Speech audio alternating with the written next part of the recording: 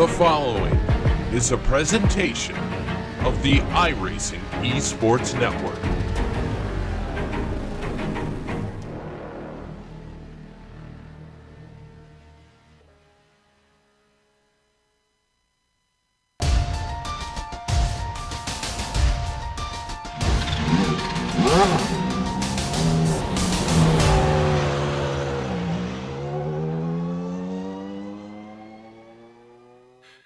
Endurance series are always well-intentioned, but often short-lived.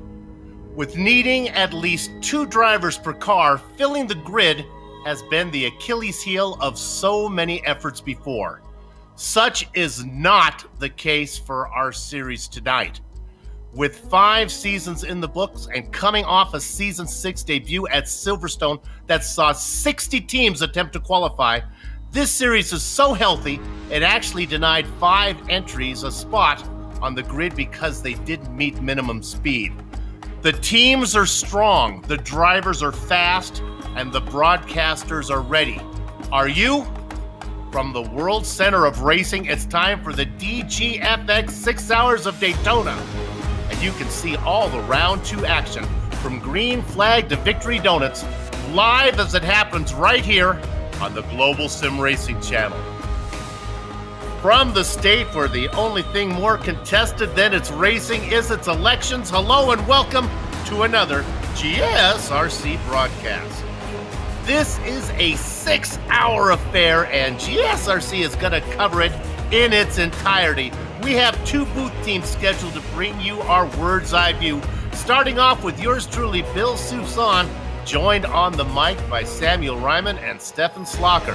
Turning the knobs and pushing the sliders for all 6 hours is our director, Amjad Yaman, armed with cameras locked and loaded by Dougie Beard.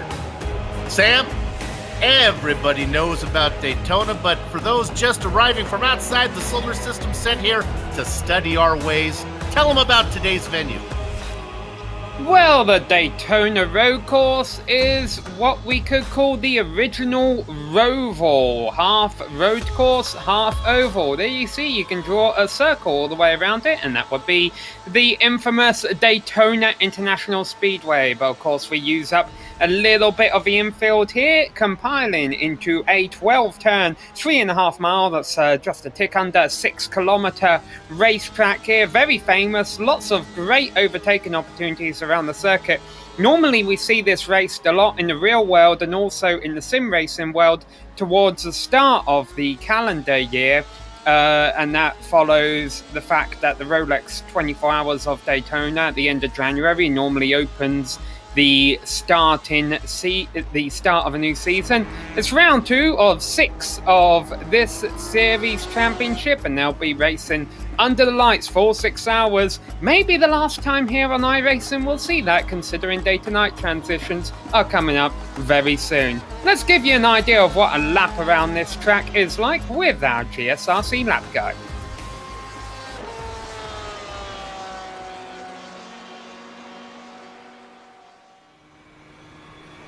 All right, we've got Taylor Burris in the GSRC 4 GT, so let's do a lap around Daytona. Right away, you've got the difficult braking for turn 1 to tackle. The transition off of the banking can often unsettle the car, plus you're turning and braking most of the way into the corner. Despite all this, it's still one of the most popular places to pass on the lap. As we weave through the little chicane, bring the car back to the left and you'll be braking for the International Horseshoe.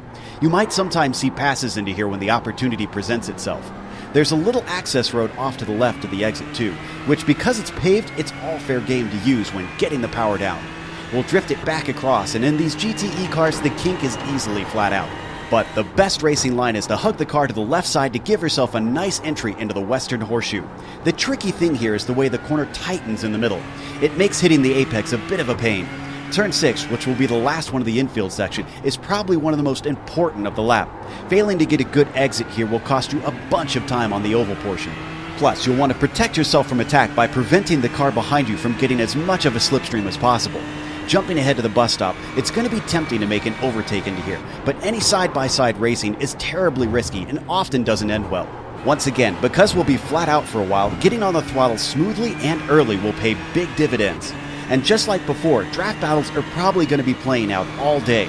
But as we bring it to the line at the Tri-Oval, you've now hopefully finished a lap around Daytona.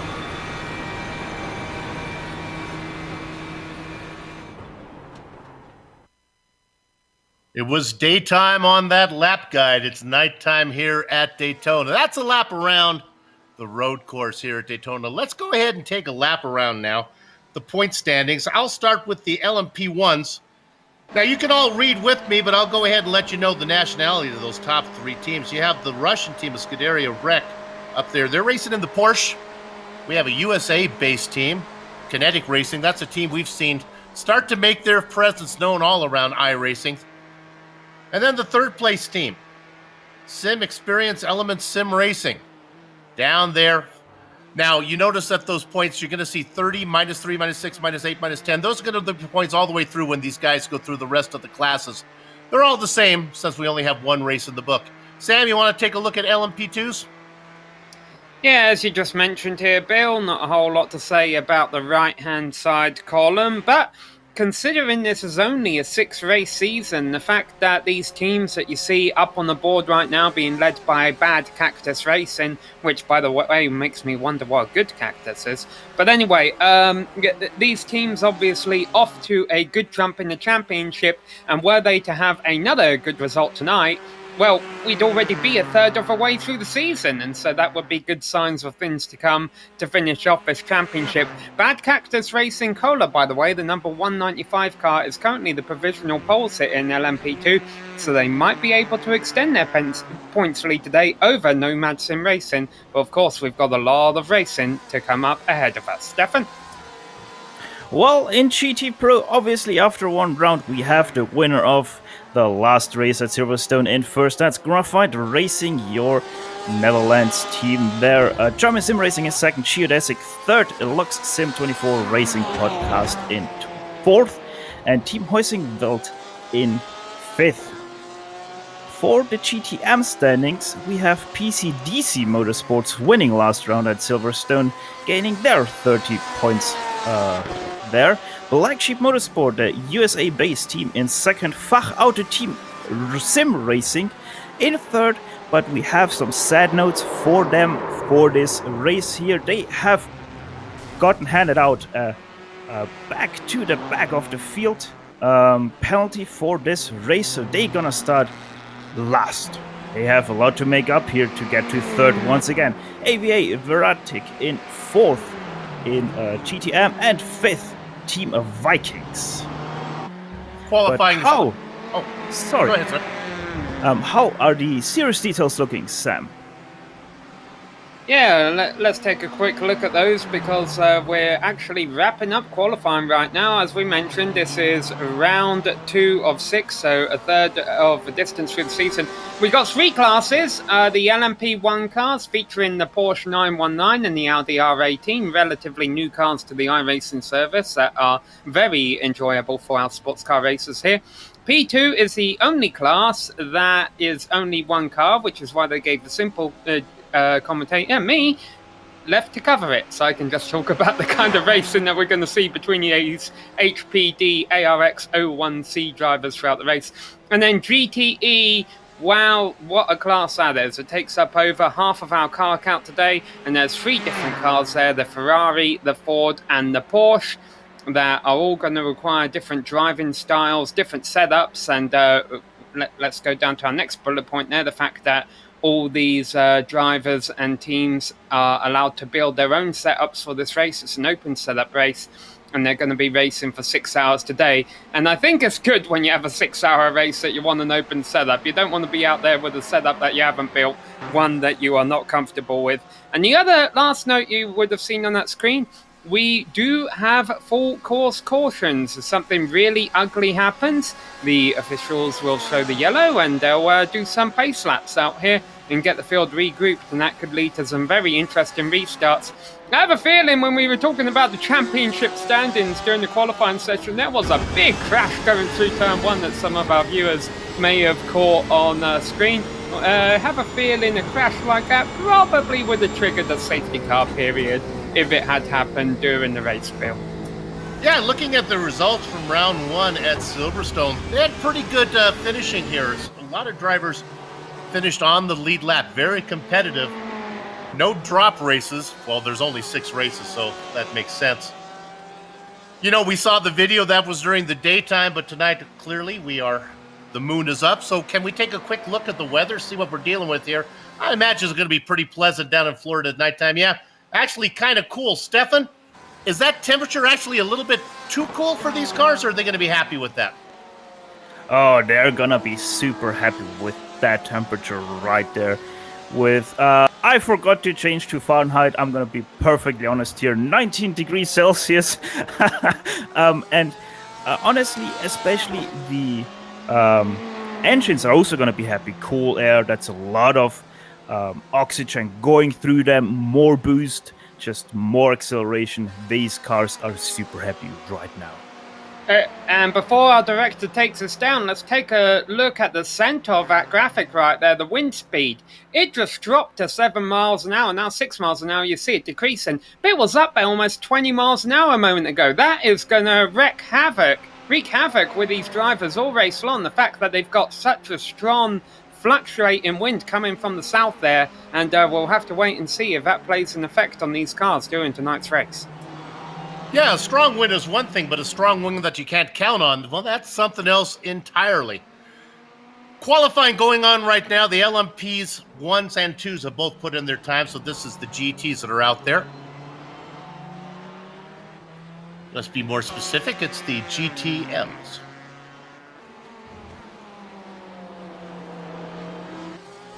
Yeah, there's so many GT cars out here today, Bill, and throughout the season, that they've split it kind of up into 2 separate classes, the GT Pro drivers and the GTM. They'll race in the same car, though, of course. It's just the talent level between the drivers might be a bit different. They're distinguishable, though, by the fact that the AM drivers have a 3-digit number in the 300s on the side of their car. So if you see a number like, I believe this is a 315 car on screen right here, that signifies that they're an AM driver. If you see a GT Pro driver, they'll have a 200 number on the side. The LMP2 cars, they have a 100 number, and the LMP1 cars are the traditional numbers like 25 to 17 and so forth. And Stefan, this series likes to simulate the feel of a real endurance event with the full course cautions, but also in car counts as well. It's really done very realistically with just a few LMP1s, a little more LMP2s, and then the large fields of GT car. Well, it is traditional, but on a track like this, it's gonna be very difficult. We're expecting here for the LMP1s to catch the GTEs by lap 7, there or thereabouts, and then the LMP2 cars, they're gonna probably catch them at lap 14, there or thereabouts, obviously. And by that time, the LMP1s are gonna come back already once again for the second time to then lap the LMP2 cars and GTE cars. And you really have to keep a cool head when that happens. Just about a minute and a half before the qualifying is done. Round number 2 here, DGFX. Now we're looking at Andy Banfield racing for VRG Engineering. It's in 27th right now. Yeah, let's give our viewers a bit of a better idea on what our car count is like here. We have 60 teams, each of them fielding somewhere between 2 to 4 drivers. Now, of those 60 teams, 9 of them are LMP1, although only 8 of those turned a lap during qualifying. It looks like starting from the back of that field will be the SRT Team USA number 60 machine. Now then we go to LMP2. There are 1, 2, 3. I probably should have counted before I brought up this fact. There are about 17 LMP2 cars here today, so you do the math, 17 LMP2 cars plus 9 LMP1 cars mean that over half a field, 34 cars, if my math is right there, are GT machines. So obviously, even if you get, let's say, a 15th place finish in GT, well, it's not going to be as bad as some drivers are going to come out of here with, and that could definitely have big championship implications if one of our top teams finishes down in around 30th place today.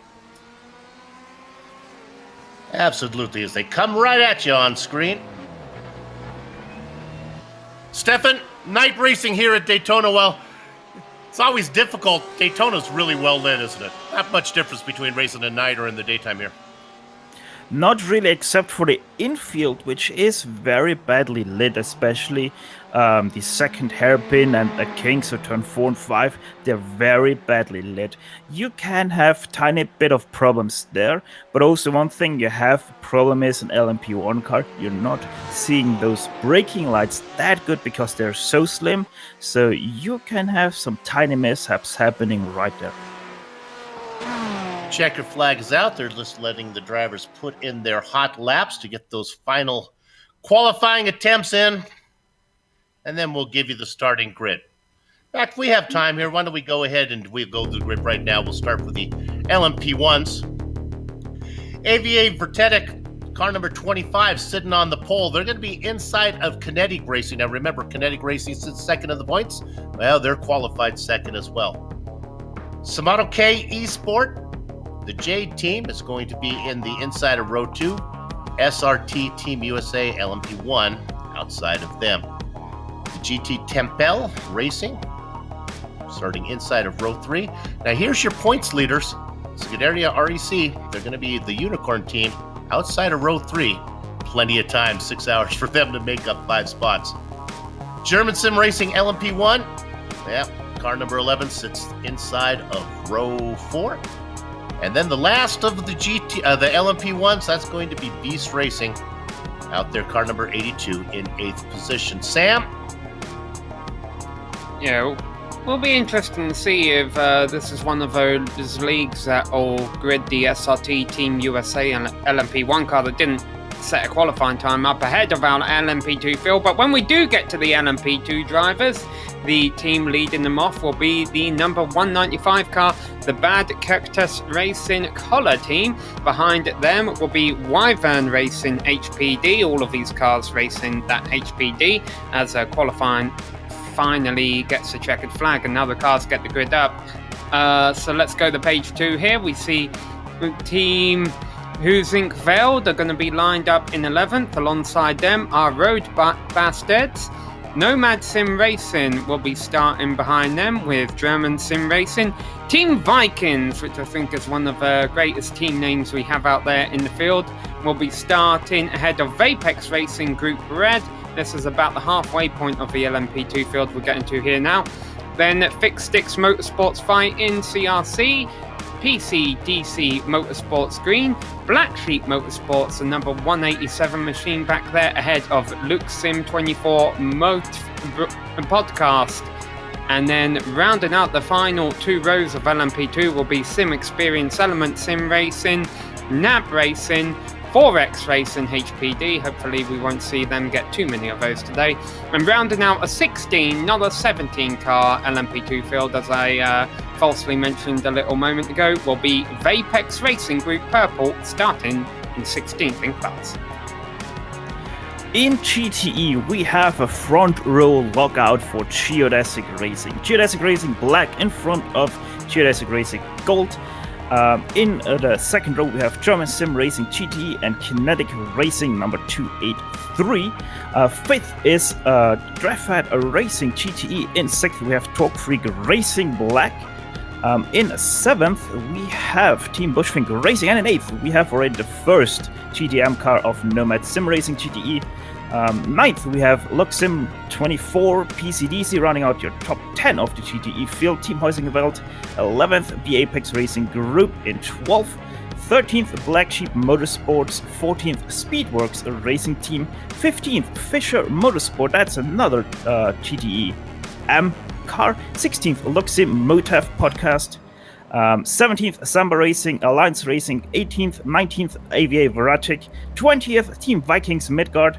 Virtual Motorsport in 21st, Team Vikings 22nd, Black Sheep Motorsport, the second car in 23rd, 24th, Pineapple Racing 360, 25th, Black Sheep Motorsports, that's the third car, that's 49th on the grid showing for me, Fitzai 50th, and we have so many cars here, PCDC Motorsports, Yellow, VRG Engineering, Cactus Racing, Orange, Usagi Racing, Bad Cactus Racing, in 55th, Pineapple Luxim, Torque Freak, and Fach Auto Racing, rounding out your field today. Oh my god, that was awesome. Nicely done, Stephanie. Had a handful to do. I can tell you right now, my wife's going to be pulling for the Pineapple Racing team. Just because that sounds fun. All right, they're rolling. 6 hours on tap. Let's hope we get it clean right here. You can see the gap between the LMP1s and the LMP2s. And Sam, you talked about the LMP1 that didn't put in that qualifying time. Well, they didn't get regrid. Okay. Gather up the chickens, take cover behind the cows. We got 6 hours of racing. AVA, Vervetic leads the Stampede down into the first corner. Sam, what do you got for the LMP2s? Very similar start to what we saw just there in LMP1's build. The leaders trying to get themselves single filed as they get into the first turn with Bad Cactus Racing.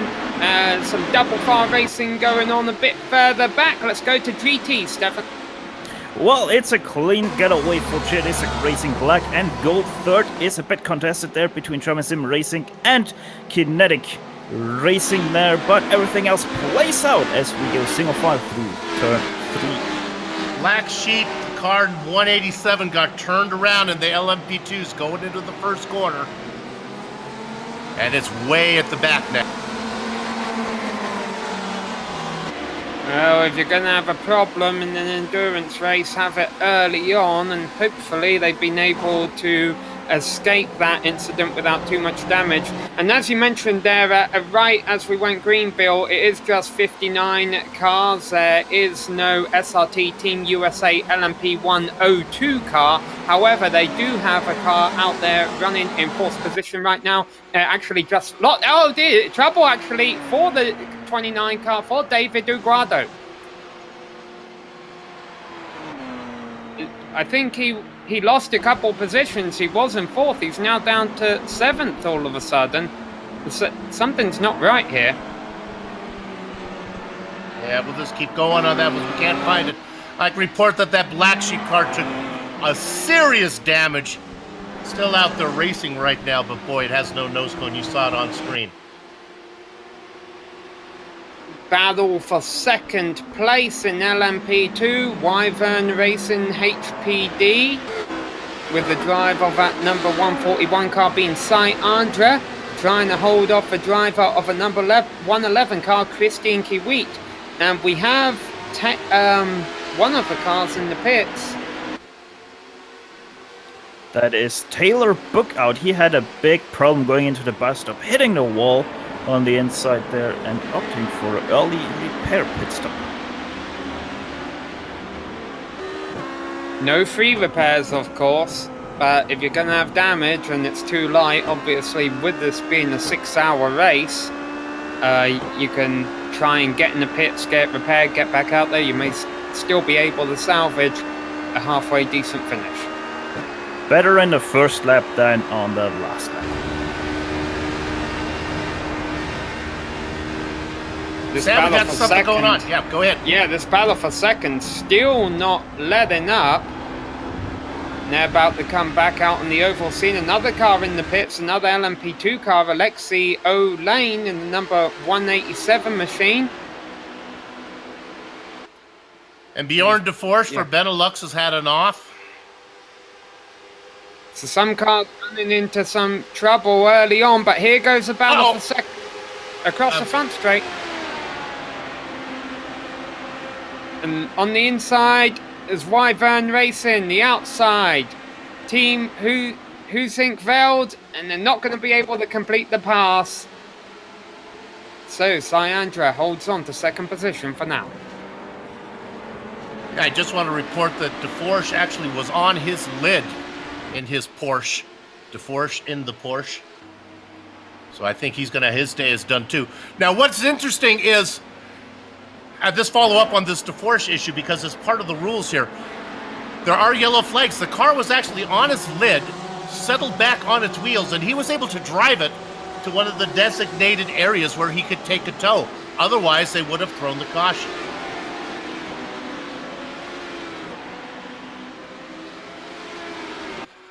Let's look at Jurian Giernan up here in the P1s, leading for Benelux. AVA Vertetic. The LMP1s have been very mild-mannered here. Mark Torres back there in second for Kinetic Sim Racing. The front three cars is racing nose to tail right now. This is how they've been from the very beginning. Simultech Esport, that's the J team. Juben Rubelu. And in front of them, we already have our first GTE field lappers. In front of them, that's Daniel Ferguson. He spun on turn 3. He was 10th and is now at the very back of the field, just a couple of seconds ahead of our LMP1 leaders. Good news for the LMP1 leaders that the tail end of the GT cars are not really fighting. They should be able to pick them off one at a time.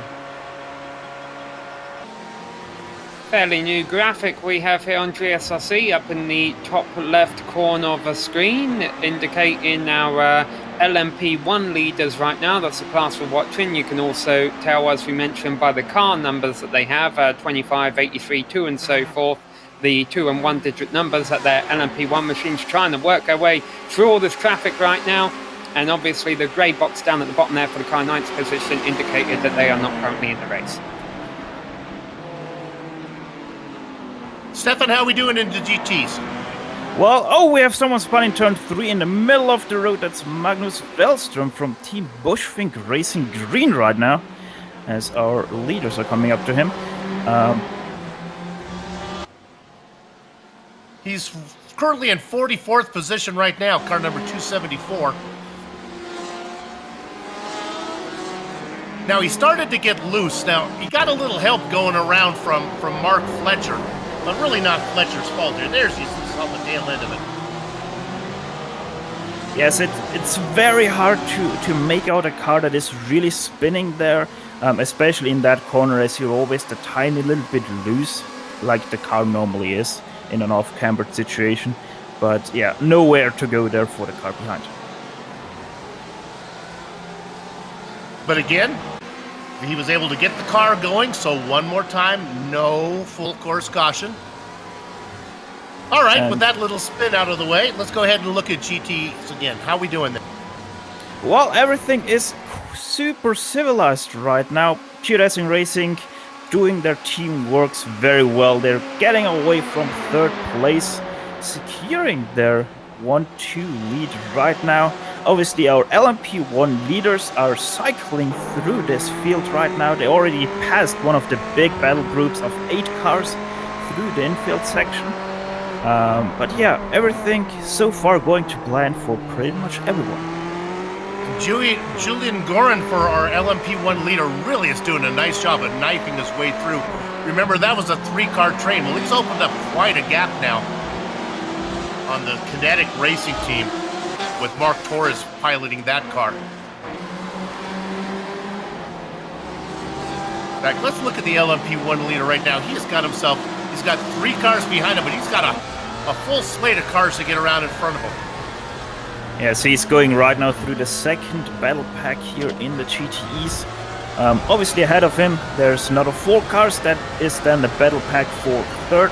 And these guys really have to start getting something together, work together somehow to just get up to geodesic racing, because they're doing right now such a good job to draft back and forth down the straights that nobody's able to catch them.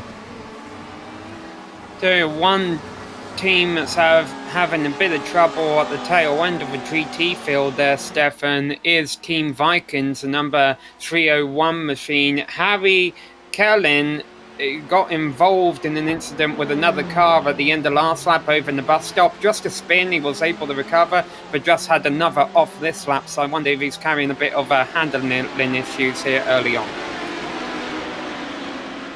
Does indeed sound like that, as yeah, it's just these GTE cars, they are so much, it's so hard to cover alone, and they have battle packs all over the field right now. It's always a group of 4 cars, 5 cars, 8 cars, and it's all just, strangely enough, it's always Daytona racing. There are always gonna be packs building, and they're gonna fight it out. Sometimes they're gonna get closer to another pack, and then they merge together, and it's just Daytona racing. I want to take you to car number 16, P4 in the LMP1s. This is Dmitry Lenev. He's racing for Scuderia REC. Now remember, this is the team that's leading in the points. They qualified 6th. He's been able to make up 4 positions so far, but my goodness. He's got Mark Fletcher in front of him here as he works through the GTs. Now those slower cars are going to go to the inside, and Dmitry able to run around the top. But a nice job so far from our points leading team, up 2 positions.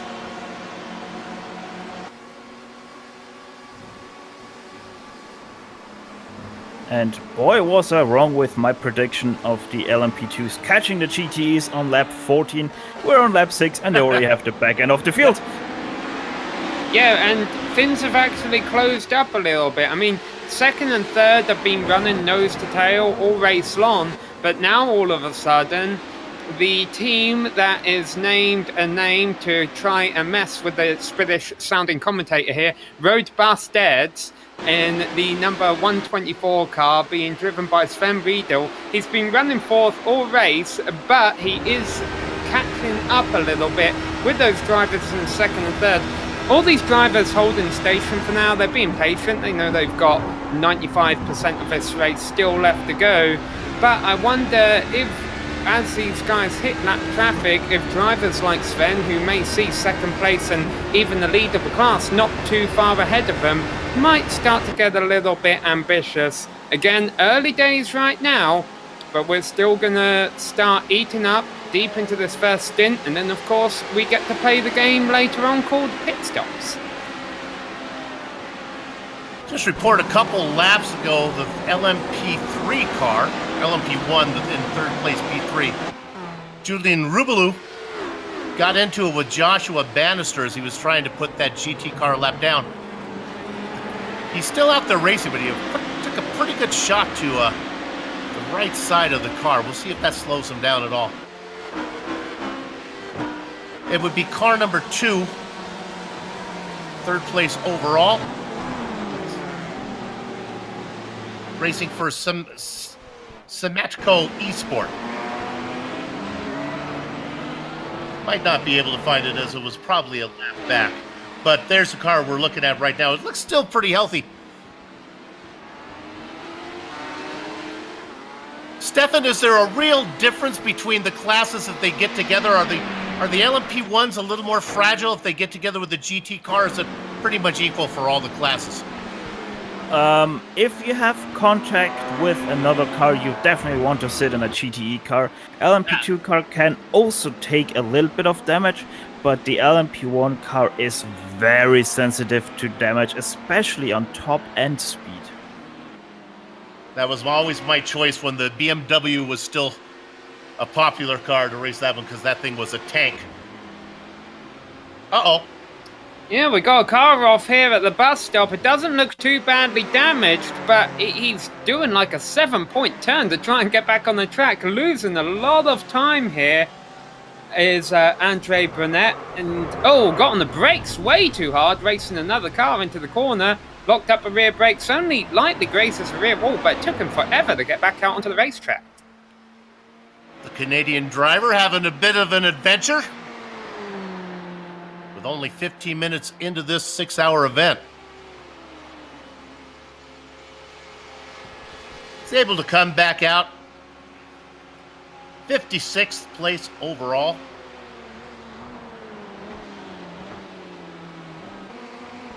You can't let that be too discouraging. I mean, I know that's almost last, but as we just mentioned, you've got 5 hours, 45 minutes left to go, so still plenty of time to not be running last anymore by the time the checkered flag drops. We only have one car actually in the pits right now taking damage, and that was that incident we saw on lap 1, the Black Sheep Motorsports, car number 187. Looking at a good battle on track right now. It's once again one of those things that you just do if you have a teammate racing with you for first, just trading back and forth. As said, what they're doing here is managing the gap to Top Freak Racing in third right now. They're nearly 5 seconds clear at this point of third place. And Obviously, change for lead in LMP2, hard into turn 1 comes the Wyvern racing machine of Cyandra, but it's going to backfire on him and he drops back to third. Yeah, sorry, Stefan, but that really came out of nowhere. The Bad Cactus Racing has had a nice lead all race long, and now Cyandra finally had a good run. He threw it down the inside. It looked like a perfectly executed move, but wasn't able to make it stick. and it wasn't either traffic assisted, so that is a really power move there from Cyandra. Right on board in the Hoisingfeld car. Take a look up front. Christian Kwitt.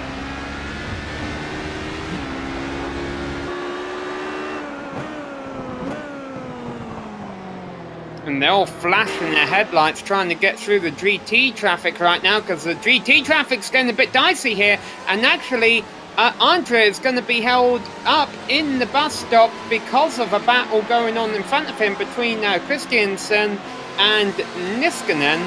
And now, just look at the amount of headlights we see going through NASCAR 3 right now. And we'll see this all race long, where every now and then there'll be a bit of a trek up in traffic, and you just gotta be patient. We know you're racing, but here we go. This is what it leads to, another battle for second. Wyvern Racing trying to get that position back on the outside this time. Cyandra working every line he can. He cannot get it done. Christian Kwitt holding him off, but now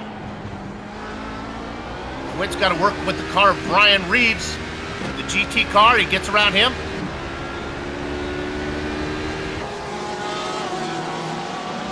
And we have to point out there that Carl Burney got really held up there by GT traffic, with now Christian Kwitt being behind him, right on his bumper. So we might see something happening there into turn 1 or even the bus stop. Yeah, I haven't gave credit to where it's due for Kyle Burney here. I mean, he qualified on pole position, pulled away from the field a little bit.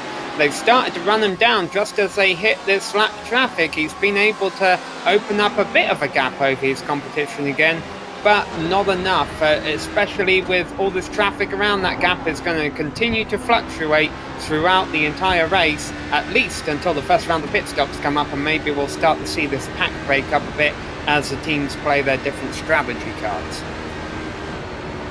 Into turn 1 we saw Cyandra battle it out for second place, and suddenly he's under attack for third place with Sven Riedel right behind him. And the black flag has been handed out to Tom Bridle.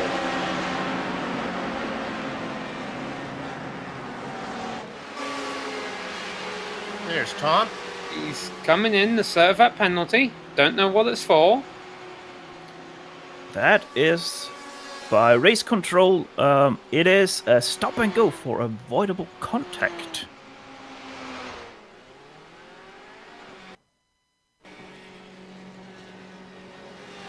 And now he comes out. Boy, I'm telling you, the action right now up front in the LMP2s, that's really something.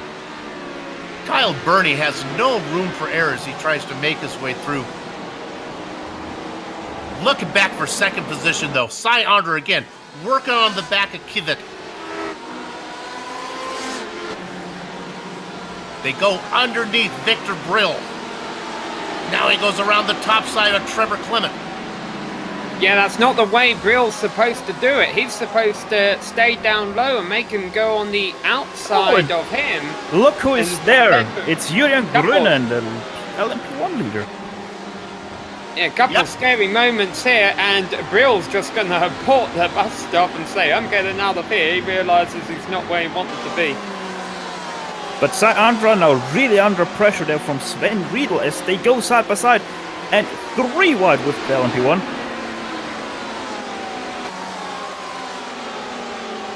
Let's see what comes out here. They have GTE traffic going into turn 1. Will they do it? 3 wide there, overtaking him left and right. Let's hear Sandra goes to the inside there. And Sven Riedel backing out and staying in 4th for us. That's Neil Middleton in the GT car who was trying to get out of the way of those LMP2 drivers battling for position. They caught him at the worst possible point because on the oval banking they would have wanted him to be on the inside, but he realised that, hey, they're actually going to catch me in the corner. I need to be on the outside, give them the inside. So he kind of had to do a crossover. Well executed, actually. Cars on many different agendas there as the LMP1s and the LMP2 leaders all very close together as they work their way through the GT car.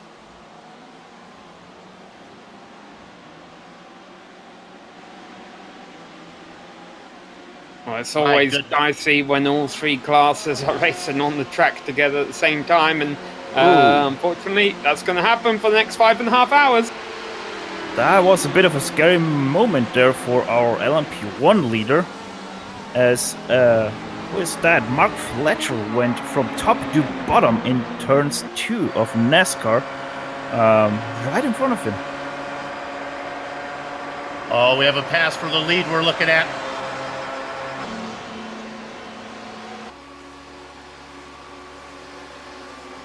Here they go, side by side into turn number 1.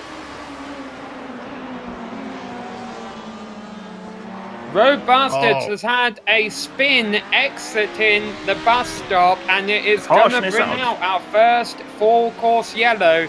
They were in a very precarious position. They've been running up there in the top 5 all race long, and Siege is trying to work their way around GT traffic, throws them off a racing line, spins it on exit, and they threw the full course yellow because that was an ugly position that he wasn't going to be able to recover from.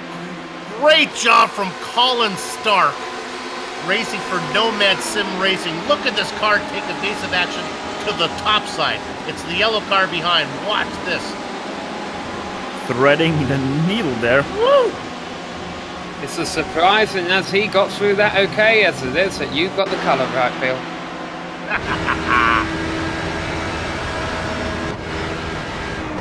Now we ride on board with Colin. You be the driver. You make the call. I don't know if he really had an option, but I'll see if I can get around it. And boy, makes it work. Well, we told you there'd be full court caution, and that comes out at a really interesting time as there was a battle going on for the lead in LMP1s, but as that settles down, they're going to keep it. AVA Veritech going to hang on to the lead. Kinetic is going to have to settle for second. Kinetic has to settle for second, but they nearly got there before the yellow flag got thrown out. It was only 2/1000th of a second between the two at the line. Now, pit road won't be open this time unless I'm mistaken on that. The pace car is only just now making its way out onto the racetrack. And that's probably good news for all these teams. They're able to talk to their co-drivers because this caution was probably a little bit unplanned, and they've got all got to plan out a strategy here. And it's interesting, the pace car doesn't pick up a leader. It has actually picked up our GT leader of Miguel Vigo, racing for Geodesic Racing Black.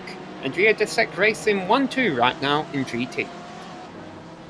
Yes, in multi-class racing, the pace car will always pick up the first leader in a line. So that was our GTE leader of Miguel Vigo, and he is now leading the field into the Eastern Horseshoe, I think it's called. There we go, the Eastern Horseshoe. Of course, named after the French explorer, Horace Hichou. Nobody really realizes that. I'm sorry, my directional is once again off. It's obviously the Western Horseshoe, not the Eastern. Oh, well, that's different. It's not named after Horace, then. No. Miguel Vigo, behind the pace car. The first of the two geodesic racing teams, the black car. Alright, so you're about halfway through your first fuel stint. I have a feeling many of our drivers and teams are going to want to take advantage of this caution and come into the pits, get some new tyres and fuel. I guess a big question is, do you elect to take advantage of this caution to do a driver change? Those take a lot of time. It will drop you to the back of the order, but it won't cost you a lot of elapsed time. What it could mean, though, especially if you're in an LMP1 or LMP2 machine, if you have to restart at the very back of the field because you spent extra time doing the driver change, well, then all of a sudden you've got a heck of a lot of traffic to deal with on the restart. Well, the thing is, first of all, the LMP1s, if I remember correctly, they only do 40 minutes on a fuel tank, so they are pretty much at the end of their lifetime anyway. LMP2s, they can do about 50 minutes, so they are halfway through, and then obviously you have the GTEs, they can do 65 minutes. 65, there we go. Minutes on the fuel. Driver swaps, normally you have them covered with fuel, but obviously taking this caution is a valid option. I'm pretty sure we will see most of the cars drive into pit lane, get their stop through, maybe even change their driver if they feel like so. But now is the part where a lot of strategy comes in play. What do you do? What do you want to do? Where are you? What do you want from the race to go from here on out? It's just so much question marks all over the place that nobody can predict anything as of right now. No one coming in. I almost wonder if they haven't opened pit entry yet. As I think, yeah, our GTE leaders just got whiffed by the pace car to give Julian Grunen the lead of the field now. Here comes one taker. Of course, I'm pretty sure the penalty if you pit when pit road's closed is you have to start at the back anyway, so Yeah. maybe some drivers are electing to take that penalty.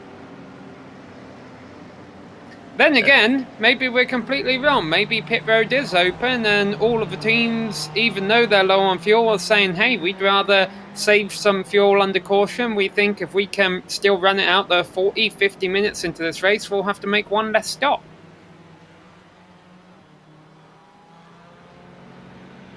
Apparently, iRacing has not allowed them to make their stop yet, so they're going to have to go around one more time. The real question would be the GT cars, whether they want to come in now, even though they're only halfway through a fuel stint. I just can't imagine how it would be to your advantage not to come in. Stephanie, you're just rolling the dice. The chance of another caution coming in the next 30 minutes for those guys, it's really a tough call. It's a tough call, and also how long can you stretch your fuel tank and stuff like that. It's just so many question marks that nobody really knows anything. And still 5.5 hours away from the checkered flag. I just can't think that you'd be planning the long game this early, but maybe. And let's not forget, Bill, we're only 30 minutes into this race and we've already seen one full course yellow, and a bit of an argument going on in our YouTube chat that, you know, some of our viewers are thinking it might have been a bit unnecessary.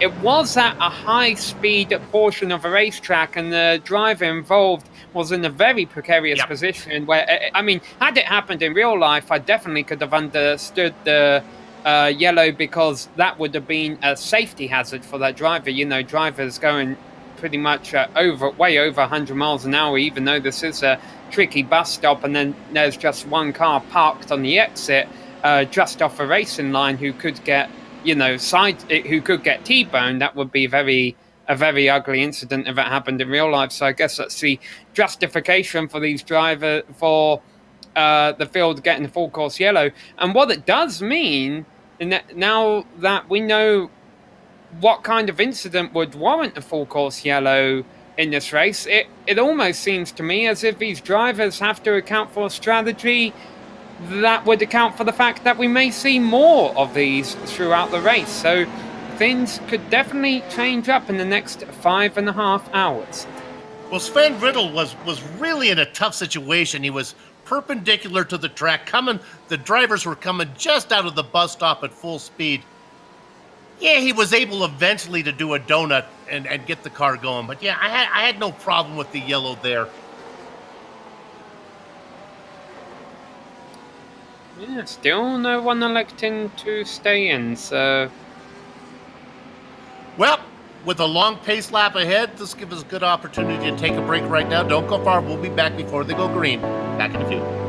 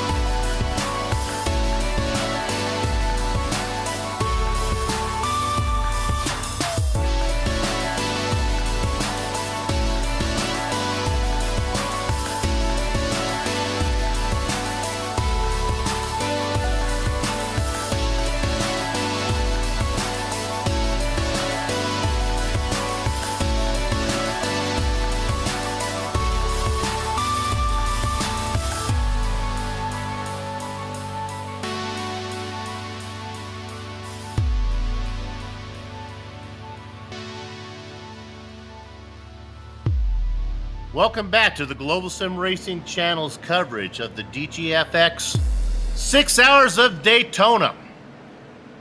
We are currently about 25 minutes into the first 6 hours, the entire 6 hours. Let's go ahead and run down some of the leaders in the classes as we are under yellow, working lap number 19. In the LMP1s, it's AVA Vertetic. They've been out front the whole time. Currently, they have Urian Gurin in that car. Following them around the entire race has been Mark Torres for Kinetic Racing in the number 83. Samato K Esport, the Jade team. Julian Rubalou. Now, Rubalou had a little bit of incident with the GT car, but the car seems to be okay. He's racing in third. Here's your big mover, your points leader, Scuderia REC. They got Dmitry Levin in there. Started in 6th. He is up to 4th now.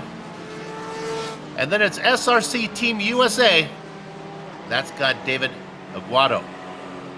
Sam, what's going on in the LMP2s?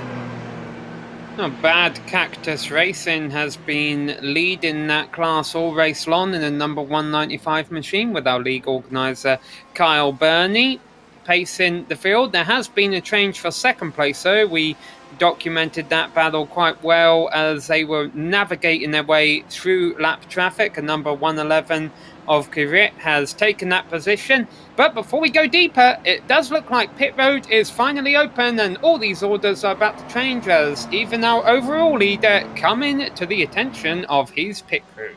This is interesting. AVA Vertetic comes in, Kinetic stays out. So Kinetic playing a different game, as does Scuderia. What about the LMP2s? Bad Cactus is going to stay out. Heusingveld comes in. Oh, we got a mixed bag. In GTE, our leaders are staying out. That's both Geodesic Racing Black and Gold. And it also seems like that not a lot of other GTE cars are taking their pit stop right now.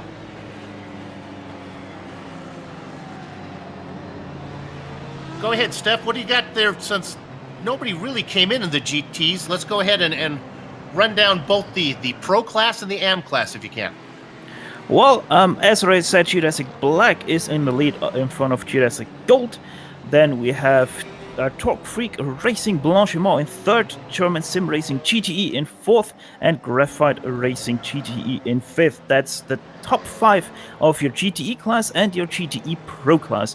Nomad GTE is leading your GTE M field right now in front of Fisher Motorsports, Pineapple Racing, Black Sheep Motorsports number 323, and in 5th we have AVA Vervatic number 394. In 5th place in your GTE M standings. All right, now just to get you updated in the LMP1s, almost everybody came in for a stop except our top 2 cars of Kinetic and Scuderia. And so what's happened here, Bill, the reason this caution has been going on for a little bit is because they've tried to replicate how this would be done in real life.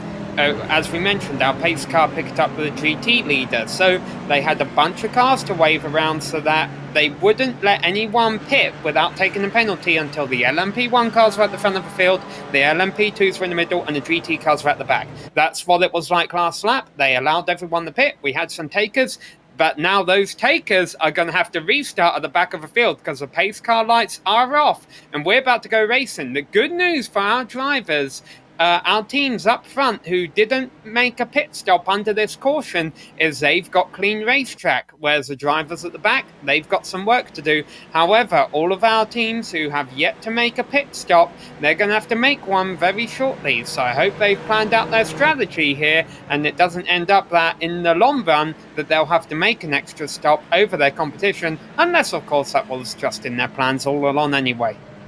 Stefan, you got a little news about the 396?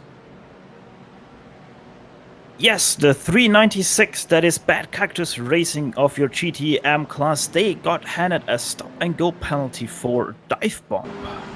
Oh. See, and by the way...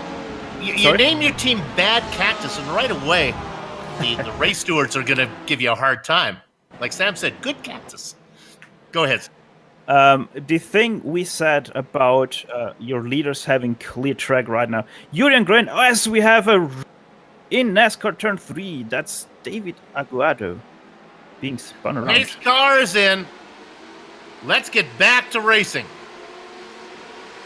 Your new LMP1 leader, Mark Torres for Kinetic.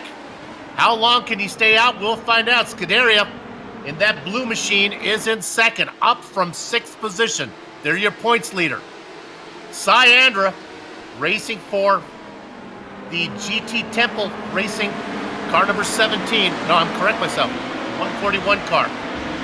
There's Cyandra back there. That is the mixed in the LMP1. LMP2s are in there as well. Yeah, Dmitry Lenev trying to work his way through the LMP2 cars right now. So far, it's been a clean restart from the drivers up front. As Stefan noted, there was a bit of an incident over in NASCAR 3 when we went back to green. Fortunately, it didn't warrant another full course yellow, and we are racing here again at the Daytona International Speedway. And now as they work their way back up onto the oval banking, that number 16 Scuderia machine is able to work his way back up at this place overall. Bad news, got a lot of catching up to do. Stefan.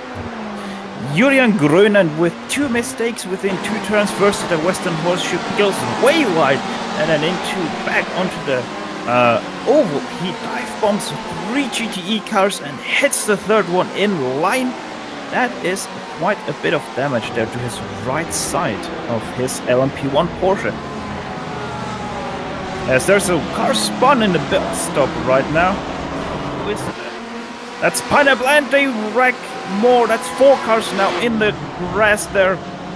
Oh boy, not a good restart there so far. You see some damage. We're going to get a replay on exactly what happened here. Well, Robert DeJong spun first, but he really wasn't involved in this incident. He's sitting on the grass in the bus stop, but it all happens before him.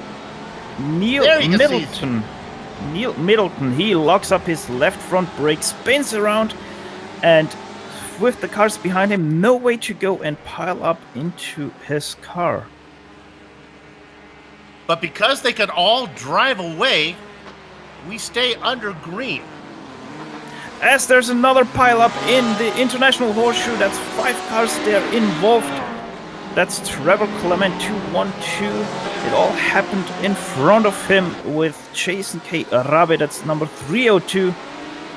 He locks up his right front brake, spins it around in front of 4 cars, and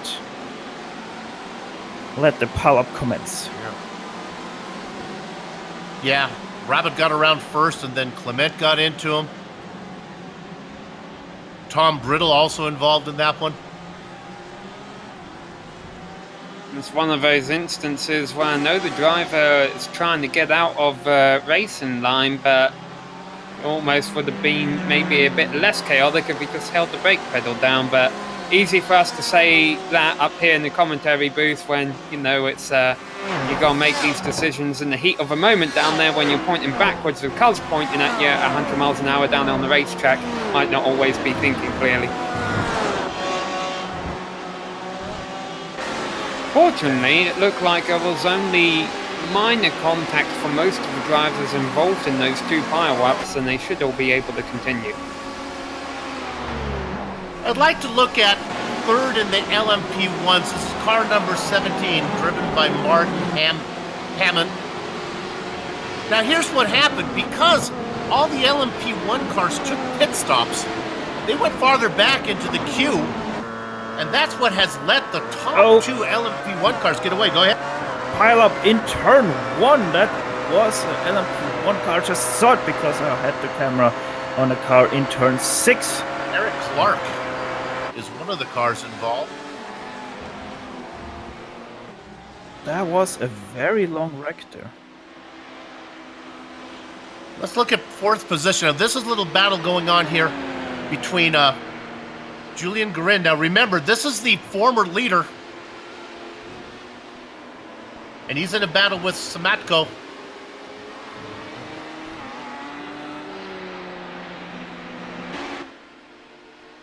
Now that's Rubalou making the move.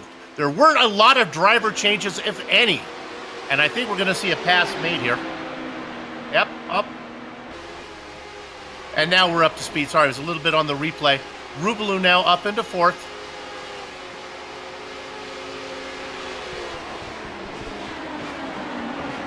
Scaring my director there a little bit.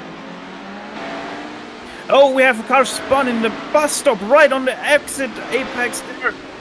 That's gonna be another caution for sure.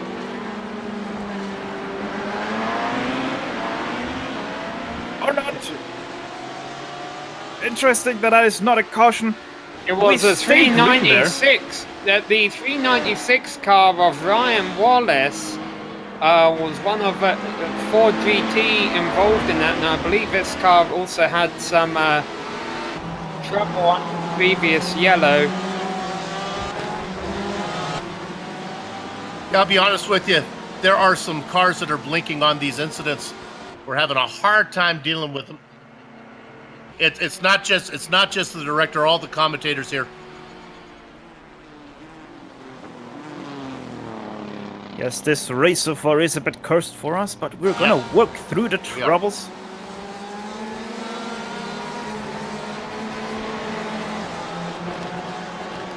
So here we go back up to LMP2, where the leaders, even before the caution and now, they've been running quite close to one another. Bad Cactus Racing has been in control of the LMP2 field throughout the entire event. However, that being said, it would be wrong to say that Kyle Burney has been dominating the field. He's definitely had pressure from behind him all race long. Andra currently now up in second place. Now, of course, one thing that the full course yellow has done for these drivers who haven't pitted is they haven't had to deal with any lap traffic again since we've gone back green flag racing. But eventually they will, and things will get interesting there. And also for all the drivers in all the classes that didn't opt to pit under that first caution, you have to have a feeling that pit road, their pit window, is going to start opening for them very shortly here as they burn fuel off into the night.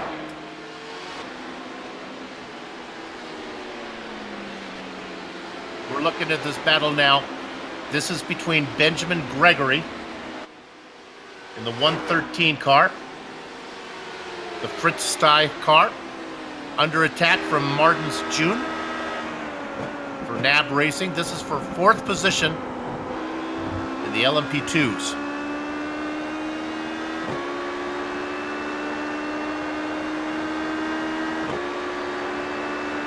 I think we got a run here. Let's see if he can make this pass.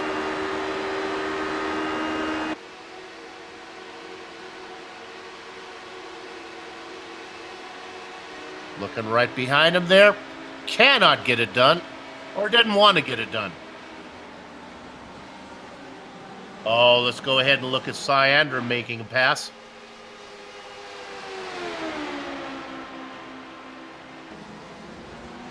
So he moves up one more position. Oh, yeah, he took a lead, but now loses it again in lap traffic.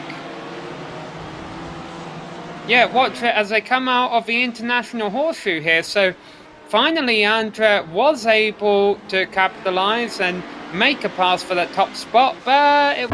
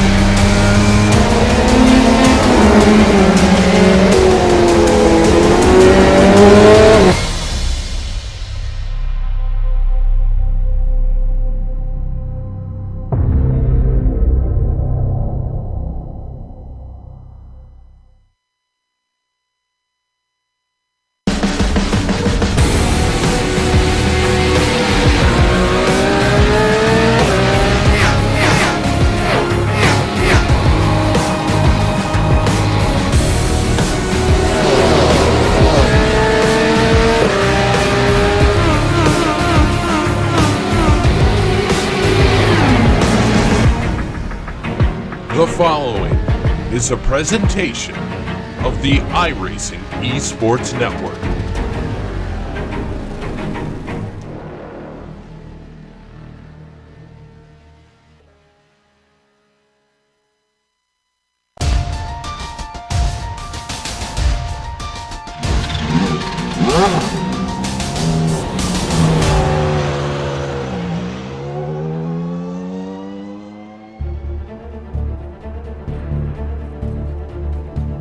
Some say there is beauty in simplicity, but after today our drivers might say beauty is in the eye of the beholder. Snetterton is a relatively new but divisive circuit here on iRacing, and this 200 layout has a lot of speed, but very few corners. With two classes on track and sub 1 minute lap times, there are those. Behind the scenes is our director Sean Crackers Ambrose, and he's using cameras. Snetterton, don't feel bad when we're 2 miles long, or 3.22 kilometers. Looking from the sky, you'd think that looks like a simple 8-turn track that just any rookie could tackle and be fast at. But in reality, we're going to see 2 different classes of cars today try to balance fast straightaways with slick, tight turns and blind, sweeping corners. To get a better idea of just how tricky this track really is, let's take you down to the racing surface for your GSRC lap guide. All right, we've got Johnny Bell in the GSRC Nissan, so let's do a lap around Snetterton. Coming down to Riches, this isn't the typical passing spot you'd expect for a first corner. It's fast with a double apex, and should anyone find themselves side by side, it'll certainly be edge-of-your-seat stuff. You've then got a short burst down to Wilson, which is a much more likely place to outbrake someone. It's a very tight little hairpin, but in this 200 layout, the exit is hairy for the Nissan. Drivers will need to be wary of the turbo lag and be gentle with their right foot so as not to spin out. And if you do get wheel spin, you'll be vulnerable down the Bentley straight. If anyone gets beside you and neither are willing to lift, well, good luck trying to hold your line through Brundle and into Nelson. This combination is absolutely diabolical, and even the best drivers will struggle to nail it right every time. Stay off the tall inside curb, and then you head for the bomb hole. This is the only place on the course with significant elevation change, and it's the squirrely exit that tends to force errors out of drivers. Then comes the patience try and quorum. The correct line is to hold to the right, but you'll be tempted to let the car drift out. You'll see why that's a bad idea once you've reached the braking for Murray's. This is another spot where a good exit is critical now that we've hit the pit straight. But hopefully, if you've kept it all together, you've now finished a lap around Snetterton.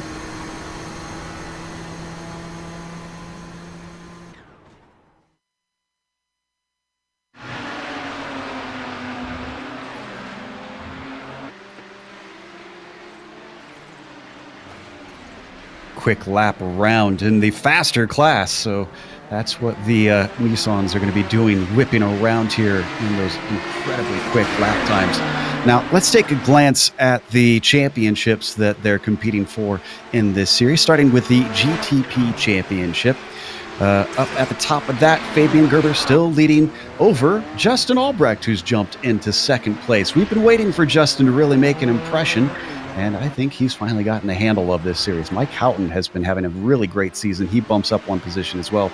The driver that suffers because of those 2 climbing, well, that's Ardo Iamaki. He falls down to 40. And you can see only Fabian Gerber has drop points right now. So he's even got safety in his pockets besides having that nice little lead. Timo Toika rounds out the top 5. Now let's take a glance at the GTP Lights standing. This is the amateur championship in the Nissans. Martin Krejcik leads there by 21.5 points. If you're wondering about the half point, well, when they have a split, they award half points to some of the drivers to keep things fair. Thankfully, don't have a split here today. Johnny Bell jumps up 1 position into second. Matthias Goldauger is the one that's demoted down to third because of that. And then you see Kopak and Peterson are going to round out that championship for the amateur level. However, Nick, we also have the GT cars. What are we looking at on the 2 championships there? Yeah, in the GTO stands right now, Phil Lake right at the top there with 132 points. Now, these are, notice the drop weeks that we will take into consideration, but Jamie Hall right behind him and Riley Thompson, who moved up a spot over Velo Rilla from Finland there, Nicholas Mukanos in 5th place right now. And of course, there is the GTU as we take a look at the amateur championship over in the Audi classes. Milan Arnozzi currently leading the way, and look how tight it is. And that one is the closest of all 4 that we have there. Andrea Albertinelli, only 4.5 points back. From there on back, it's mostly a battle for third. Thomas Stilmuth, Hideki Koivisto, and Iskrin Pondev are the ones that are fighting for that third position. All very tight between them as well. Of course, we might have viewers that have not watched this before. Nick, what are the race details for today? Well, it's going to be a good one here at Snetterton. Round 9 of 12 here in the Camel GT Series on iRacing. A 15-lap race today, 40 minutes for that race. The open setups, and you take a look there at your scorings, 40 points for the win, 35, 30, and so on down fourth. You can see your scoring there. It's going to be a good one, though, today, Joe. Apologies, that's actually the Lotus 49 graphic that we have. Yeah, I was, you know. Threw you for a loop, I know. It took me a second to realize what had happened there, too. Yeah, you're right. I was about to say, 15-lap race here would go pretty quickly. Yeah. We'd be in and out very quick. I'd get a nice little break before we switch over to TGFX here in a moment. You're right. It is a 40-minute race that we have out there today. There we go. Yes. Yep. Open. It's pretty much similar, though. An open setup and no expected stop for fuel. Big differences of scoring, I believe. So there's our race details. And if you enjoy this sort of racing, don't forget you can find even more vintage and official racing here on the iRacing Esports Network. Please subscribe if you enjoy this sort of stuff because, we enjoy it. And we enjoy you watching. As we watch here now, the qualifying taking place. Pretty much everybody, I think, at this point has taken their 2 laps because they're so short around here. I see Jamie Hall is one of the few that's still yet to put his second lap time in, and he's got plenty of time left to do it. Right now at the top of the Nissans, it's Ardo Iamaki, and Phil Lake leads the GTO class there, Nick. Yeah, a lot of close times, but we were talking earlier in the pre-show that this is a fairly new track on iRacing. We have a lot of inexperienced drivers, even the best drivers on iRacing, just they haven't been able to get a lot of seat time at this track. You see in the Audi 90 GTO class, you have 6 seconds difference from first to last right now of the qualified time. So that's going to be a big factor today, Joe. I think we're going to see a lot of people learning as they go around here. No doubt, especially with how traffic works. This is the first time this series, I think, has done the 200 layout. Jamie Hall gets his second lap in. It is a 107 flat, and that's enough to bump him up to 5th in his class. He should be... No, he's not quite the last one. Antti Lepisto is just finishing his second lap right now. He sits in 3rd in the Nissans, but he slows as he comes to the line. So he's given up on that lap, even though it did count. Maybe he wants to start in 3rd. That will give him the inside into the first corner. That should be everyone. I'm just double checking. Matthew Jette is still circulating. He's at the bottom of the GTO class without a lap time in. This will be his first one. Yeah, you said it might be better to start in 3rd place than 2nd here. This is, for the most part, a single groove racetrack all the way around. There's really only one preferred line to take in a lot of these corners, and I think qualifying here way more important than at a lot of other tracks. Passing here is just going to be so hard for these guys today.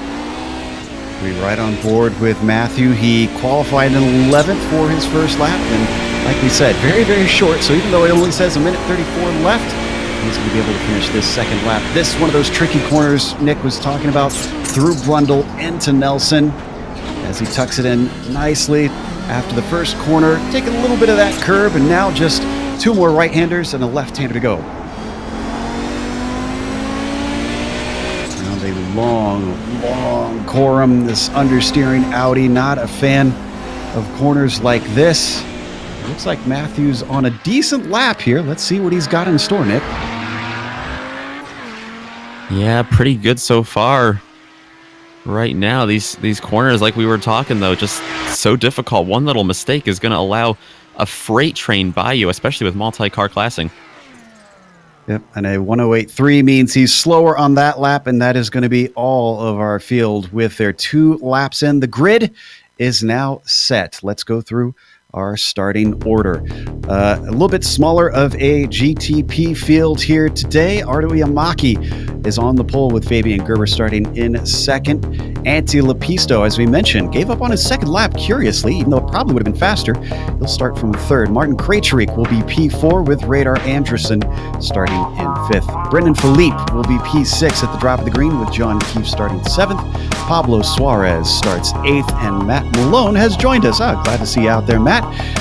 In ninth, George Jaramillo in 10th, and rounding out our GTP field is Paul J. Crone. What's the GTOs looking like there, Nick? It's looking competitive. We've got Philip Lake on the pole for them. Nicholas Mukanos right behind him. Rob Oleniak behind them in third, and then Riley Thompson and Jamie Hall behind him. That'll be your top five for the GTOs. Andrea Albertinelli and Tanner McCullough. Ove Trangaré, we've seen him a lot in a lot of these series. Gregorio Buscemi and Franco Scuri is going to be in the 16 car today, starting 21st overall. And then 22nd overall is going to be Matteo Jete, Bronislav Robanek, and Hideki Koivisto. There's a tongue twister for you today. He's going to be starting 24th overall, and 25th, Thomas Delmuth, Brian Shanahan, Ian Hannon, Michael Haynes, and Lucas Fort is going to round out the field today.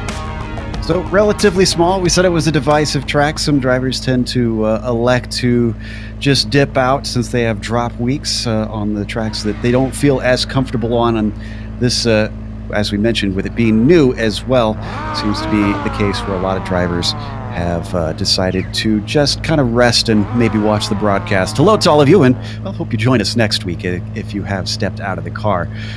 It is a relatively small field, but still a lot of cars for what is a merely 2-mile track out there.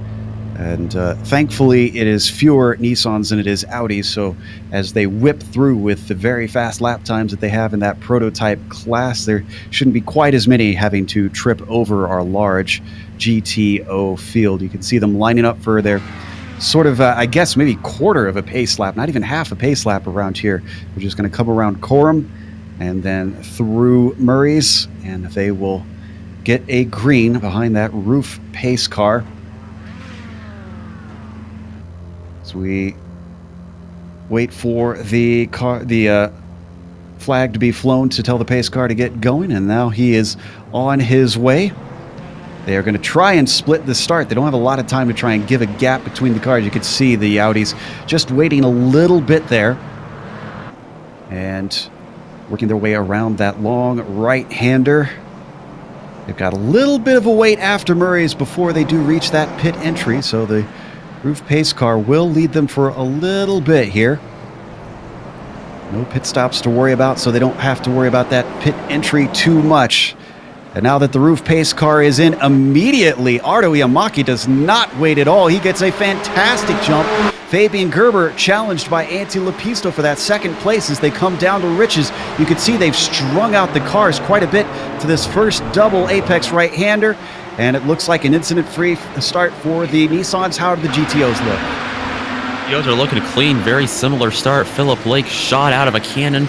He clearly got that first place position and cleared Nicholas Makanos very well. He almost came up and went around a couple of Nissans. He was so fast.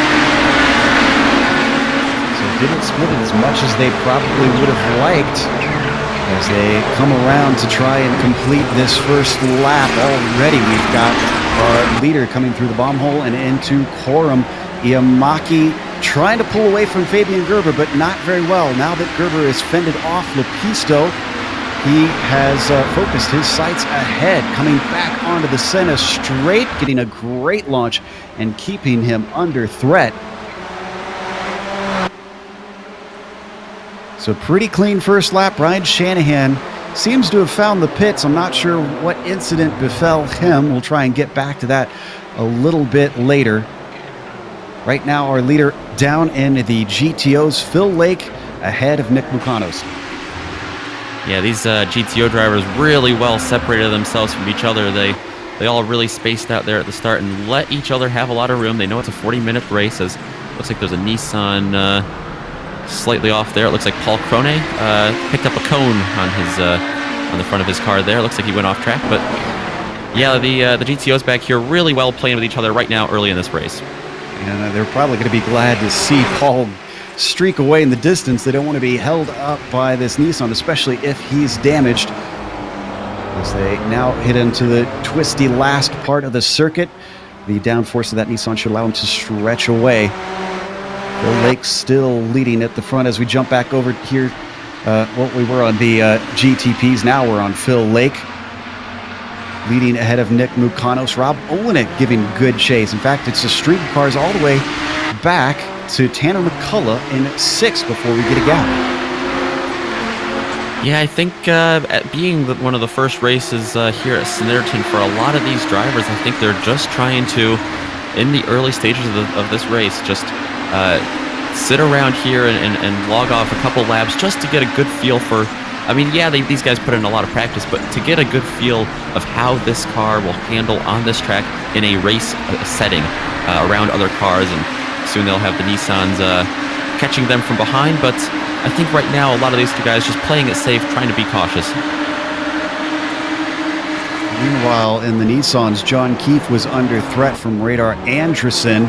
He hasn't given up on him. Oh, but he goes way wide coming out of Murray's. That's going to hurt him down the long front stretch. Brandon Philippe sees if he could take advantage of it, but he doesn't seem to be gaining. And as they hit Riches, it looks like Radar is actually blinking. No opportunity for Brendan, into Riches. They work their way through Wilson. And coming out at Chapman, he once again fails to get himself a good launch. Instead of on the attack, now he's on the defense because Matt Malone, that number 11, is starting to size him up. He pokes to the inside, coming up to Brundle, but thinks better of it. The battle for third place right now in the GTOs, they're starting to really bunch each other up right now. Rob Oleniak sitting in third, but right behind him, Riley Thompson is going to make his way up to 4th with Tanner McCullough right behind him. Jamie Hall had a big mistake there. He went off the track into the dirt, kept it clean, but lost a couple of positions there.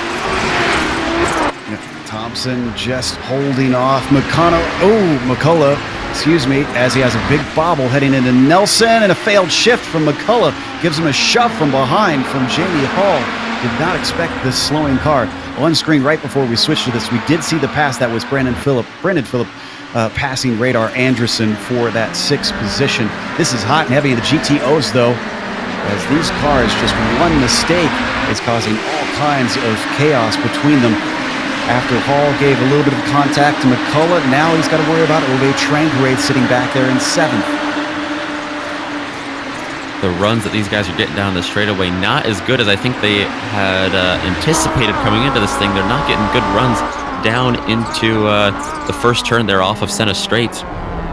But it is creating a lot of different lines. People are going inside and outside going in. Even on the backstretch here, the Bentley of the GTO field, he overtakes the first two successfully, although it was through some of the twistier bits there with Wilson and Chapman. You could see him having to absolutely pop out of Lucas Fort. And unfortunately, is going to have to brake a lot sooner than he's used to, and you can see how much that causes Fabian Gerber to gain. In fact, he tips the back of him. He gets spun around. Thankfully, doesn't get hit, but Fabian Gerber takes over the lead with a little bit of elbow grease.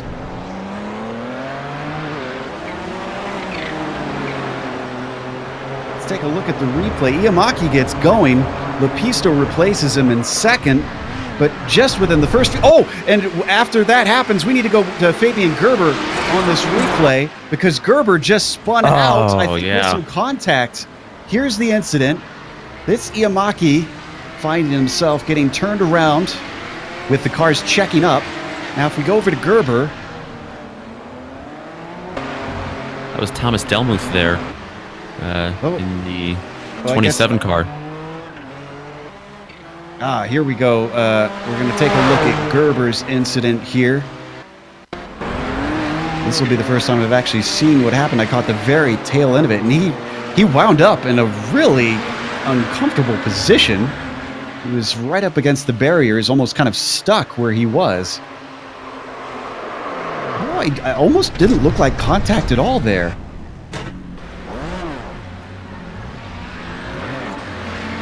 So we come back live. That means Fabian Gerber goes from leading for 2 corners to being 9th now. Lepisto, because of both those drivers having problems, is our current leader, and Ardo Yamaki recovers to 2nd.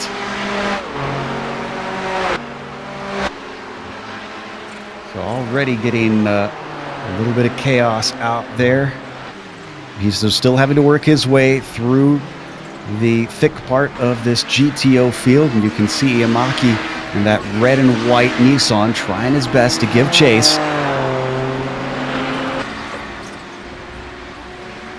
Meanwhile, down in the GTOs, looks like Phil Lake has not been able to shake Nick Mukanos nor Rob Olenek.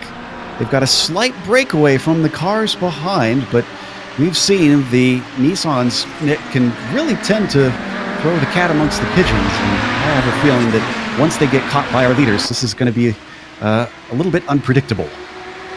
Yeah, I don't think Philip Lake and Nicholas Mukanos are going to be told by any Nissan driver to stop racing so we can pass you. I don't think they're going to do that. I think they're going to keep this racing up, and we saw some chaos early there with the Nissans catching the Audis, but it might get even worse when they catch these top 3 or 4 leaders here. Multi-class with lead battles crossing over each other certainly tends to shake things up as they come down the Bentley straight, braking for Brundle.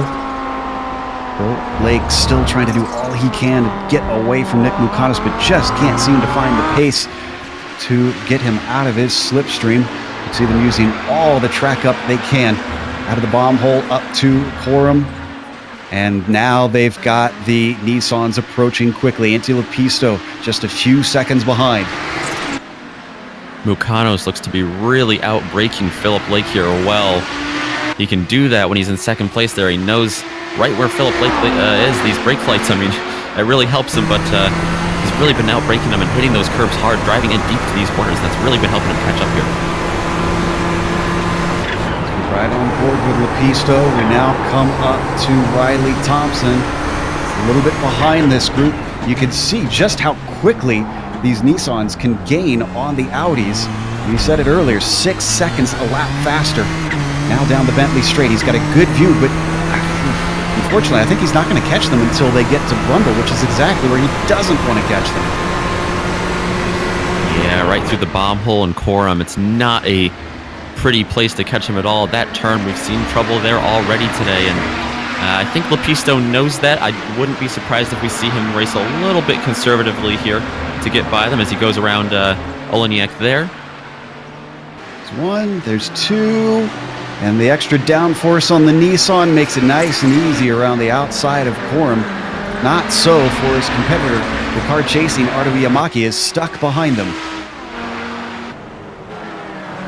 Meanwhile, we got a little bit of a back to Riches, getting by the car of Ove Trangrade, letting them through nicely. We ride on the 007 cam of Martin.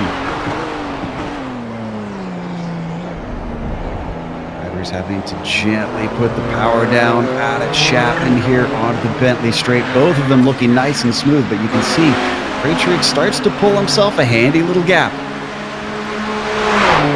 Yeah, the downforce on these straightaways, it's really allowing Anderson to get a lot closer there, but he's got to get off the gas a little bit sooner than Krejcik just to avoid contact there or to avoid racing him too hard. He doesn't want to be side by side in a bad position of this track. I was looking through the notes in the pre-race here. A lot of the, basically every corner, every passing place on this track is basically a danger zone as well.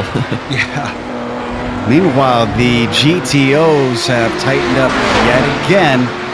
Lake just being overtaken by John Keefe.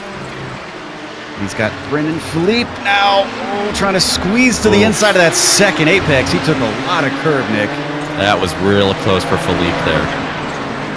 He gets through, so do all of them. Now they've got the battle we were just watching. Krejcik and Anderson creeping up on them. As they come down the Bentley straight, Phil Lake uses that little bit of traffic to get himself a gap to maybe try and have some breathing space. Krejcik approaches first, but he makes a big mistake as we ride on board with Anderson. No room for radar to try and capitalize. They're going to wait for the outside of Gorham. We've seen it's possible to go the long way around. Both of them are able to do it safely through 2 cars, but not 3. Pretty impressive though that Anderson was able to hold on to the back of Krejcik. I thought he might get lost in the shuffle there, but he didn't. He stayed right behind him. Ooh, but look at this as he's trying to get through Phil Lake. Lake was not interested in trying to give him the inside with his little lead he's built up, and that cost a lot of time to the 6th place Anderson. Krejcik is now about 2 seconds ahead. Haven't really checked in on our GTP leaders in a while, and well, Lepisto and Iamaki are very close together. Ardo may have lost some time early on, but he's slowly regained that. And we should point out, I know we don't have the time up on our graphic, but there is about 26 minutes left on the clock right now, so we're about a quarter of the way through, a little over a quarter.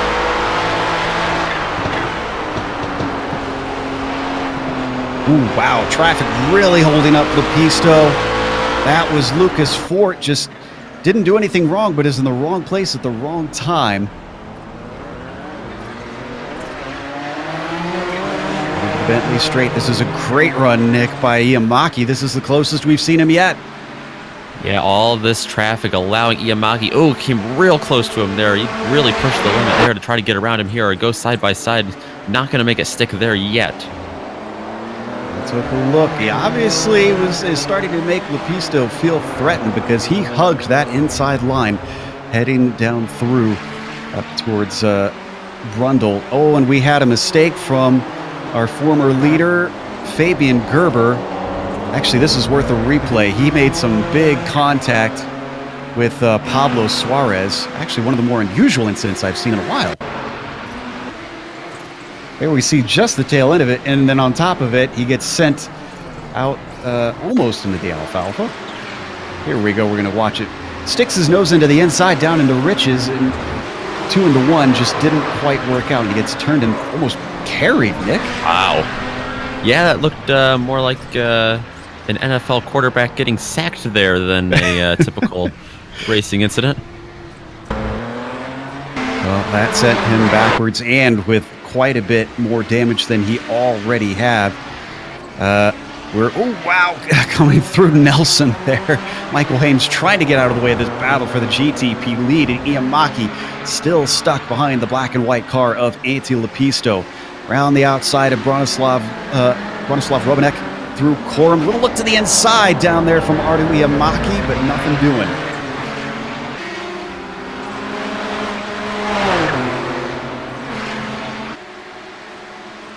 So I'm starting to wonder how long can Antti manage to hold him off, especially with the traffic he keeps catching. Yeah, that's going to be a lot of drivers saving grace today, that traffic. I mean, once you might be faster than everyone else here when it comes to a time trial or open practice, but when you get in a race scenario like these drivers are right now, this traffic is going to really be the great equalizer in this race, especially in the Nissans. Back out of Nelson once again and through the bomb hole. This has been one of the tightest fights for the lead we've seen in this race all day. As they come out back onto the center straight.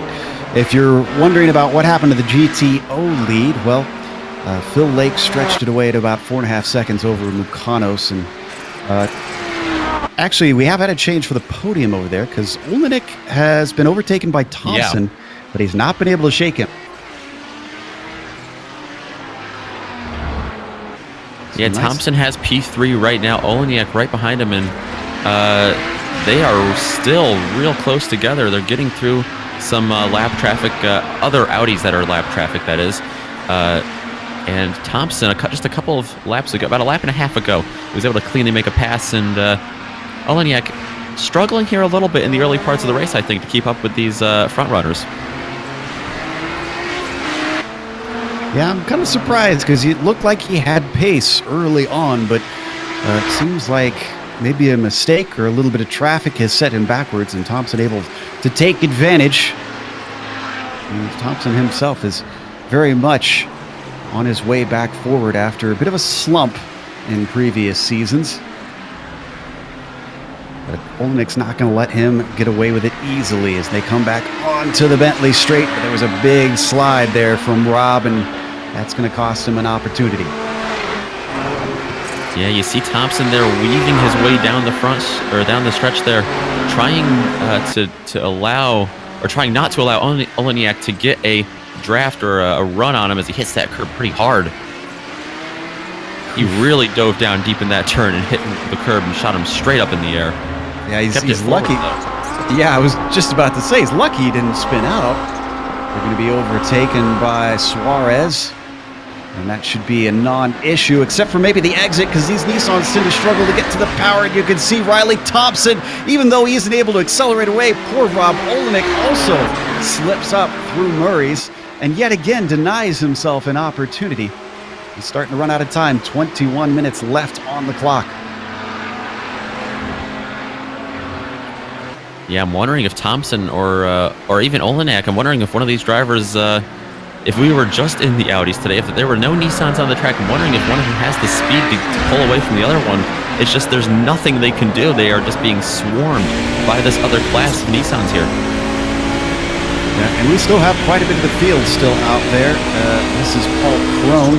Oh, Olenek looking to the inside just as that Nissan's trying to come through. Tries to take advantage. Riley Thompson slips up. They run into each other, and Nelson. Both are able to continue, but with probably some significant damage. That was a hefty thwack. Yeah, we were talking earlier. What would happen if the leaders of each class met each other? Well, you just saw it right there. Yeah, and that's Iamaki on the chase of Rapisto, who gets a great run to get away from Iamaki down the center straight. So what was very close between those two has come apart yet again. Poor Rob Olenek not only couldn't avoid Riley Thompson, but also has Ove Trangrade all over his gearbox now. Yeah, Trangrade had a great view of that. He was loving it in front of him. He knew that was his chance to close in, and as you say, Olenek go a little wide there. Trangrade can't get around him too well, but looks like they've sorted it out for the most part. Little damage to the front of Thompson and Olenek, but I think they're going to be all right. Is Trangrade going to go down the inside here to try to get around Olenek? Thought better of it. Yeah, we'll see how wounded those cars are, though, as Ove seems to have a little bit of pace on a straight line. These cars are already practically a brick going through the air, but certainly helps to keep your aero in good condition, as it's now a 3-car fight to decide the last spot on the podium. John Keefe not making himself many friends here, getting a little bit in the way coming through Murray's. Again, didn't really do anything wrong, just was not really in a convenient place. Joe, I don't think there's any turn on this track that is convenient for the Nissans to pass the Audis.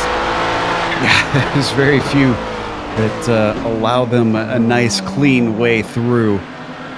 They tend to like to brake much later, and the one they just went through, Wilson, might offer a chance, but they, of course, have to wait through Riches before they can do that.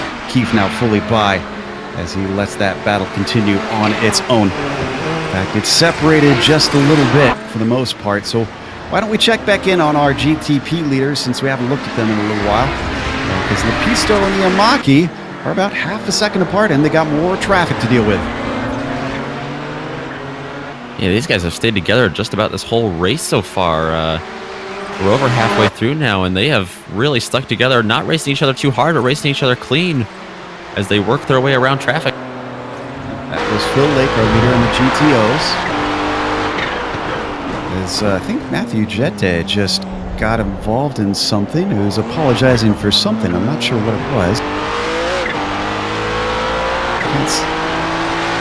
Trying to figure out where he is on the timing and scoring here. and sitting in 6th, which is, if I recall, a pretty good climb from where he was before. Looks like it's not really worth getting a replay. Just he had a bit of a miscommunication with Brendan Philippe, who had an off track. It is now fully past him anyways. We continue to watch our battle for the lead. Iamaki still stalking Lepisto. It's a battle of two Finns up to Murray's corner. Fortunately, Iamaki a little bit offline because of having to overtake Giorgio Buscemi. So what was 3/10 is back up to 7/10.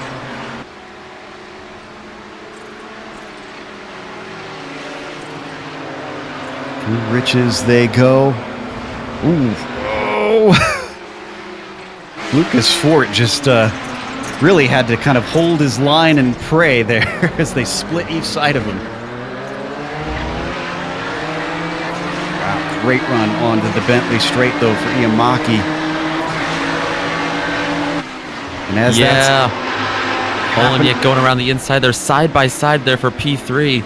And then Trangarade right behind them almost had to take a line there, but he just, obviously he didn't want to take it 3 wide, and somehow Riley Thompson able to hold on to P3 there through all of that.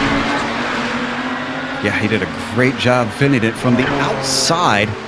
I'm kind of surprised that Ove wasn't able to get that pass done. He's still very close. Look at them close into each other down the straight, but it's so hard to pass here from Brundle to Nelson, so none of them willing to step out of line and attempt anything. They were just getting separated a little bit, and they had a couple of Nissans, and we've seen that all day. Clean racing starts to happen, they start to separate, and then traffic hits, and you all get bunched back up in a big gaggle. As Olenek squirms on the power, trying to stay within the slipstream of Riley Thompson. He is much closer this time. Oh, but a bad shift is going to hurt him. Heading down to Riches. Here comes Ove Trangarade looking at the inside, and another look to the inside from Rob Olenek, but he gets chopped off at the nose as Riley Thompson is in no mood to give up.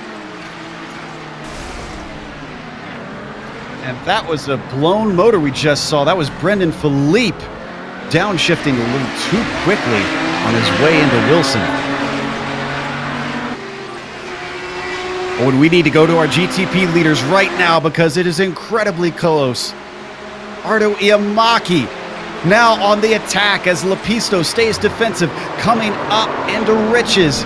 Oh, but he slides! He slides because of the traffic ahead of him. This is going to hand it over on a silver platter to Iamaki. He finally takes the lead. Franco Scurry was right where Antti Lepisto wanted to be, and he tried to dive it into the corner, maybe a little too hard, Nick. Yeah, Iamaki was like, it looked like a bump draft there as you see it now on the straightaway, and he got it into the corner, and there was just no room for both of them with the traffic.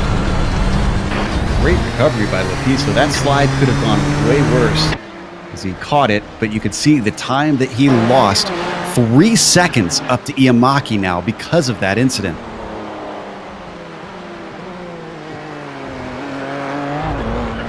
Now that that has settled itself, battle between Thompson, Olenek, and Trangarade deserves our focus yet again. In fact, Trangarade has got a great run. You can see Rob Olenek going defensive. That car seems really hurt on straight line speed. It's the inside for this corner, but it's the outside for Nelson. Can he get it blown up in time? Oof. Tense stuff there between Olenek and Trangarade. I've been watching this battle for the last couple of laps. I cannot believe Riley Thompson's been able to hang on to that third position, and I can't believe that Trangarade hasn't been able to find a way around him. The large part of why he hasn't been able to is because every time he catches them, he either has traffic or Olenek just takes a really good defensive line. Yet again, weaving, trying to break that draft. Riley Thompson doing all he can. That's something I didn't anticipate, is these Audis making this just a bit of a draft track, it seems, from racing we've watched with them today. It's been an interesting combination. If you had an oval short track and you stuck 2 massive straightaways in the middle of that, that's basically what we've got today for these guys. It's an interesting comparison as we see another pop out, this time to the same side he was last time, but he's fully passed by the braking into Brundle. And I think Olenek has to give up the ghost because Trengrade has solidified that 4th place. Now, can he chase down Thompson? Yeah, Thompson pulled away there more than he has in the last couple of laps at least, and he is we were talking a little bit earlier, he might have a little bit of damage from previous incidents on the front of that car, but Trengrade, you can see he is closing the gap.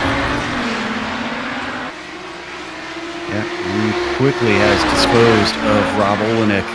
So it seems like the Norwegian was being held up, if anything, and down into the braking. Wow. Wow, yeah, Ove Trengrade must have had a bad qualifying or something because he is coming, and he's not letting anything hold him back anymore with only 12 minutes left to go. He wants a 3rd place here. Can't blame him. I don't think anyone at this point is going to catch Philip Blake or Nicholas McConos. I think this is the highest position, unless we see an incident up front with traffic or something. I think this is the furthest these 3 drivers are going to be able to fight for. And, you know, that's not out of the cards for the way this racing has gone here, especially the way that the Camel GT Series is known for its racing to play out. You can't count on anything until you've crossed that finish line. So it looks like Thompson's responded a little bit, maybe picked up the pace because Trengrade hasn't gained as much as he did previously. Let's see what he can do down the straight.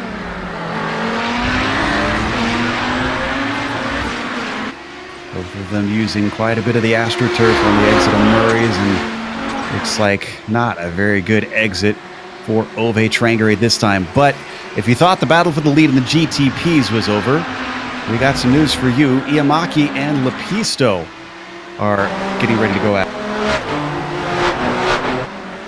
Didn't take long for Lepisto to catch up to him after that incident. Yeah, and you can see he's already right underneath that rear wing. Wonder if the traffic had something to do with it. Unfortunately, they're coming up to traffic within their own class, which is always a lot harder to take care of.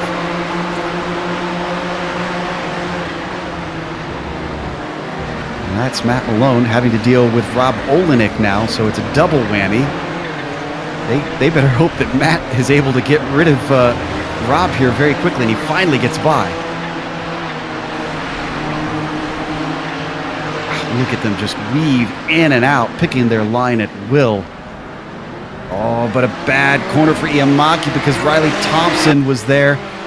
Had to unfortunately compromise his line. Doesn't offer quite an opportunity yet, but Lepisto still stalking him. The last time these 2 groups of drivers met, the leaders of the GTPs in the 3rd place battle for the GTOs, it did not end well. Yeah, and it didn't end well for Lepisto, so hopefully he's figured something out since then. Of course, it was a pretty unique set of circumstances for him, and he went off into riches. So he continues to try and follow Iamaki. Iamaki's still trying to deal with Matt Malone, who seems to have no interest in going a lap down. Oh, but now he's going to have to because Matt Malone goes off course and he's going to hit the wall hard. Big hit from Malone there. Looks like the bomb hole claims another victim. One of the few places on this track where there's any elevation change, Nick. Yeah, that was, oh man, Malone's car's hurt badly there, but Malone, I think he saw who he had in his mirror there, and he just wanted to drive a little bit harder to not go a lap down, or to at least put up a good fight for it, a good showdown, you could say, I suppose. But yeah, I think he just overdrove there and lost some traction. So we come back live. I'm not sure what he's doing trying to enter the pit lane where he is, but that Grip TV car not looking good. Iamaki is the one we're watching on screen with Lepisto just about a half second back, but the clock is ticking away. I'm wondering if Lepisto needs to get on this, or should he be patient and wait for some traffic to throw him a chance? He can wait for traffic to throw him a chance, but he's got to be careful that the traffic doesn't hurt him more than it does for Iamaki. Oh, and we've certainly, excuse me if I can talk today, P4. Oh, getting very tight, a little bit of shove from behind Martin Kretrick and Radar Anderson. Radar tries to let him keep the position, but in that process, Fabian Gerber gets both of them. Wow. Fabian Gerber, great awareness there to get around. Yeah, two very polite drivers, and Fabian, who had really no horse in that race, said, all right, well, you guys are playing nice. I'm just going to take the spot. And they're still battling it out as they have a GTO car going way off. It's going to continue here on the center straight. Krejcik in the green car leading the yellow car of Anderson. But Radar not close enough to attack here into Riches.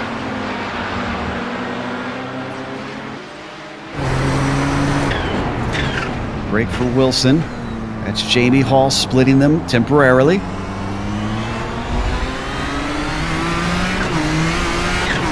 Looks like both are going to be able to get through now, finally here on the Bentley straight.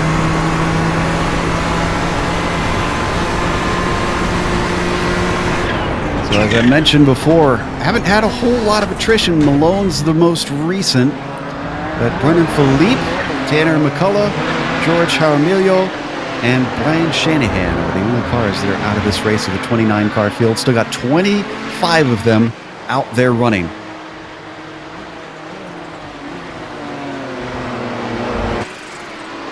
A battle for third and UTOs as Riley Thompson looking in his mirrors at the Norwegian, making sure that he doesn't sneak up and attack him in the final 6 minutes of this race. Trangrade's done a great job being very patient here. This whole race, he was in 5th and then slowly up to 4th, and now he's slowly trying to progress up to 3rd to get a podium today. He's watching and waiting. We've seen him race this car a lot. We've seen him race vintage cars all the time here on the GSRC. He's got a great run coming out of the bomb hole, but can't do anything with it up to Coram. Yeah, that really hurt his whole turn there. That's such a wide, sweeping carousel there. And that really hurt him. He had to go on the outside, and these Audis don't like the outside here on these on a lot of these turns, like the Nissans do. A lot harder to race side by side. Thompson still trying to avoid the draft, or actually, no, I think he's trying to get out of the way of Michael Haynes. The lapped car, now they've got Fabian Gerber trying to wait patiently. I think he's going to split him, unfortunately. Oh, as he almost gets into Riley Thompson, gives him space at the last second. Thompson manages not to be overtaken by Ove, but that slows both of them up. And now Rob Olenek has got his nose in this battle once more. I'm surprised Trangrade wasn't able to drive in there harder and be able to follow Gerber through there, but now he's got to defend Olenek from behind. I think even Ove didn't expect Gerber to try and make that move. That was a long shot. Gerber doesn't have anybody he's battling with right now. He's 12 seconds back from the next car. I'm kind of surprised that Fabian didn't just sit on his laurels and wait for those guys to settle it. Right behind them, you can see the battle as Krejcik almost got into Olenek, and that slowed him up. So Anderson is going to ride in his slipstream, but I wonder if Radar's got some damage because just doesn't seem to be able to gain on him in the straightaways. Meanwhile, that's Ove Trangrade on the inside of Riley Thompson. He managed to get his nose in, but they're going to go 3 wide down into Wilson, and Krejcik sneaks through, still side by side between Thompson and Trangrade. Out of Chapman they go. Who's going to have the momentum? They've got one more car that's trying to get through. That's Anderson, also in a battle, and somehow, in all of the chaos going on, Riley Thompson does not lose the position.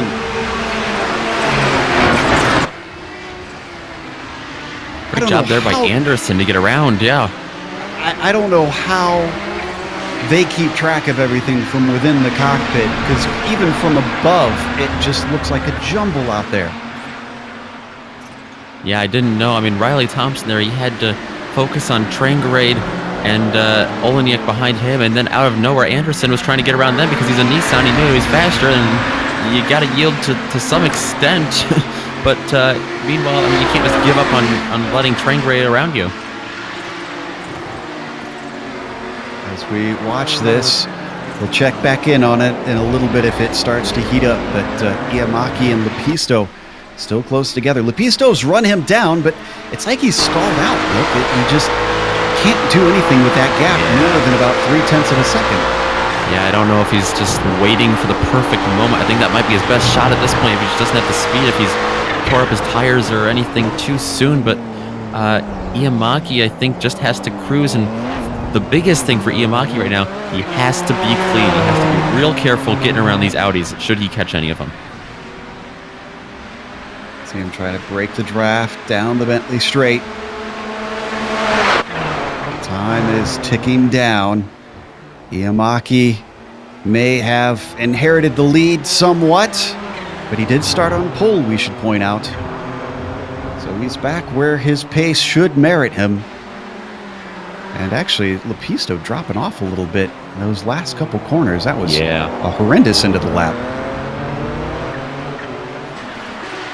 Back to this battle for the podium and the GTOs. Riley Thompson also coming up on traffic within his own class. Thomas Delmuth ahead of him. Ove Trangarade, turning in very early. Riley Thompson looks like he is feeling threatened. He's done a great job all race long to hang on to this podium, but he doesn't want it to slip away in the final couple of minutes of this race as they weave throughout traffic there. Trangarade wants it, and Riley Thompson knows the skill and the speed that Trangarade has, and he knows he can get around him. He just has to prevent that from happening. It was Bronislav Robinet getting out of the way. You saw off track, and Lucas Fort is the one ahead of him, not really doing many favors for Riley Thompson. Certainly not looking like he's ready to jump out of the way. Ove Trangarade gets closer and closer to the back bumper of that number 10. Now fully off course. This time it's Lucas Fort taking off track. 2 laps left to go, but Trangarade's got a fantastic run. And now they've got the leader coming up on them. They're side by side into riches. Trangarade has the inside this time. Here comes our GTP leader, and poor Rob Olenek goes off into the barriers and all of that. Thompson tries to get back at Olenek, but just doesn't have the speed. At least going into the corner. Coming out of the corner, though, he's looking very good. He looks to the inside, coming down to Brundle. Another door-to-door battle between these two in the final laps of the race. Trangarade carries more speed, but he's going to be very shallow on the entry. Manages to hold it, but momentum swings back in favor of Riley Thompson. Through the bomb hole they go. This is to decide the last spot on the podium. Finally, Trangarade is fully passed, but I don't think Riley is going to take this lane down. Thompson's held third place this whole race. He doesn't want to give it up here late. He's going to put up a big fight here.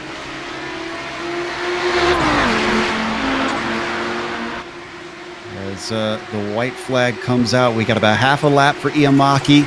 A little look to the inside from Riley Thompson. I'll jump over to our leader when we need to, but right now this battle is too good to leave. Thompson continues to poke his nose and up to Wilson, but can't make it. And as they come onto the backstretch, we got just a little bit more time to see if there's another pass attempt before we jump away up to Brundle. Oh, he's looking.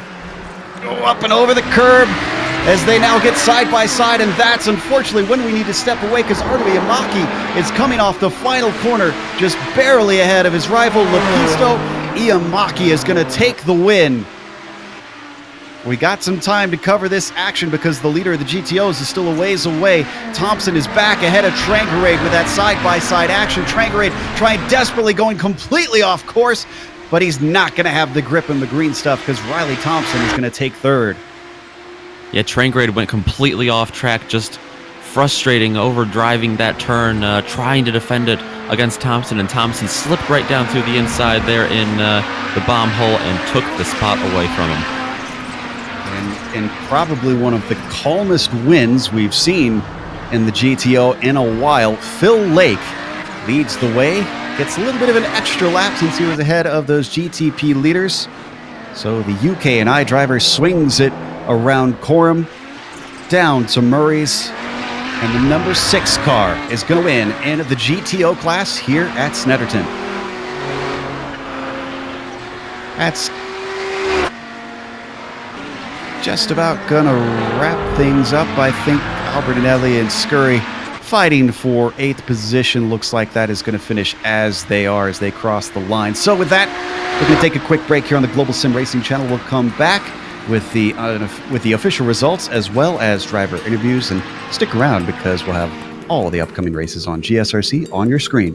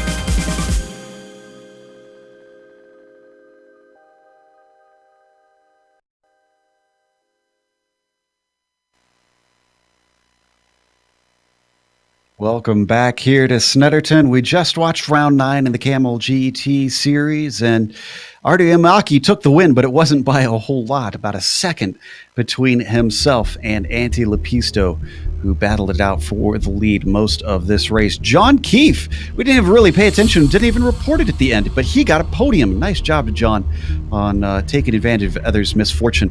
Fabian Gerber tried to chase him down, but has to settle for 4th after multiple incidents during his race.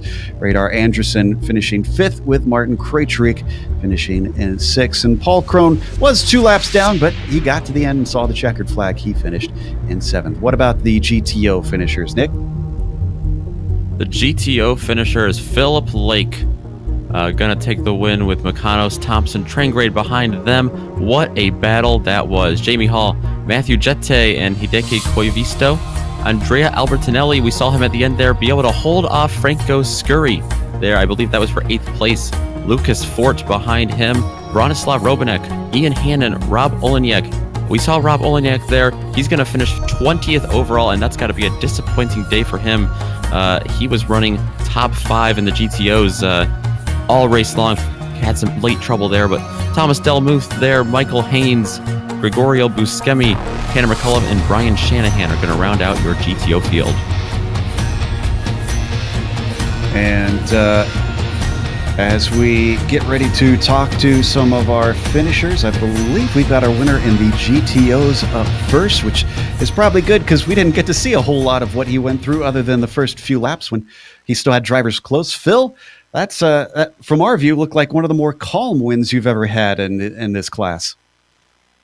One of the more calm races. There was a couple of scares, but yeah, overall not too bad. We were a little bit surprised that the draft seemed to play such a big role in the battles out there today. Did you know going in that the long straightaways would have that much of an effect at this track? From practice, the corners after the 2 long straights are pretty much the only place you can get a move done. So I wanted to build a gap as soon as I could and try and break away from everybody else. This course seems to really divide opinions on what people think, and the different circuits that they have, the different versions of this circuit that they have, also seem drastically different from one another. So now that I believe this is the first time Camel has run the 200 layout, what are your thoughts on it? I like it. I think overall Camel should probably use the longest layouts available just because of the amount of cars, and it just helps space everybody out a little bit. But I enjoy the 200 layout as well. Yeah, a lot simpler, but certainly not simple to drive. Well, Phil, congratulations on this week's win. Hopefully you have more success with the last 3 rounds of the season, and we hope to get to talk to you again. Yeah, I hope so too. Thanks, guys. It's Phil in and around the lake talking to us about his win today. Up next, Nick is ready to talk to our 3rd place finisher and the prototypes, John Keefe. Hey, Joe. All right, John Keefe. Hey, you stole a podium. Talk me through that. The finish of that race. You got to watch some pretty crazy battles in front of you. You stayed out of trouble and you avoided it. You finished P3. How was that? There's something about Snetterton and me. Both times we've ran here, I've ran really well. Difference between this time and last time is I didn't make that spinning out mistake, so I actually kept the position. As far as craziness, I didn't see too much. I actually had a relatively quiet race today. But I don't know. I love these little like bull ring type tracks. They're a lot of fun once you figure out the flow of traffic. Yeah, how was it? The flow of traffic here today was pretty chaotic, but how hard was it to defend and get around these GTOs while still racing with other GTPs yourself? Yeah, just don't pay attention to the guy behind you a whole lot, and then you won't feel the pressure as much. As far as passing the GTO traffic, there's places where if you just follow them through, maybe slow down a little sooner, everyone gets through faster. Both of the I'm horrible with track with corner names, but after the bridge, that left right heading to bomb hole. I know that one. That's if you haven't pulled up, directly next to an Audi before the bridge, then it's just a no-go situation, and you just kind of hang out behind them, and then get them either going to bomb hole or coming out of. So everywhere else is pretty straightforward. Yeah, Brundle and Nelson there. We saw we saw the Brundle and Nelson with. Caused quite a bit of chaos today. Well, John, you ran an awesome race. We hope to talk to you again here soon in the next 3 weeks in this series. Okay, thank you. And sorry for calling you Joe in the beginning. It sounded like Joe for a second. That's all right. Hey, we have a Joe in here. Yes, you do. All right, guys. Thanks.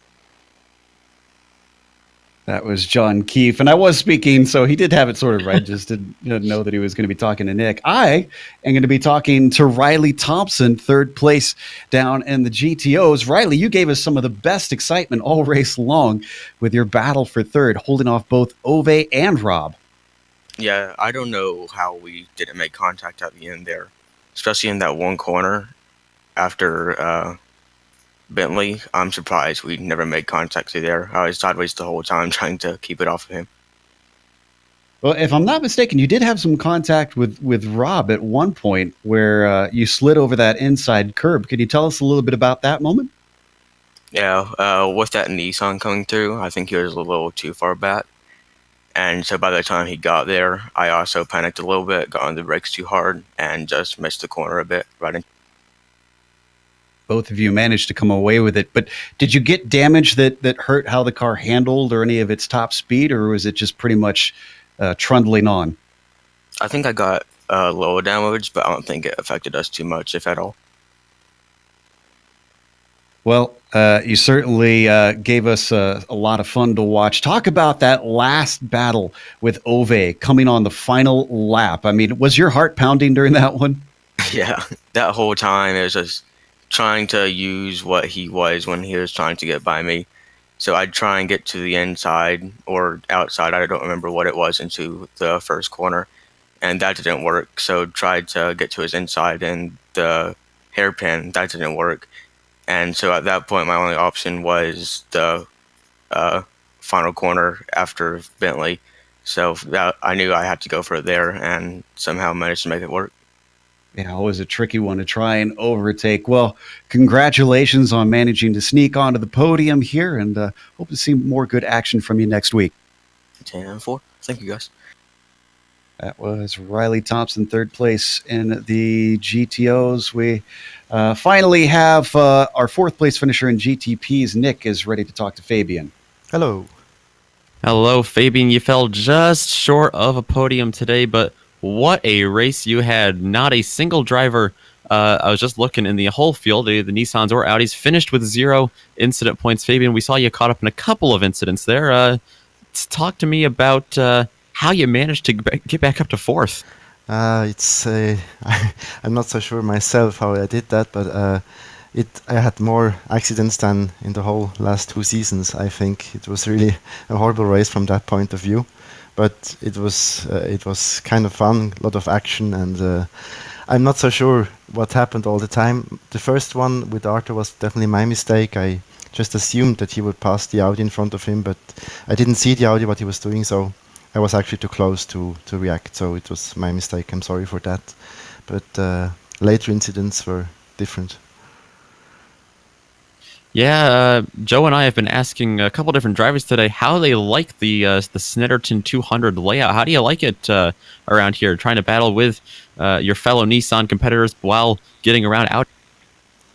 Yeah, I actually like the track. It's too small for the Nissan, I think, but it's still fun to drive. And I think it's not the problem today that the track is not appropriate. I think a lot of drivers weren't well enough prepared. That there was so much people off track and driving different lines from each other, and some Audis were giving you the racing lines, which they shouldn't. They should stay on the racing line, and you never knew where to go, and that was really difficult to handle. All right. Well, Fabian, you said it was fun to drive around today. It was fun for us and all of our viewers to watch. We hope to talk to you again up here in the GSRC booth before the end of the season. I'll drive the rest of the season, of course, and I look forward to next week and see you guys then. Thank you very much. That was Fabian Gerber, fourth place finisher in the GTPs. He's one of our competitors vying for the championship, so I'm not surprised that he'll be sticking around for the last few races of the season. We are going to close up here today. We got a lot left to go.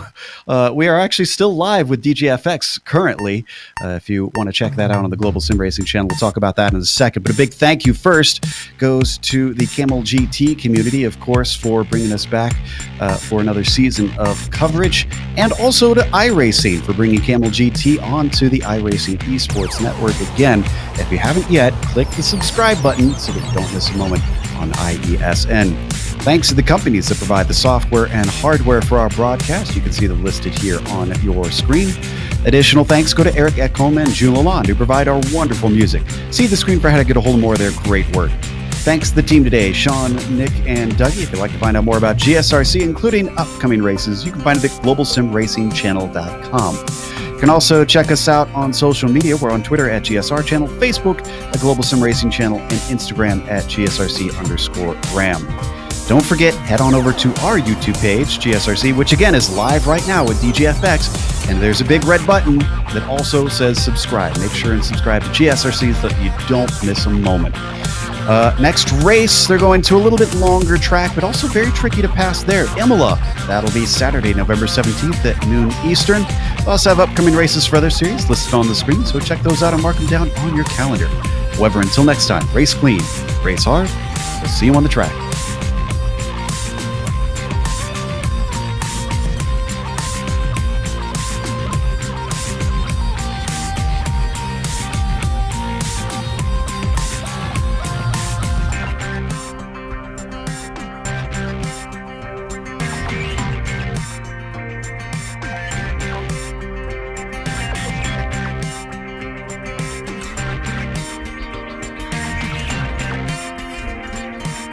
Cookies, I've only ate 4 of them. We've had 5 cautions, but I've had 4 cookies. You know, the good thing about all these cautions is that the booth is starting to smell less and less good. It's starting to smell more manly and less like good, nice cookies. Needs to be like a little cookie for those quickie yellows there, like a lemon wafer or something. You can get those down. All right, Mark Torres is your LMP1 leader for Kinetic Racing. He's racing in the number 83 machine. He has been out the entire time. So has Julian Rubelu from Sematco K Esport, the Jade team. You know, guys, I know you're all trying to make your sponsors happy, but you really got to work on some PR here for these team names. Take a page out of Bad Cactus Racing. Now, there's a team people can remember. But I still don't know what a good cactus is. They're all spiky. Yeah, that's true. Technically, no. All right. Let's see if anyone decides to come in this time. And I think it might be time for a driver change. Well, Taurus we have is coming someone. in. A lot Dimitri of LMP2 Livit- cars coming in. And we're also expecting our GTE leaders to come in. Nick Madsen does so. Let's see how the cars behind him do. Mark Fletcher, Lux24 Motiv Podcast, is opting to stay out as 4th to 1st for him. I wouldn't be surprised if Kyle Burney gets out of that Bad Cactus Racing machine. He's doing that, actually. And so our dominant car in LMP2 so far today is now being driven by Ed Forrest. As expected, all the GTEs that are pitting are also making a driver swap right now.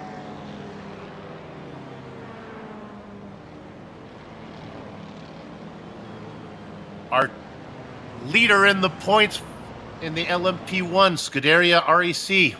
They make a driver change as Vladimir Marchevsky gets into it. Such a dynamic to endurance racing. Oh, a little bit of a banging on pit exit between Mark Torres, who remains in the car. Got into it with Trevor Clement on pit exit. That's just... Unless the cars were still transparent at the time, but I think it was actual contact. No, that like was that. contact. Go ahead. Yeah. With so many GT cars pitting, last couple of restarts, we've seen our LMP2 leaders really have to work their way through traffic. That's not going to be the case this time. Martin June, in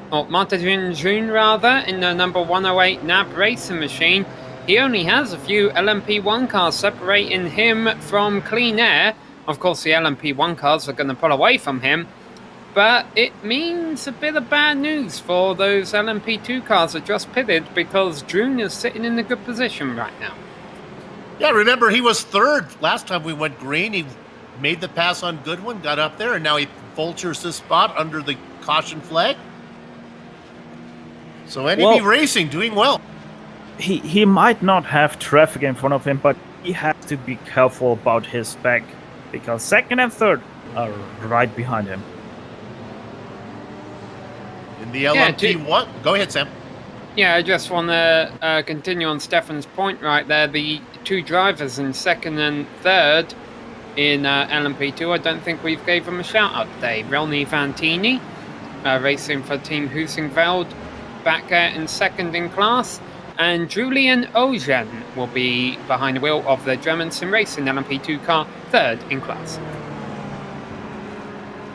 The top 4 LMP1s are nose to tail.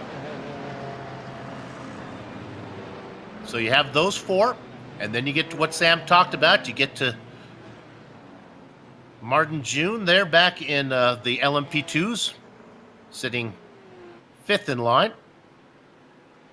One thing I find here quite peculiar is the strategy of Lux Sim 24 Motav podcast. They opted to stay out there right now on the 28th lap of this stint. The pace car is in. And Julian Rubelu is going to lead them down into the first corner for Samato K Esports. Oh, right behind in the GTE field. That is Kim Salvesen around Team Vikings Ragnarok. It was Tony Costello who just didn't get the car going. Oh, there's a car in the pit wall. Who is that? Jesus Christ. Everyone behind our Ronnie GTE field Fantini is getting caught out by this right now, as we got caught out. Yeah, it was Fantini. It went off course. Okay, it wasn't him in the wall though, but he was definitely off track. So this was a very messy restart there, especially from our GTE leader. He was still in fuel-saving mode for caution laps. Martin June has had an issue though. That's the one that he was your LMP2. Is that what we're looking at? yeah, well, we're seeing two separate incidents. So yeah, here the LMP2 leaders get together going into turn 1, but then something else happens on the run down to turn 2. You see another LMP2 just bouncing its way through the grass. These drivers were able to return onto the track. But it really meant, I was kind of watching the tail end of the field with Stefan there, watching the wrecks happen over the line. I thought the LMP1 and LMP2 cars would all get through turn 1 cleanly now that they didn't have to deal with any GT traffic. Well, that was far from the case. Our LMP2 leaders definitely far from a clean start diving into the opening corner there. And in the GTs, there's a change for the lead. Yes, that was due to the issues between of Lux Sim 24 on this restart, with Black Sheep Motorsports benefiting off that. Ross Yost in the lead now in the Black Sheep Motorsports number 222. He's being chased by Mark Fletcher. It seemed like a lot of people got caught out on this restart. Not only our GTE leaders, but also our LMP2 leaders. Not expecting the pace car to come in, and I think that's why we saw this LMP2 incident, as there's someone spun in the International Horseshoe. We ride on board with Fletcher. I think Fletcher's going to get this spot back here on Yost as they head back out onto the oval. That's Christopher Hendricks going around the top side in the LMP2 car. Here comes Fletcher. And the good thing is he has the LMP2 draft right now, right in front of him, so that is going to help him too into the bus stop. Let's see if they can make it side by side. Stick as Ross Yost opting to give him the lead back into the bus stop. Up front in the P1s. He's been out there the entire time. Julian Rubelu in first. He's being stalked by Michael Swansea. Swansea, again, racing for AVA, Vervatic. That's the number 25 team. They're your pole sitters. They disappeared for a while. Now they're back. This is the dynamic of team racing. Driver change, everything changes.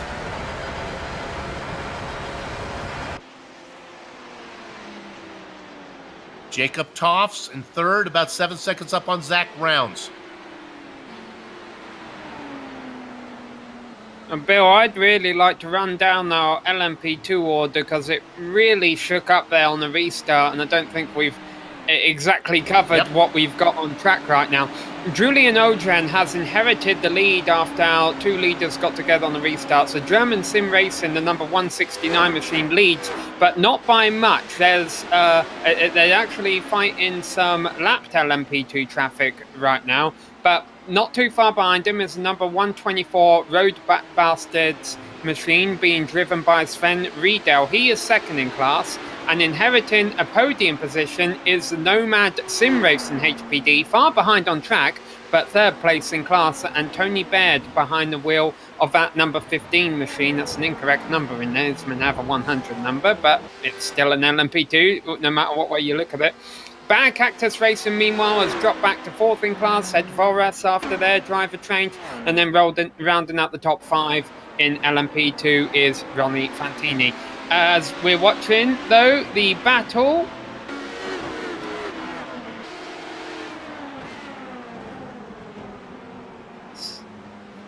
Here we go. Battle for the lead is on as they're working their way around all this lap traffic. Riedel trying to make a move on Julian Ojan, but not able to make it work yet. They still have...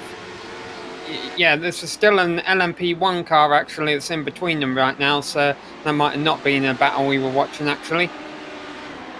I want to point something out to you. If you can get up to the LMP2 leader, Julian... Now, look just ahead of him, the car on the track, racing in 16th overall. This is Alex Saunders. Alex just unlapped himself. We know Alex Saunders from the, the Lionheart Retro. From the Lionheart, I'm quite right. familiar with him, Bill. You finished behind him many a time. The point I'm trying to make that's is one way to put it. he is very fast, and he's got that car back on the lead lap, in position to get the wave around if another yellow comes out. A name to remember. As Bill rubs some salt into the wound of Sam there, GTE plays out quite interesting. Our top four people are right now on their 32nd lap. They don't have too much to go anymore on their full fuel stint. So I'm expecting them to soon come in and serve their pit stop, and this is really going to hurt their strategy. I don't know what you guys are talking about. I'm very familiar with seeing Alex Saunders in my side mirrors. It normally means I have a blue flag in front of me, but still. How about we jump up on, well, I was going to say LMP1 here, because I thought he was getting into a hornet's nest of cars, but he catches them all in the right spot, and Rubalu goes right around him. Boy, but it never ends. Goes around two more. Those LMP1 cars are so quick on the oval.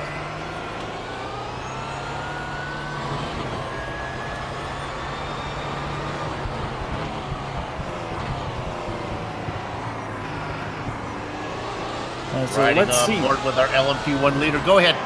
We have here a little bit of a battle there between the 103 of Team Vikings Fenris and the Apex Racing Group Red. The 101, they are fighting right now. Oh, Jacob Toffs! Car number 17, third overall. Not going to be able to get a replay on this one. He came up on behind. He came up right behind. Thought he was going to put it in the wall. Yeah, looks like the car's okay, Bill. It does cost him third in class, though. And by the way, we haven't gave a shout out to our new team third in class, who you were talking about Bad Cactus Racing Bill and Pineapple out there on track. I think this is another one we deserve to give a name award to. No, not third in LMP2, third in LMP1. The number 82 machine, Beast Racing. Yes, thank goodness the rules would not let them race the 666 car. Now in third, Zach Rounds putting in the miles. They qualified 8th. Doing well. Let's stay on this a minute because it's going to be fun. He's coming up on a pinata full of bees. Edward Lack out there. Zach House. Where are you going to go? Oh, they touch. Jacob Tofts right there touched with Mark Torres. I don't think we saw it on the cameras. These were the two LMP1 cars right behind in 4th and 5th. You can see the blue Audi locking up the front brakes to avoid the Porsche in front of them, stacking them up, and a little bit of contact between the two, but both able to continue without a spin. Remember, Tufts trying to make up. That was the car that I think we just saw off in the grass a few whiles ago. So Torres now up into 4th. Rounds is able to get through that traffic, holding on in 3rd.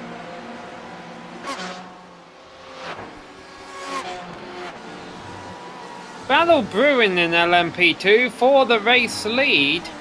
They're kind of being held up a little bit by some traffic right now, and this is costing the German Sim Racing LMP2 team a lot of time to road bastards. Sven Riedel has been able to run down Julian Ogen, and there's not a lot of distance between them as they approach the bus stop with traffic battling in front of them. This could shake things up. These two cars in front of them are also LMP2 cars, but they're on the tail end of a lead lap. Battling for position. Bomer and Alex Saunders. Remember we talked about Saunders? He's trying to pick up one more, trying to stay ahead of these guys who are coming after him. Oh, I think we're going to have a pass for the lead, though. You look back there. I think Riddle's going to have the run if he wants it. Go ahead, Steph. Wreck. Don Parks, Lux Sim 24. That's the HPD car getting turned around by Big Battle there in the GTE field. Not leaving the GTE car there. Enough room on the inside and getting turned around. Mikey Grems driving the SRT Team USA. Grems continues. Not the case for Parks. There we'll see it now into the kink. They go side by side. Not leaving the GTE on the inside. Enough room as he comes off the curb. Spinning the HPD around and into the wall. But let's continue on this replay and go back to the LMP2 leaders, because even though they got through turn 1 cleanly, things were not as clean when those two got down to the International Horseshoe. So here we go, this is still on the replay. This happened just after that. We thought there wasn't going to be a battle, and then this happened.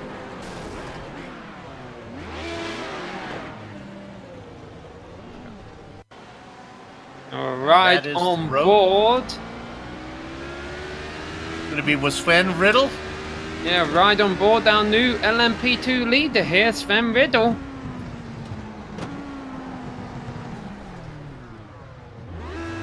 And I see what happened. I wonder if the German sim racing machine was actually backing off for the lap traffic, and Riddle just didn't anticipate that.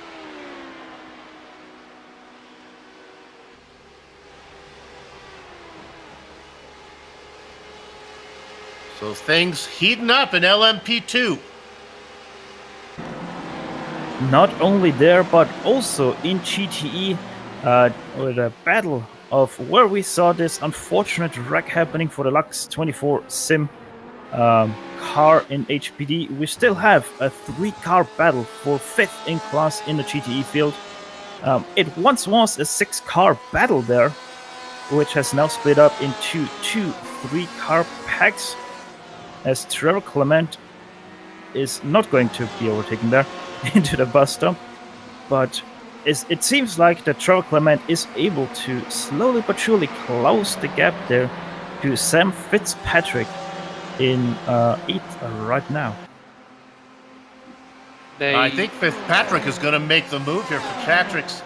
Fitz going to make the pass? Not at all, but look at this. Maybe a pass up here. Marino Reyes there of Yeah. Racing Gold, our former 2nd place car. As no on the outside, not enough grip there to stay side by side with Casper Record of Graphite Racing. And 5th and 6th, they stay, but behind them, Trevor Clement is closing in as they go side by side there, Mickey Grimes and Trevor Clement.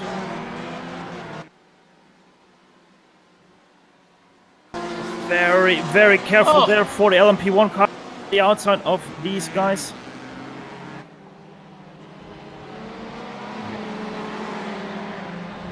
So we look there. Look at this. And that was Marchevsky. We didn't see it. Vladimir Marchevsky trying to make a move. He's really pushing the boundaries. Car number 16th. 5th in LMP2. Now he finds some clear space. 6th in LMP2 as he goes around. We can go back to the GT battle we were looking at.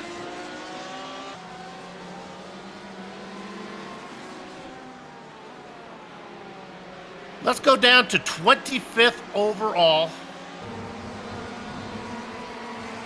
That's Fitzstyle Motorsport fighting CRC. Sam Fitzpatrick in that car. That's back to our battle there for 5th.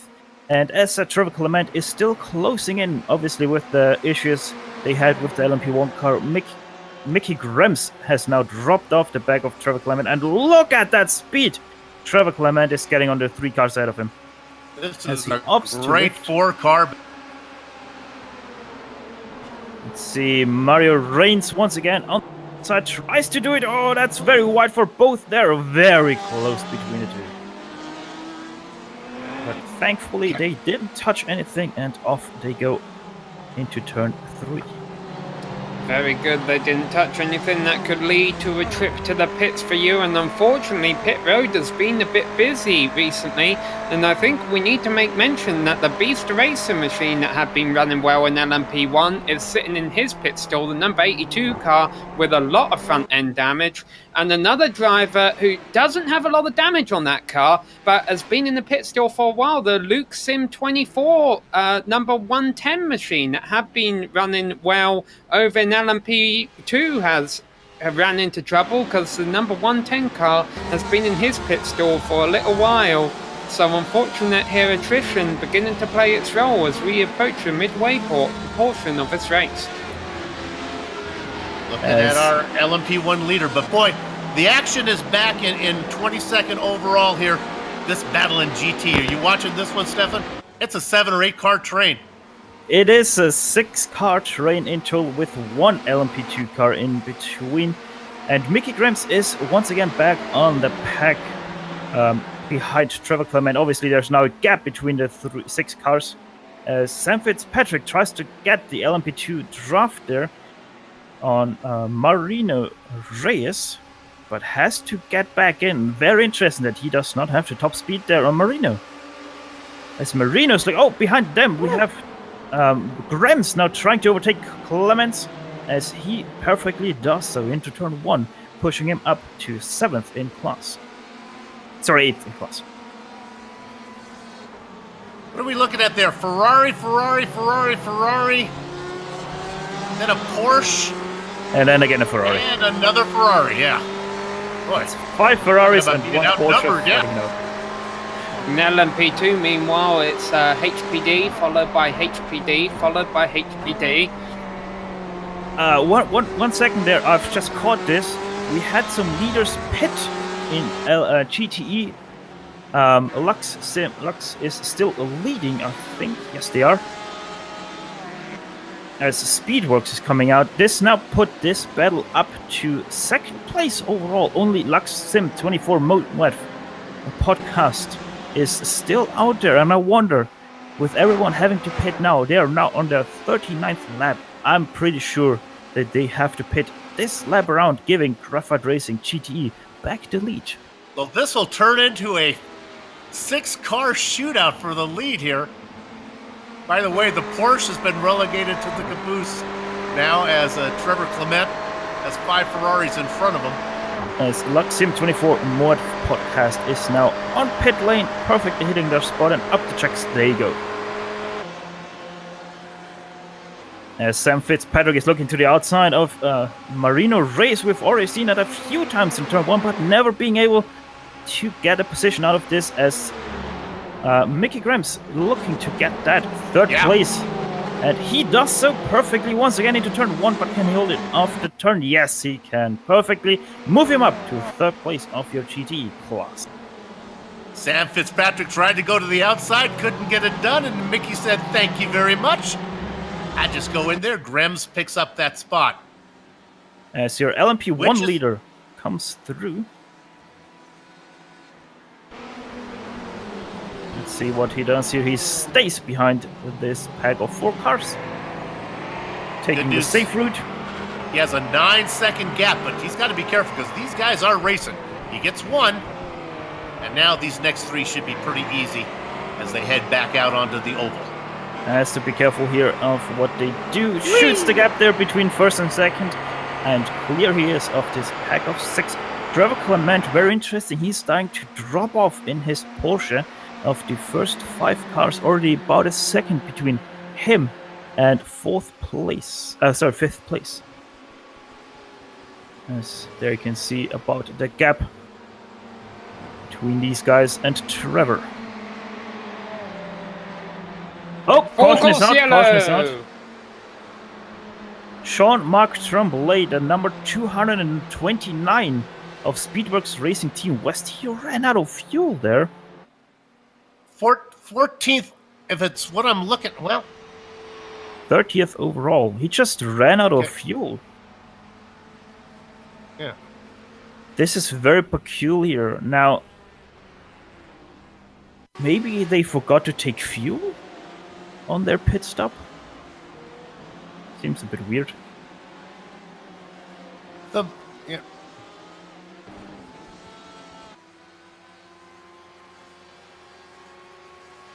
And there is can see him coasting to the apron.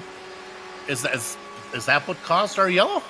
Because he ran out of fuel? Has to be. He had to tow. He was not able to get into pit lane, so he had to tow, and that threw the caution into the winds. Not sure if we're able to get this as maybe a lap back. Alex Saunders had a spin right when that came out, I think. We're not going to be able to get that one too far back.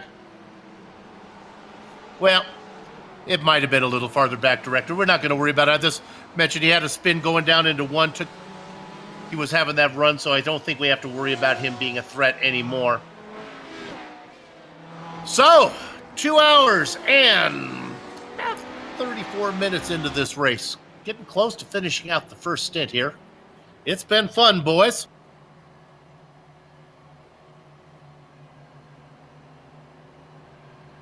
What we'll do, under this yellow, we'll take another break. Don't go far. Sam will have a cookie. When we come back, we'll get a nice long green flag run in for you. Back.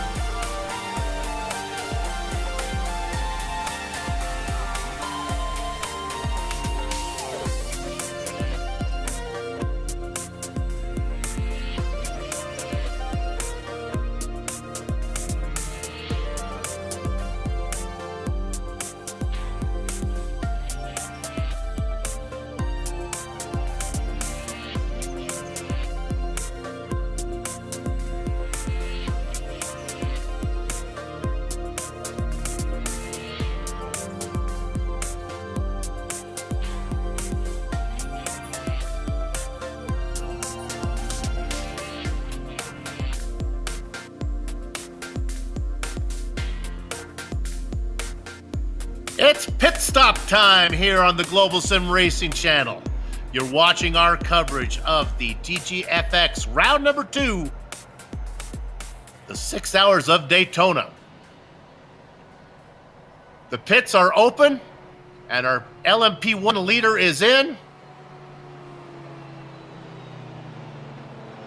Looks like some of the GTs are going to stay out. Fitzpatrick stays out. Dry stays out. We got a nice battle in GT. They're going to be up right behind the pace car. The LMP2 leader stayed out.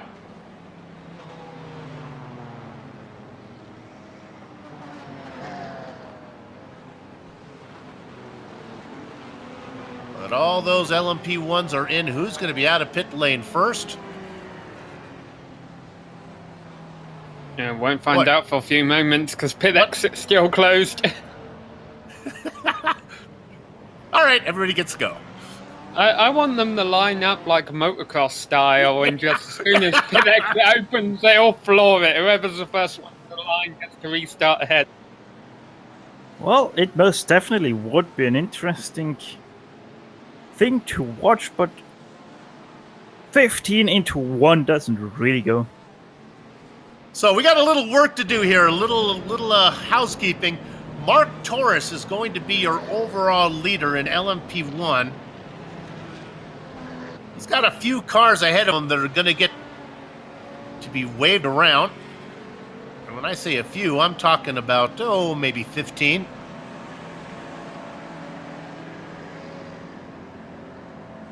Now, if we go right up behind the pace car, you'll see your GT leader. This is Sam Fitzpatrick. And these guys have been putting on quite a show here. Fitzpatrick for Fitzstein Motorsports fighting. Virtual Motorsports right behind them in second. That's Roy Diederen, sorry. Let me try that again.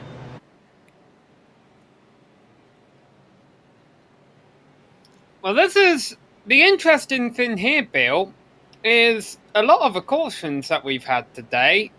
Our LMP1 leader has either stayed out or the first car behind the pace car has been the new LMP1 leader. That's not the case this time. And that's why, actually, now I notice the pace car lights are still on. I have a feeling we might be seeing a few wave bys here so that we do have our LMP1 leader up. But the lights are still on the pace car, so we're not going this time by, no matter who gets to control the field back to green.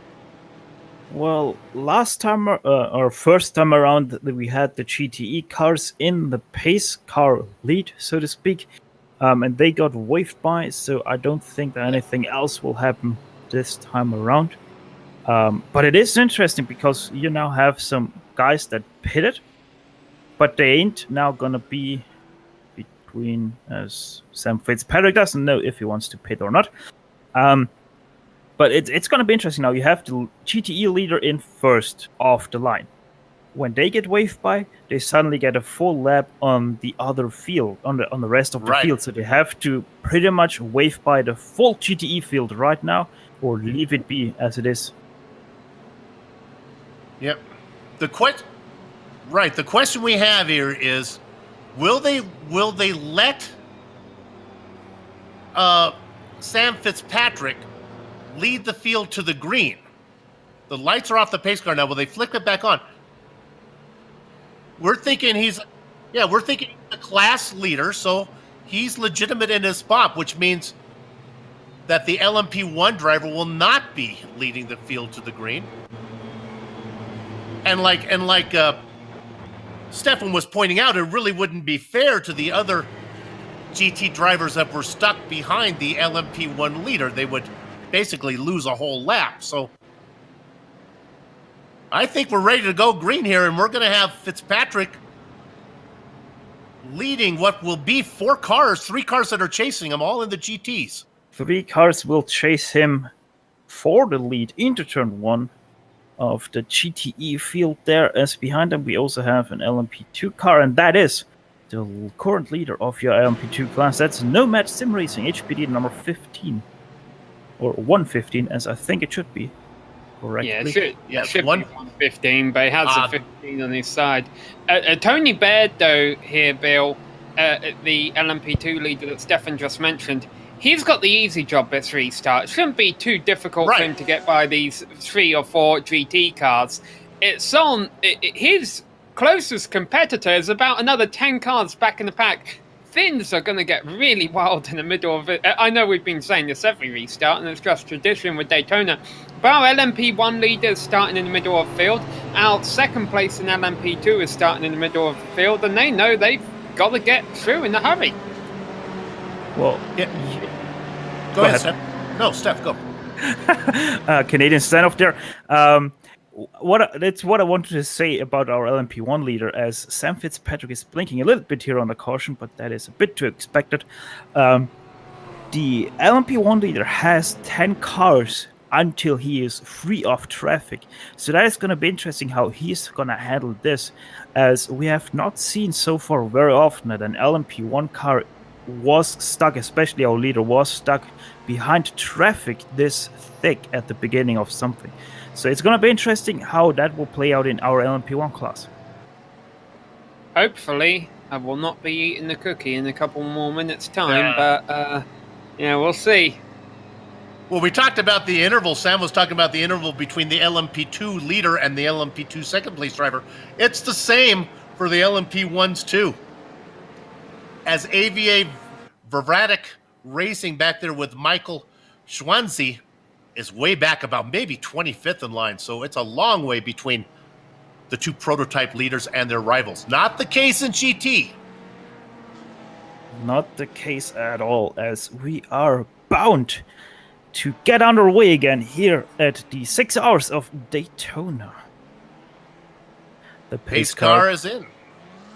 All right, Sam. Sam Fitzpatrick has the control of the field. And you see already Tony Baird pulling up high. He wants to get by these guys as quickly as possible, but right now he's got nowhere to go.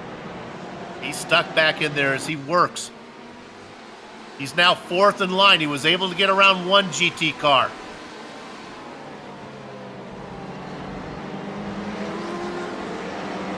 Up front, the GT battle. Nice and comfortable. Fitzpatrick out in front. Fred Dearden behind him. There goes the LMP2 car of Beard now up into 3rd in line. And Baird has got to be complaining, man, I've got to get by these 3 or 4 GT cars, and all the rest of the guys further back in the field are saying, you got first world problems up there, mate. There's a lot of drivers flashing their lights as if people don't realize what's going on. Torres, the LMP1 driver, is out on the oval. He gathers up 1, 2. He's going to get a handful of them. Oh, that was Sam Fitzpatrick there into the wall for me. Yeah, and he's side by side, the battle for the lead in GT going on into the bus stop. He just holds on to it. That was rather peculiar as our LMP1 leader comes past them. And a bit interesting now, the 3rd place has dropped off quite significantly there from our leaders in the GT class. As Roy Dieteren is trying to overtake Sam Fitzpatrick now, as Sam Fitzpatrick really slow on the straight. I think it's relative. Caution. Caution fly. Ronald Gross, I think, involved in this one. Car number 124. He just blinked. He just took a tow.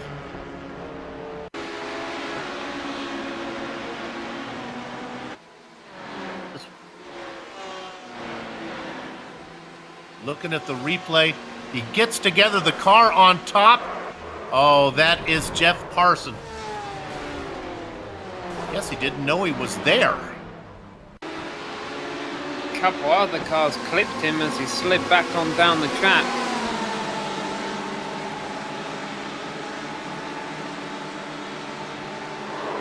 Maybe they could have given each other a little more room.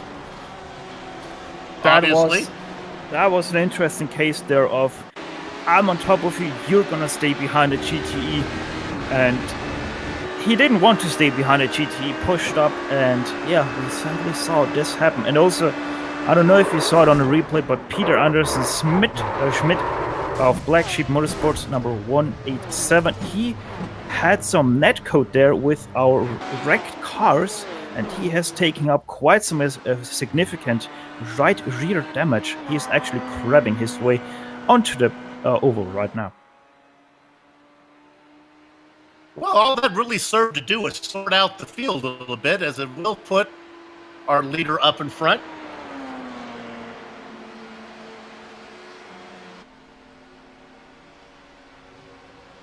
This is our 7th caution of a race now. Hopefully, this should be a quick yellow, considering the fact we just had one. But the problem is, it's not going to be our LMP1 leader lining up behind the pace car. In fact, it might actually be our LMP2 leader. Yes, it is. So Tony Baird, who navigated his way to the front of the field, will be the first car to line up behind the pace car. I wouldn't even be surprised if they open pit road this time by. If not, at the very latest, it should be open next lap around. And this should be a quick caution here, and we'll get back racing here for the second half of a race at Daytona. And to cover all of that, we've got a couple of friends here coming into the booth so that I can finish eating my cookies. Joe, welcome to Daytona. Oh, well, thanks for having me here. I'm glad to bring our team in and looking forward to the last 3 hours of this thing. I mean, there's nothing more traditional than seeing sports cars, especially multi-class sports cars at Daytona under the lights. Yeah, so to bring you the second half of tonight's event, we have Joe Peak, as well as Nicholas Schmeg and Taylor Burris up here in the booth now. Working our 7th caution of a race here at Daytona International Speedway. We think we got a couple more laps before we go green. Doubt we'll see many pit stops given the fact we just had a recent caution. So we're going to step away for a quick moment, and we will be back for more action here on GSRC.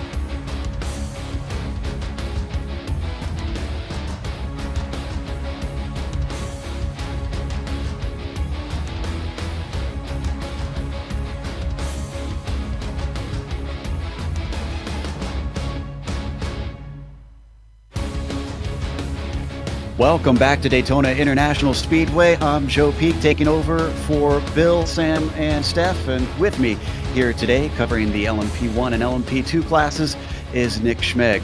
Covering the GTE Pro and GTE Am is Taylor Burris. And of course, we still have Amjad Yaman, who's been a real trooper today, behind the scenes directing, and Dougie Beard, of course, provided our cameras as always. We are under caution at the moment here on lap 85, getting ready to approach the pit entry at just about the halfway point of this race. Right now, your leaders are Kinetic Racing number 83 with Mark Torres in that LMP1, Nomad Sim Racing HPD with Tony Baird in that number 15, and the LMP2s, and Virtual Motorsports Roy Dearderin and the number 213 leading the GTE Pro.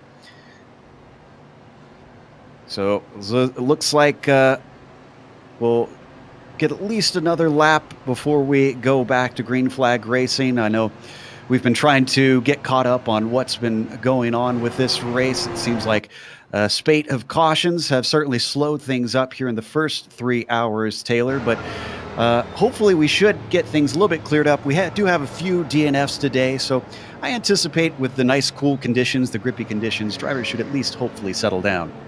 Yeah, hopefully these drivers will be settling down. We still have another 3 hours left in this test of endurance for these drivers.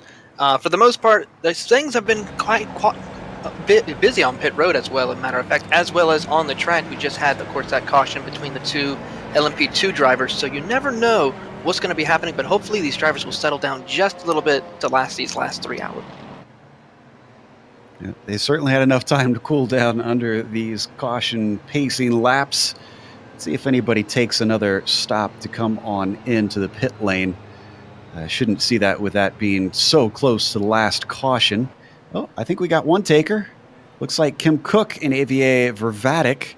He's 13th in the GTEs. Of course, racing in the GTE Pro class, I believe. GTE Am class is the Vervatic team.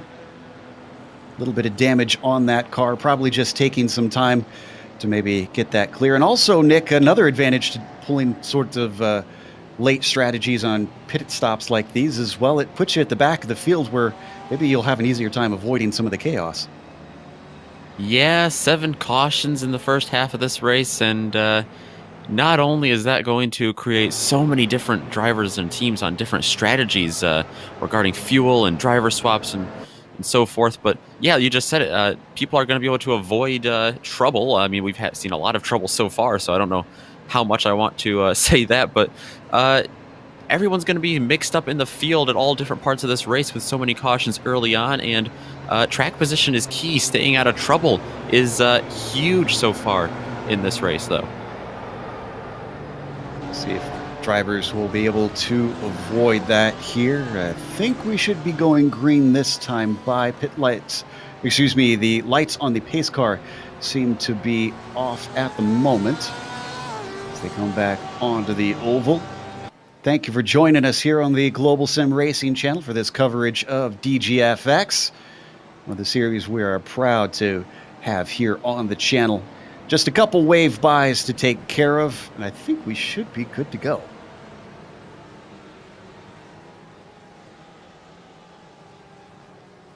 This track, of course, having hosted a 24-hour event for multiple decades now in the real world. But we're not going that long here today. We will have quite a race on our hands. Cy Andra apparently has jumped into our interview booth, so let's take a talk to one of the Kinetic drivers and see how he feels about this before we get going green. Cy, welcome to the booth. Obviously, you've hopped out of the car, and we've hit the halfway point. This is a good spot to be in, not only leading your class, but at the front of the line before the green. I think you've got the wrong person there, Joe. Sorry about that. But yeah, we are the Wyvern Racing HPD at the moment, and we were doing pretty well at the beginning of the race, running first and second, and then we had a little bit of an issue right about 2 hours in. seems like you're not alone on having issues. There's been a whole lot of cautions to deal with. Do you think it's going to clear up, or do you think we'll see more of the same in the last 3 hours? Honestly, that's a tough question because it really depends on what the classes are, how much the classes are sorted out when they go to the green flag. If we have a lot of LMP1s and LMP2s that pit and are at the back of the field when we take the green, they're going to want to come through that field pretty quickly, and that's usually what causes these wrecks. So far, it seems like, I hate to say it, but it might be a repeat because the majority of the LMP2 field is in the back of the pack right now. So keeping our eyes open, see what happens. But I think towards the end of the race, it should clean up either by attrition or people just wanting to race more. Well, we'll see if it cleans up because we just took the green here as the cars accelerate out of the tri-oval down into the tricky first corner. Thanks for talking to us, Cy. We'll get back to you a little bit later in the broadcast.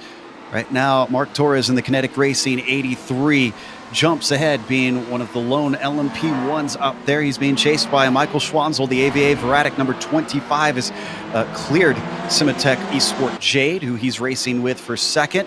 And then we got a bunch of multi-class cars having to work their way through the infield. We have Mark Torres leading. Mark Torres has been the only driver racing for his team so far. Kinetic Racing number 83 today. 88 laps he's run today, so he has got to be getting close to the end of his stint, whereas Michael Schwanzel right behind him, he has only 41 laps on his stint so far, but Mark Torres has this thing pretty well controlled at the front with all that experience. Meanwhile, in GTE Pro, got a bit of a battle happening up at the front. You can see Fitzpatrick still chasing down Dieterin, and this should be some good stuff, especially with the draft helping them stay with one another here on the oval portion. Taylor? Yes, indeed. As they go through the bus stop again, making their way towards NASCAR 3 and 4, the top 5 is within under a second of each other as we have a battle for the 4th position right now between David Lee Patterson of the Motfa podcast and Sergio Medina from the German racing sim racing team as they make their way down. Tommy Vandergooch, though, is closing in on that battle for P2 right now as they're making their way to the start-finish line on the tri-oval section of the track against Sam Fitzpatrick. But this battle right here is going to be heating up as we get closer and closer towards the end of this race if this stays the way it is. Maybe we're finally seeing a little bit of patience here as not many cars seem to duck out to try and attempt passes, although they do have a little bit of traffic coming up behind them in the form of Dmitry Linev. He's one of the LMP1 cars currently sitting 5th in that class. He's going to first get by Medina. Now he's got a whole slew of others before this is done. That's where these GTE drivers need to be so careful and focused. Yes, they got to focus on the battles that they have against each other as well as keeping their car on track. But these LMP1 cars, they pretty much come out of nowhere for these guys and have to be so careful of keeping heads up and giving these drivers as much space as they can. Otherwise, they're just going to get run over. So far, Linev is doing pretty good as he now gets up on the banking, and it's a whole lot easier. You can see him just streaking away past these guys. Meanwhile, as we watch this GTE battle, we're looking at the number 277.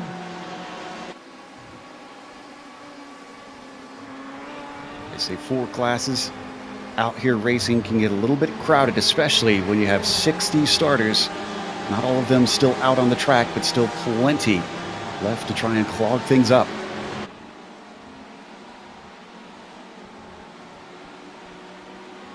Meanwhile, in LMP2, second place between Ed Verras and the car of Diver Kimmel. Oliver Kimisat is trying to chase him down. They're weaving their way in and out of a lot of GTE cars. Of course, Kimisat being chased by Jack Stiles, too, at the moment. Oh, and he's got to check up big time down into turn 1. Yeah, Jack Stiles just a couple of laps ago, he was up to 2nd, I believe, so he has fallen back quite a bit, getting shuffled back to this traffic. And something happened to Jacob Tofts here. One of the LMP1 drivers. This looks like coming out of onto the oval, just a little bit of tires into the grass sent him around. Now, thankfully, Marius Valiokas has managed to avoid him, thankfully, as he pulled across the track. We come back live now, and Tofts is demoted down to 4th. Actually, I don't think he lost a position from that one. It looks like he was in 4th, and that was a lapped car going by him.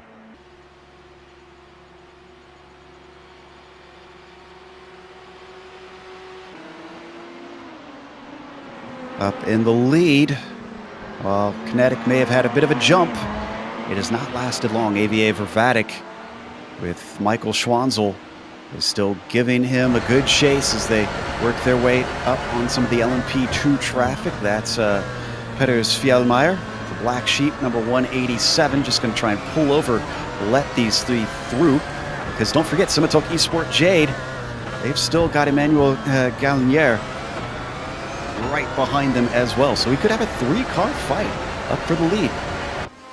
Yeah, Schwanzel's been getting to the rear of Torres a little. He's been inching closer every lap, but Torres, with that clean air, he's just been able to stick it out there and pull away a little bit. Schwanzel just hasn't really been able to find the speed or get any brakes to get around him.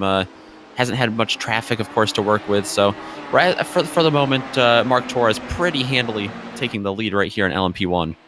They'll get a little bit of traffic. Bjorn de Forsch is up ahead of him, but he seems to be a little bit off pace, and he's a lone GTE, but we got a pass for the lead. Here comes Schwanzel up around the outside, but he runs out of steam. Can he finish the pass, and will they be interrupted by this GTE car? This could get a little bit tricky. Schwanzel deeper on the brakes, but a little bit too deep. A car is off track, as that was Marcus Leithinen, who managed to stay out of the way, thankfully. And it looks like the Vervatic team has pushed themselves up the top. Kinetic Racing gets demoted down to 2nd. That Simitok Esport Jade car right behind him, Emmanuel Galinier, he that really benefited him. He closed right in on Torres.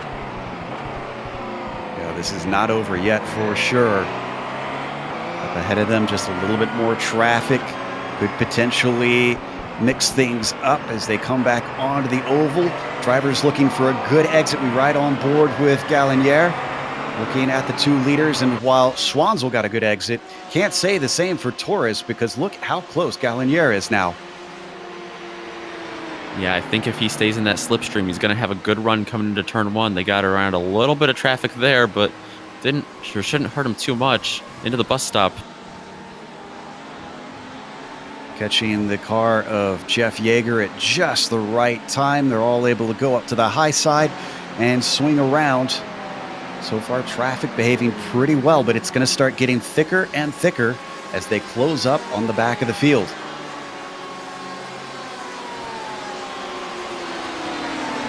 Down through the tri-oval once again, and Schwanzel seems to have a little bit of pace now that he's on his own. Back into the infield portion of the circuit. Edward Lack trying to pull off to the side, let them through. And now they start to get into some battling GTE cars, which can cause a little bit more of a headache than cars by themselves. Yeah, that's what our LMP2 drivers are having to deal with as they're trying to battle with the GTE Pro drivers that are battling for the lead and in 3rd place. These LMP2 drivers are making it very difficult for them to try to work around as they went to the infield of the track, but were able to make the pass nice and smooth when they got onto NASCAR turns 1 and 2 and through the bus stop. But the battle for those positions is heating quite up as Sam Fitzpatrick is going side by side with Roy Deandra of the Virtual Motorsports team. Through NASCAR 3 and 4, side by side they go. They have a little bit of help from the LMP2 traffic, utilizing a bit of the draft, but it looks like the Virtual Motorsports Ferrari 213 is able to hold on to the position before they make it to the trial. And indeed, Sam's just going to pull back in line, not really try and challenge, down into turn 1, just in time for Alwyn Klusterman to rock up behind them. Hopefully not to interrupt things. Weave their way through the S's down into the International Horseshoe, and indeed Klusterman sticks his nose in, but isn't quite brave enough and basically only interrupts the line of Fitzpatrick. Fitzy, unfortunately, loses a lot of time from that maneuver.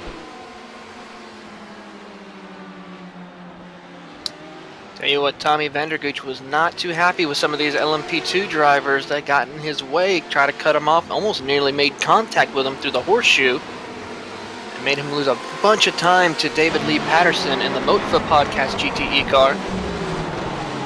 As they're coming out at the transition onto NASCAR's turn 1 and 2. Very difficult for both Tommy and for David as they're trying to make their way and just keep their car out of the way as best they can with the LMP1 and LMP2 traffic. That LMP1 going by is Beast Racing, multiple laps down at this point. Just trying to get some points in. As we watch Patterson still ahead of Tommy Vandergooch. They're chasing the car of Martin Telgaard. Team Vikings has got themselves a nice little gap to those two at this point, so he doesn't seem to be too nervous about these two chasing. Back behind them in 6th, Lewis Ward. He's got company in the form of multiple cars. Samba Racing and Geodesic Racing have Boss Rowinkle and Blake Neck, respectively. Excuse me, actually, that's just Boss chasing him. The other car is a lapped car, so that's not for position. And this is for P2 and GTEM, so this is a very important spot. Excuse me, no, this is for 6th and GTE Pro.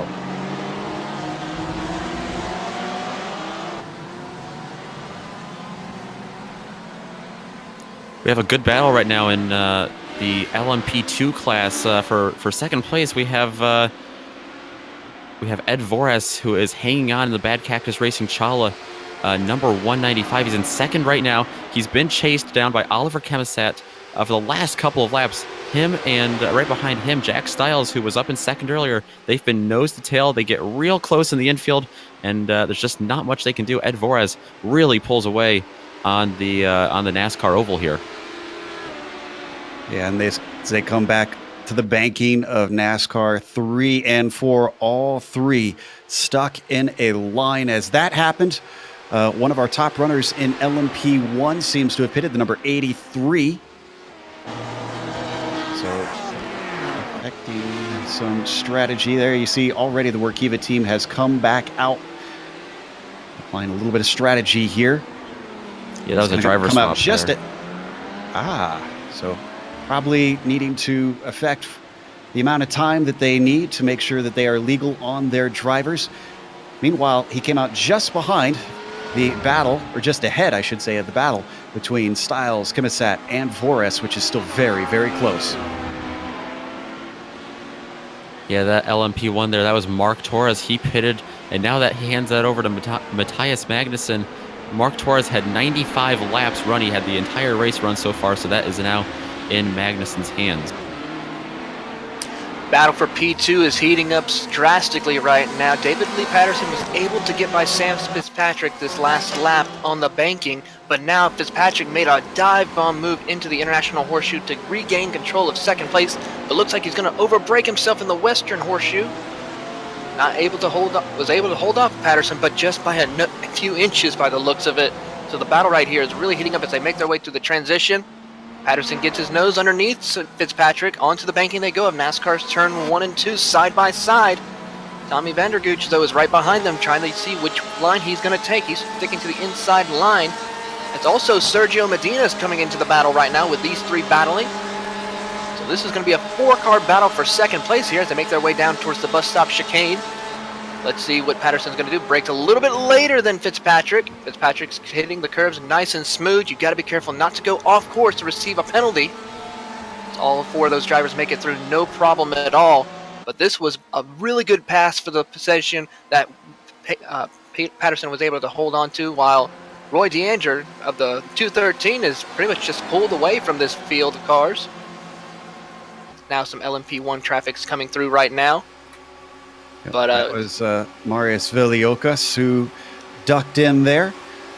And in fact, now they've got Jacob Tofts up on the outside. Should be able to outbrake most of them, but not quite. He's going to hang around the outside of David Lee Patterson, interrupt his racing line just slightly, but he doesn't lose time. Instead, it's Fitzpatrick and Vandergooch who are closer together from that small interruption. And Joe, Ed Voras was running P2 and LMP2. He just spun at the exit of the International Horseshoe there, and so that is going to hand over second place in that class to Oliver Chemisat with Jack Stiles behind him. Watching the replay now. Didn't get any damage or anything, just slid off the track, but still, it's going to hurt his track position. It's lucky the other cars didn't plow into him with how close they were racing. So he gets back going with some positions lost. For those fans of the GTE AM class, right now our leader in that class is Pineapple Racing 360, Pedro Diaz, up at the front of them. He is 14th within the GTEs overall. Yeah, he's doing quite a really good job here today. Pedro is running in that number 360 Ford, just getting onto the banking right now in turn 1 and 2. But he's got a little bit of competition right behind him. The FAC Auto Tech Sim Racing team, they're not too far behind in that 311 Porsche as they're making their way towards the bus stop chicane. Both of these drivers been running a real smooth race right now. And then right in third position is Marius Jensen in the Team Vikings Midgard GTE AM class. So that's your top 3 currently in the GTE AM category. We'll keep you up to date on that, especially if they start to get close to one another for a battle. Still have 2 hours and 44 minutes left to go here in this race, so quite a while. But we've at least got a good chunk of green flag racing, knock on some wood, with Vervatic still leading the way up there in the number 25, Michael Schwanzel. Only a second lead over Simitok Esport. Nothing is safe currently with our overall leaders. Believe it or not, that's one of the biggest leads of this green flag run. Schwanzel's had up in that 25 car over the 2 of the Simitok Esport Jade. He is slowly starting to creep away, it looks like. And it seems like they're almost on another level because the next car back in that class is 23 seconds behind. Jacob Tofts just does not seem to have the oomph that those top 2 do as they streak away. As looks like they actually might have... that was just Emmanuel Galinier who was dealing with the traffic with Taylor Lane and Zach House that I was looking at on my screen.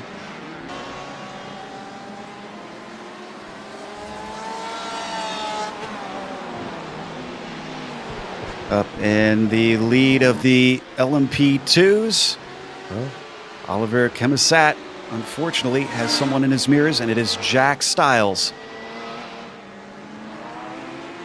Yeah, Tony Baird was leading that. It looks like he just came to the pits. I don't believe that was a driver change. I think it was just a scheduled stop there.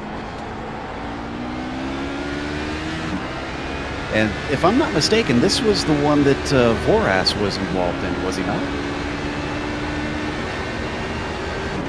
Might be mistaken then. Yes. So what was 3 is down to 2. Going to come up on the car of Zach House. This is one of our GTE cars.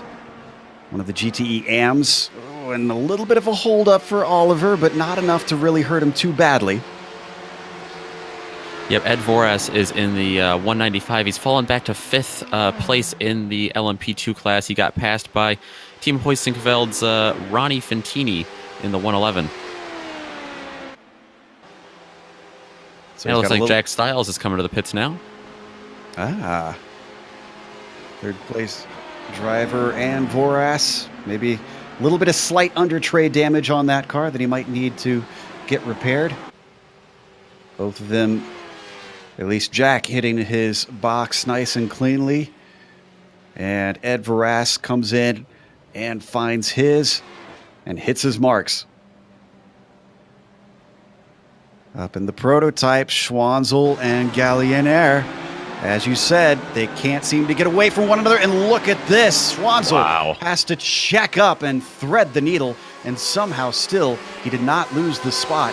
That was the cars of John Ford and Christian Nosing, who had to suddenly separate and let them through.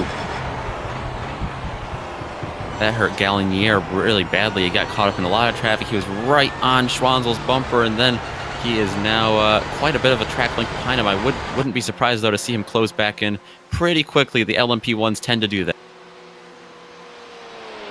Meanwhile, change for third place in that class was Dmitry Linev, who got by Jacob Tofts.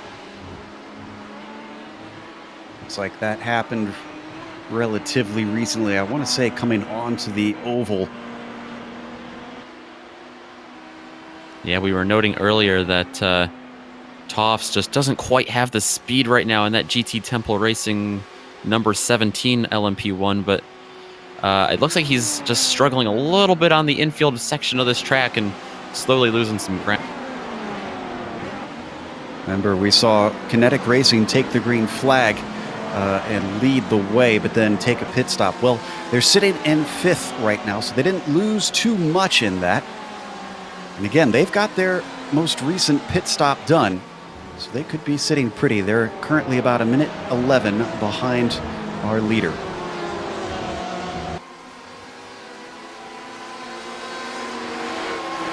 Less than a full lap that they are behind, which is good news if they have a caution, because he will be bunched back up to them. There's our leader being chased by Emmanuel, AVA Vervatic, and Scimitar Esport Jade. Seem to be our main rivals up in the LMP1s today. Yeah, Scimitar Esport Jade just can't quite close in, but he's dealing with all this traffic. I think if he got around these guys and had a little bit of a clearer racetrack, I think he'd be able to close in right on Schwanzel like he was before. Meanwhile, we've had a change in the GTE AM. Taylor, what'd you see down there? Well, by the looks of it, I must have missed it somewhere, but the 311 of the FAC Autotech team was able to get by Pineapple Racing along with the Team Viking Midgard team. So we have the 311 and the 301, the new front runners right now in that class, as Marcus Bagger-Baumgart is running right now in 28th overall, but leading in the class as they're coming out of the International Horseshoe, making their way to the Southern Horseshoe. No real pressure from him right now at this moment, as Marius Jensen and the 301 Midgard Team Viking Ferrari is just now entering the corner of the Southern Horseshoe right now. But he had a little bit of a battle going on. Oh, that's just a lap car. Yep, that's a lapped car of Jason Rabe. It's 3 hours into the race. Things are a little bit mixed up out there in the field. See Rabe racing for PCDC Motorsports, also in the AM category, but with a little bit of damage on his car already.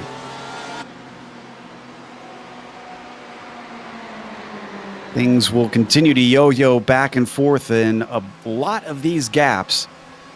One that we haven't paid attention to in a bit, though, is that battle for second in the GTE Pro. And in fact, that's split up because just now Sam Fitzpatrick and Sergio Medina have come in for stops.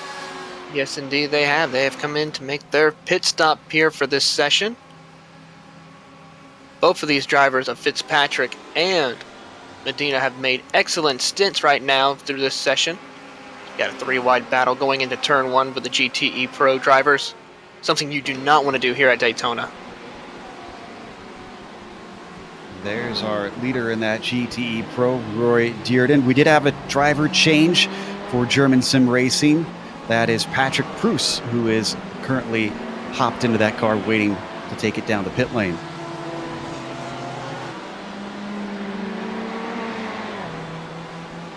Back for the lead in the LMP1s.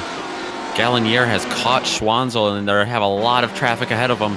As they went 3 wide over. Well, he had all 3 classes there lined right up.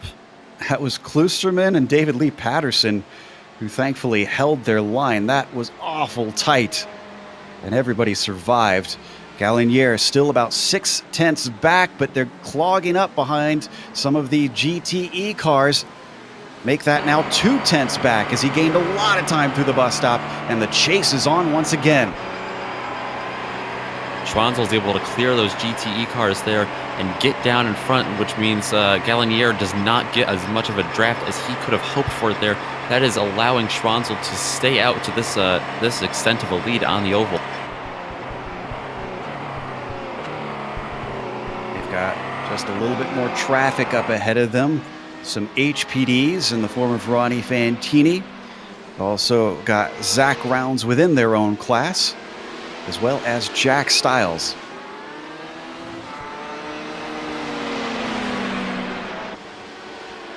One of those cars, even just recently, Fantini exited the pits in that Hoisingfeld machine. Things staying awful close, though, between Schwanzel and Galliniere as they come back onto the oval. Hopefully a little less dramatic overtaking the lapped cars this time by. I don't know. They're too wide ahead of them. I think they've got it sorted out, though. Yeah. Actually, a fantastic exit by Michael means that he's stretched slightly away from Galliniere, but not a whole lot. Oh, and Galliniere. Oh, and the car behind him loses out. Jack Stiles. He manages to avoid the barrier we're going to see on the replay, but oh, he's having trouble trying to re-enter. Actually, almost gets in the way. We're on the replay now, and kind of understand him losing out here is, boy, you can see how quickly that LMP1 just appears in front of you. Yeah. He was running 5th at the time.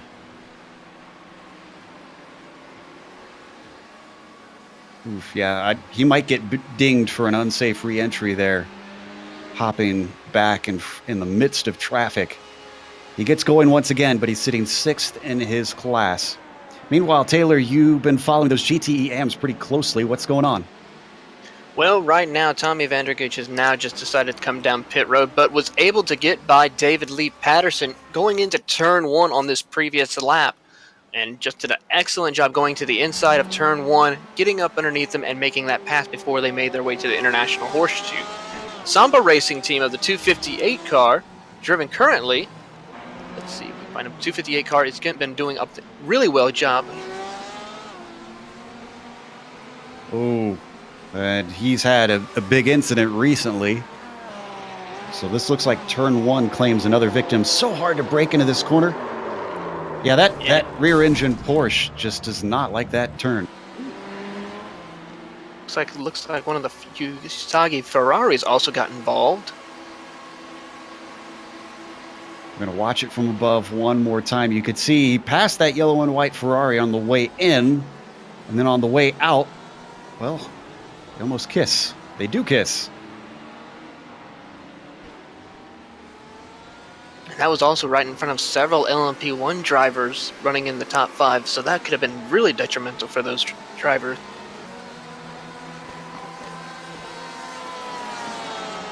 We've been watching Linev and Jacob Tofts, but we failed to mention that Tofts has gotten past Linev one more time, so that third place in the LMP1 has changed hands yet again. Linev's still relatively close behind as you see them come to complete another lap. He's not given up on it yet.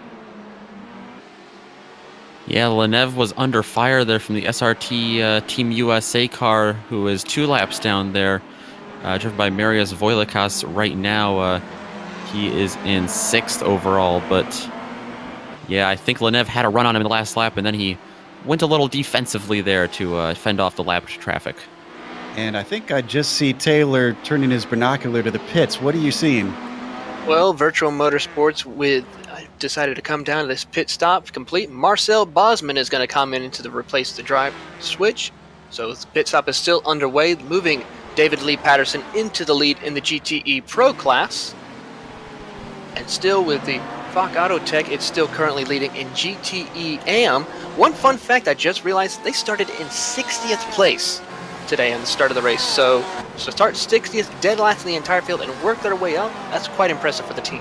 Yeah, they were given a penalty at the start, so that's, I agree, that's an incredible achievement from them to just keep their heads cool and keep it in the race and keep it pointed forward. But we got to go to our overall lead, because right now Emmanuel Galliniere has got an opportunity to try something on Schwanzel as they get a whole bunch of traffic and almost have to take to the grass to get through.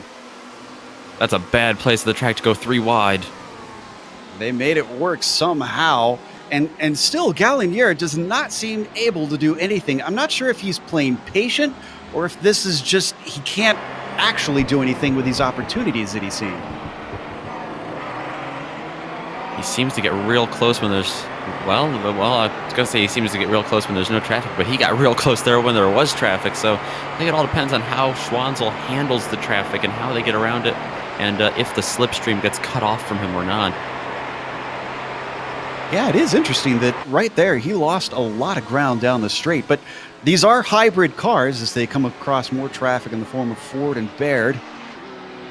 So I wonder if maybe it's any time he sees him get close, maybe that's Schwanzel just getting onto the button to try and give himself some breathing space. Yeah, just a quick note in the LMP2s, Oliver Chemisat a lap and a half ago came into the pits and gave up the lead in that class. That is handed over now to the Team Vikings Fenris 103 of Martin Telgard. Looks like Chemisat's going to rejoin this group in third place right now in that class. You see Telgard back out on track. Number 103, in one of the rare spots where he has a little bit of track to himself even. And Tony Baird's coming out of the pits right now. He was second in that class. One of our HPD drivers returning there for Nomad Sim Racing. I'm keeping half an eye on the leaders because that is still close, and they're in a huge bit of traffic. They're finally just now getting clear. I'm amazed that Galinier has not forced the issue. Update your list of saints, because it seems like the patience of a saint has been granted to Emmanuel, the way he's running here with 2.5 hours left to go.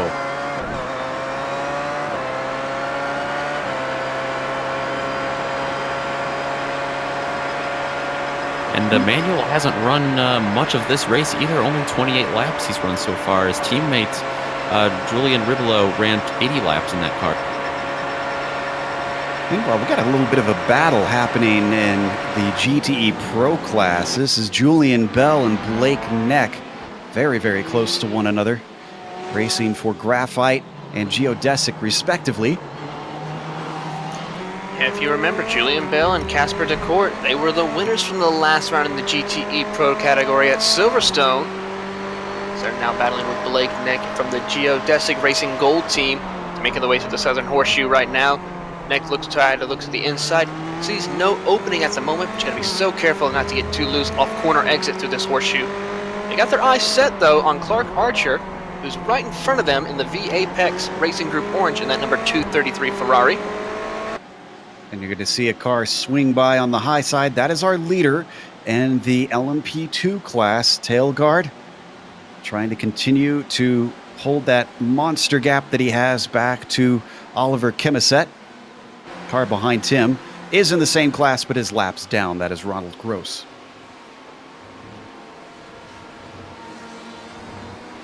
Through the bus stop, they go one more time. Julian Bell doing a good job holding back Blake Neck as our LMP1 leaders scream by into the high banking. And he's looking a lot closer this time, though. I think Blake Neck's got a good opportunity potentially. That draft starting to kick in, Taylor. Question is, does he force the issue? That's the thing. We'll have to see when he goes into turn one right now. Looks like Julian Bell's going to go up on the high line a little bit, try to hold off him, Blake Neck, through turn one. But I think if another prototype car decides to whiz on by here pretty soon, I'm thinking Blake Neck will try to utilize the slipstream of that prototype to try and get by Julian Bell to make their way through the International Horseshoe right now. Both of them holding their line, hugging that inside yellow curbing, complete corner exit. But we have a pass attempt for the lead right now as Emmanuel Galinier looked around the outside into the Western Horseshoe. Finally, he's deciding it's time to go, but he couldn't quite pull it off. Let's take a look at the replay. A little hesitation there from Galinier. He stuttered a little bit down to the bottom and then came up to the top and tried to make a pass on the outside and just couldn't get it done there, as you see it right there. Almost wonder if that was unintentional, because it looked like he was on the inside, and then suddenly Schwanzel was as well and just didn't anticipate that. Yeah, Schwanzel didn't get a great turn there himself. He saw him not quite hugging the curb as much as I think you'd expect him to there in the horseshoe. And I think that caught Gallier off guard a little bit. Oh, one of our LMP1s is pitting right now. Linev is in and out. No driver change. The Suderia REC Unicorn has completed their most recent stop. Got another car stopping, trying to figure out who this is. Schwanzel. Oh. So where is the number 83? They've passed the number 16. Linev is out behind him and by a good gap. Let's see, the AVA Vervatic is still in the pit lane, but the number 83 is only just now coming onto the oval. I do not think he's nearly close enough. And there appears to be no driver change for Schwanzel.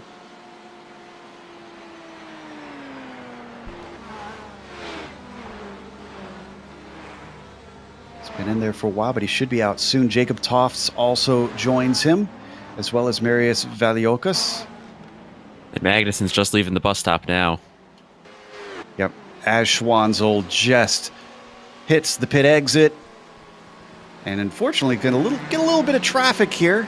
So he's not going to be out totally clean, but there's few places around this course that doesn't have traffic.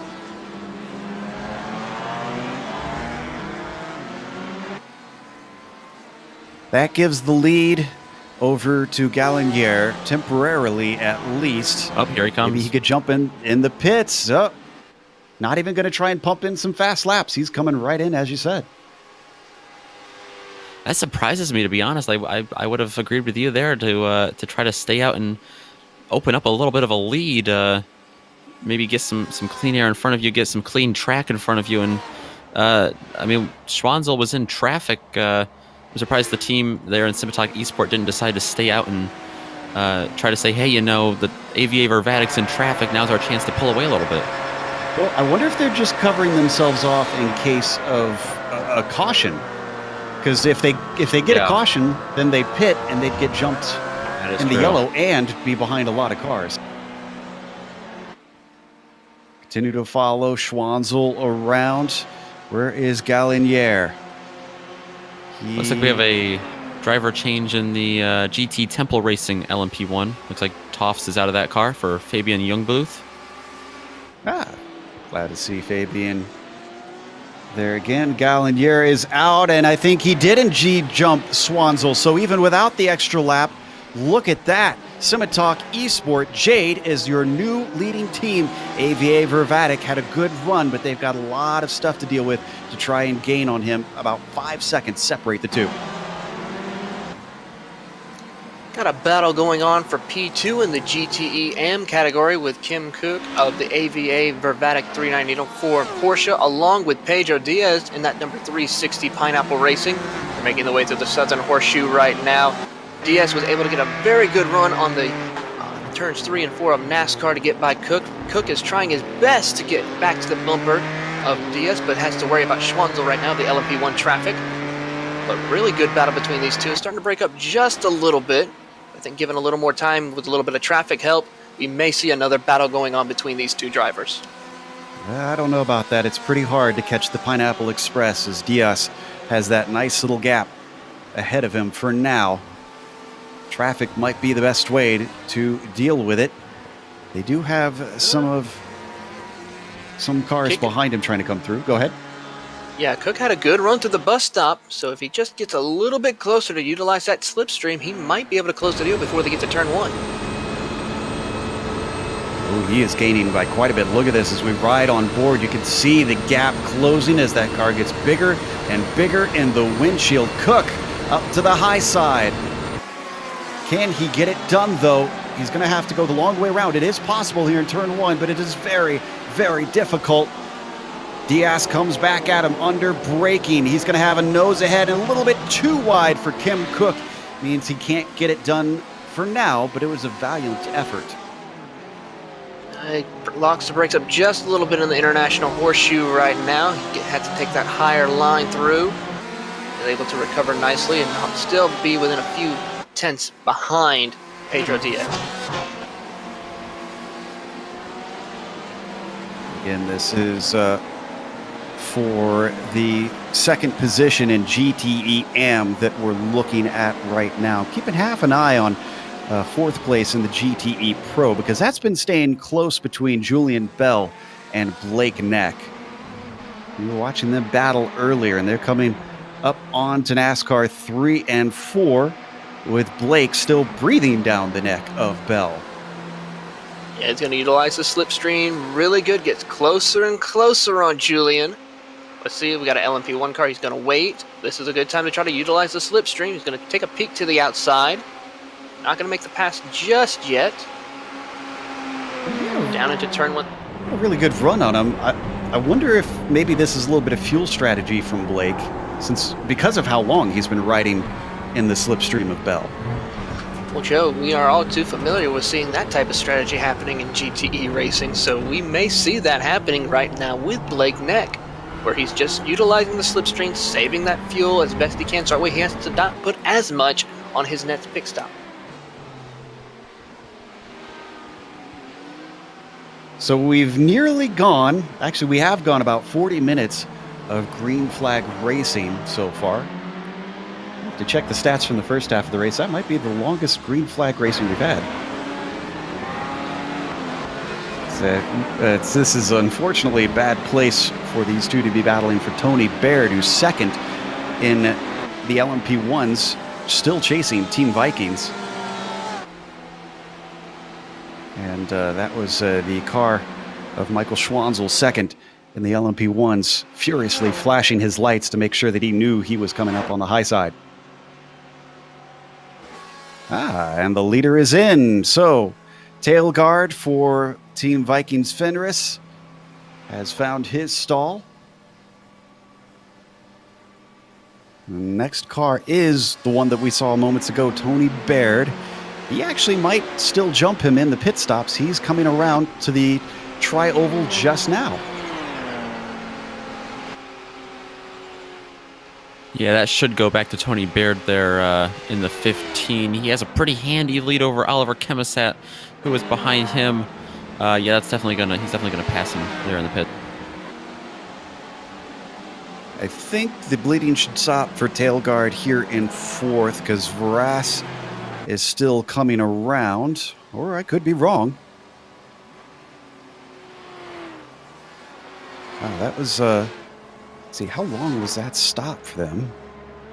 It was 1:03. That's slightly longer than most of the others around them. I wonder if it was a difference in fuel load needed. Varas and Jack Stiles both managed to get past Tailguard, who stayed in the car, and he returns in sixth position. So from leading down towards the tail end of the LMP2s that are still out there running. Yeah, that had to be a long fuel stop for Tailguard, because that was a perfect pit stop right into his box. Didn't slide the tires a one bit. Right square dab in the center of that box he had.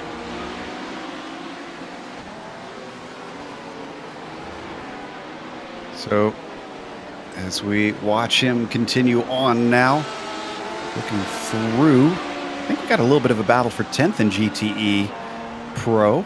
This is between Stefan Overgaard, a familiar face here on GSRC, and Marcel Bossman. We saw Bossman a little bit earlier on, still out there trying to see if he can get anything out of the Dane. He's trying his best. A little bit of slipstream might help him a little bit, but he's just not close enough for anything to happen. He's going to need a little bit of help to make their way down the super stretch, making their way towards the bus stop. Tell you what, the bus stop is a place where you can gain so much time or lose it all in just one instant. So as they make their way to the bus stop, Marcel gets a good run, but it looks like Stefan has also had a really decent run through there. No problem at all. And they're closing in on some of the GT AM drivers, which actually is a battle going on for the P2 position between AVA Vervatic and the Team Viking Midgard team. This is Marius Jensen and Kim Cook still battling it out for position 2. Cook has gone from being on the attack to now on the defense, as they are going to have David Lee Patterson coming out right beside them, which could complicate things. Slots out just behind this battle. But I imagine that David is going to be a little bit faster than these two. He certainly doesn't want to interrupt it, but he also doesn't want to be slowed up himself. Well, he's under a lot of pressure right now. Stefan Overgaard is right on the rear end of him. He's flashing his light, letting these AM drivers know he needs to get by as quickly as he can to make the way down to the Western Horseshoe. Well, sticks his nose in, but he's just not close enough. Poor Jensen's got to be a little bit frustrated, thinking, I gave you the space and you didn't do anything. Yeah, he's trying to make their way through the transition to make their way up to NASCAR Turn 1. Oh, this is so frustrating for a pro driver trying to work around AM drivers. You think you can make the pass, but you don't want to risk it to where you end up turning either yourself or that AM driver. Just a little bit of patience as now Marcel Bosman's got a good run out of the Turn 2. He's going to try to look to the inside. Nope, he's going to follow suit with the draft, but here comes Stefan Overgaard on Patterson. Through the bus stop chicane they go. Be so careful not to go over those curbs too much. Just great racing between those drivers. The driver who's benefited the most from all this going on back there is Kim Cook.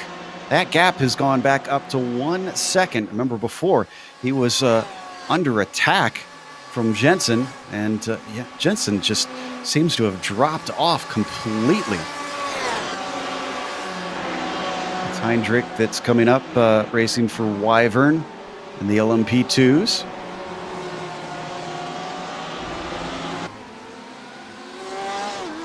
Looks like Overgaard's going to try to utilize a little bit of a run due to the fact that LMP2 traffic as they make their way to the International Horseshoe. Tries to look to the inside, tries to cross. Ooh, that was so close for Patterson. He tried to... We're going to watch a replay of Bosman. I think we caught a little bit of him in the background. Oh, he had contact. Ooh, got loose and then made contact with one of the LMP1 leader of Eggbirds. Not one of the lead cars, but one of the faster classes. Now, Michael Schwanzel had lost some time to Gallinier, but even more than that, Michael's actually just headed into the pits. Schwanzel actually made contact leaving the road course part onto the oval. He made contact with Christian Nosing, the 327 Pineapple Racing car, as they were entering the oval. So might be some pretty hefty damage for the front of Schwanzel. He hit him pretty hard and spun around, and Schwanzel now coming to the pits. And he's actually made a driver swap. They figure they're in there now. Might as well take care of that. That's Terry Renson, who's hopped into the number 25. Good call for a driver swap there. It's already going to be a long stop. Unfortunately, I don't think we have that incident on replay, but we'll keep tabs on them, see if they can try and recover. There's still a lot of racing left to go. So our leader still up at the front, Emmanuel Gallinier, who now laps the driver that used to be chasing him. Instead, behind, it is Matthias Magnussen. Kinetic number 83 has bumped their way up to about a 28-second gap.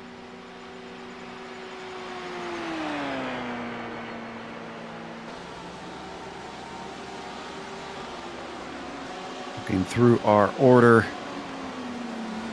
see if we've got any other battles taking place at the moment. We were following Tailguard for a while. Well, he's still chasing Jack Stiles, and they're one of the closest fights on the track. This is for 5th in the LMP2s.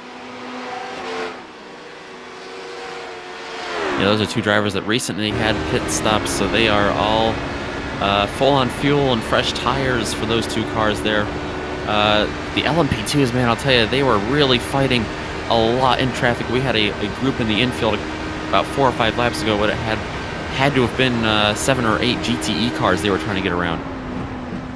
Well, they're all trying to get around a few of their own here. This is Blake Neck pulling out of the way. They were in their own battle because that's Julian Bell next up ahead. Blake's really going to have to try and hold on to the tail of these LMP2s as Julian goes wide to let him through. This is the opportunity that he needs. Loses a little bit of time, but probably not as much as Blake would have liked. Taylor, you've spotted something happening with our GTE AM leader, though.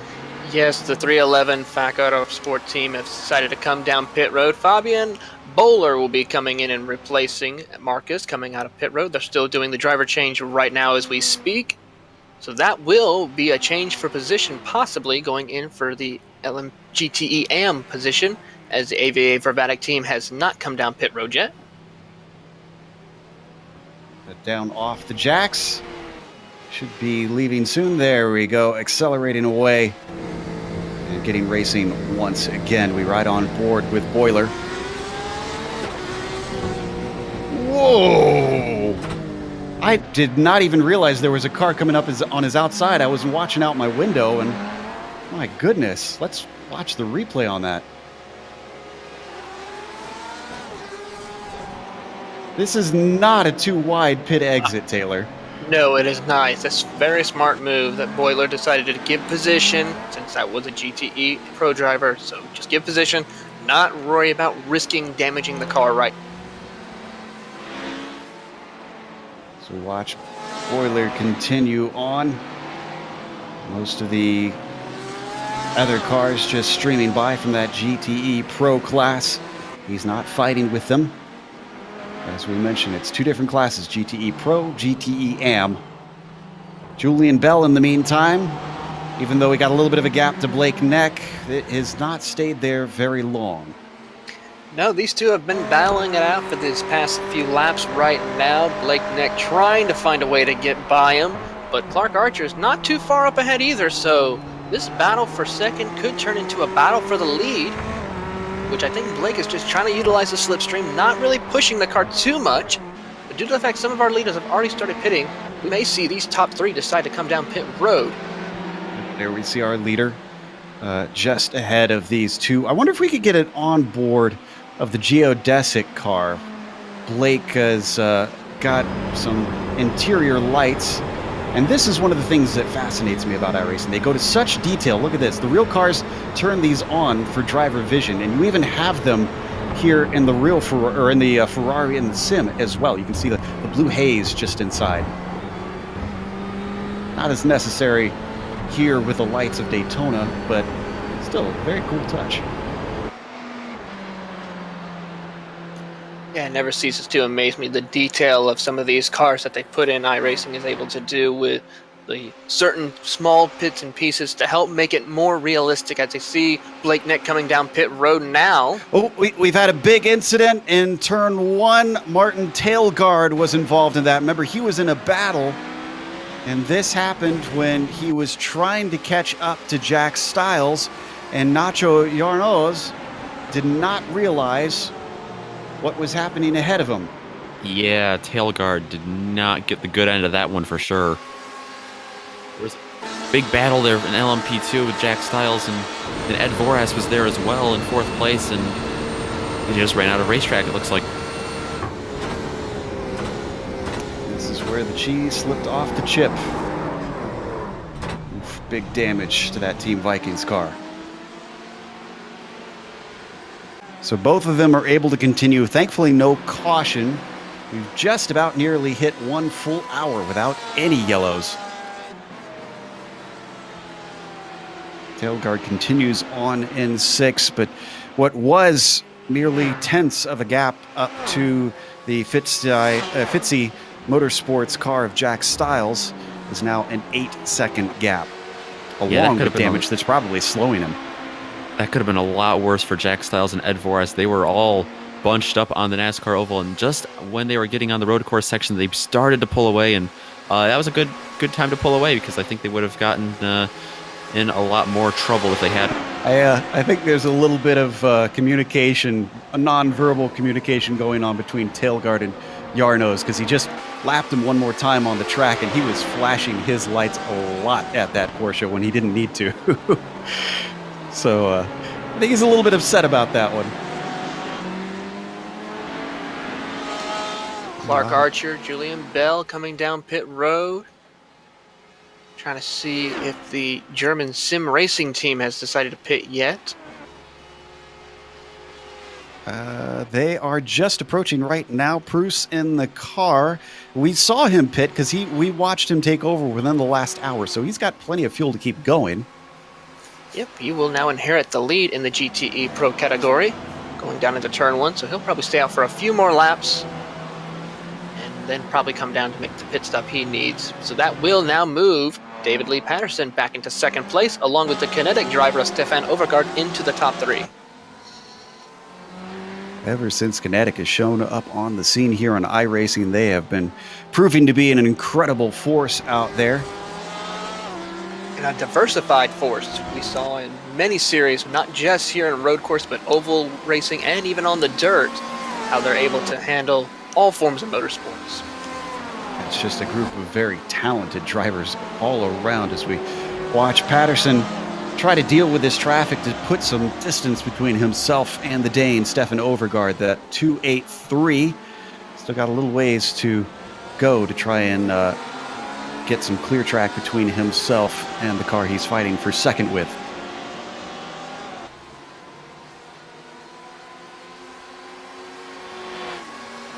Meanwhile, as Overgaard is overtaken by Tony Baird, he's still leading the way in our LMP2s. He's that yellow and teal car that you see.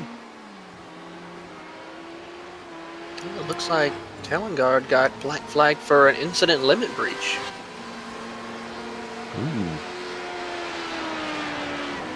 So we're going to see a driver in to serve that soon. But actually 2 drivers, Tailguard and Eric Clark, I believe also fell victim. I'm not sure where Eric is. I just got that popped up on my notifications here. So we'll figure out where Eric is. There's a lot of drivers out there. There's more than just one per car, so easy for us to lose track of who is with who.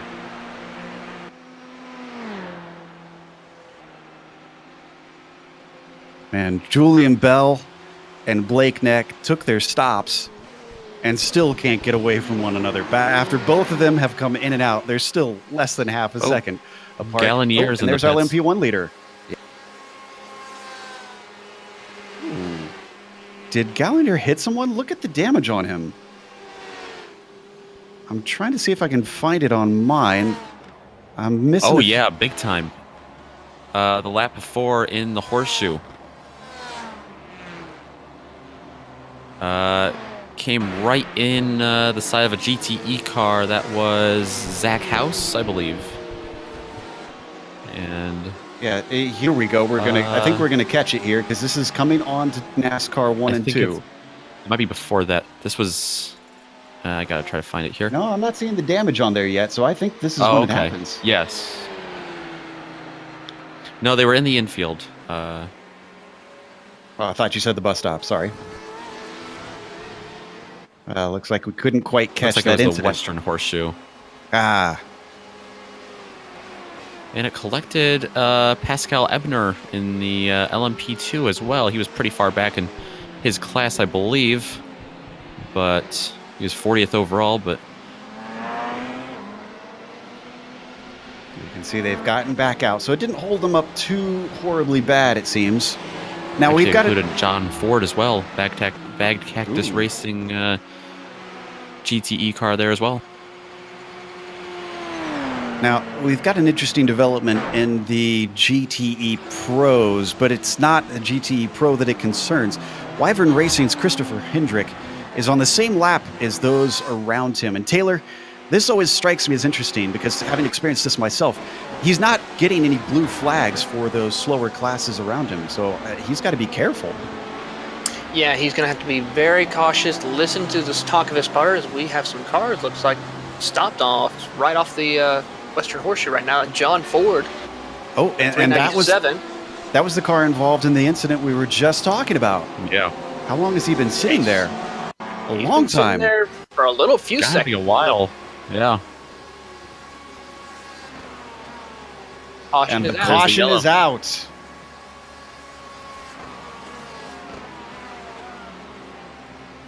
So, John came in, and I think, did he serve a black flag? Because he didn't really seem to do anything.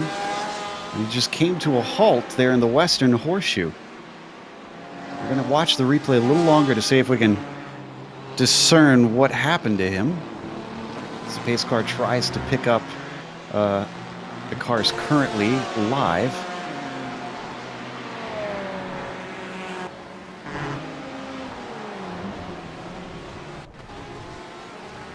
Huh.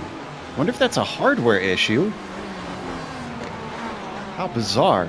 Well, while we try to figure out exactly what happened to the bad cactus car there, we're going to take a quick break here on the Global Sim Racing channel. We'll come back when the pits open up here in round 2 of the DGFX at Daytona International Speedway.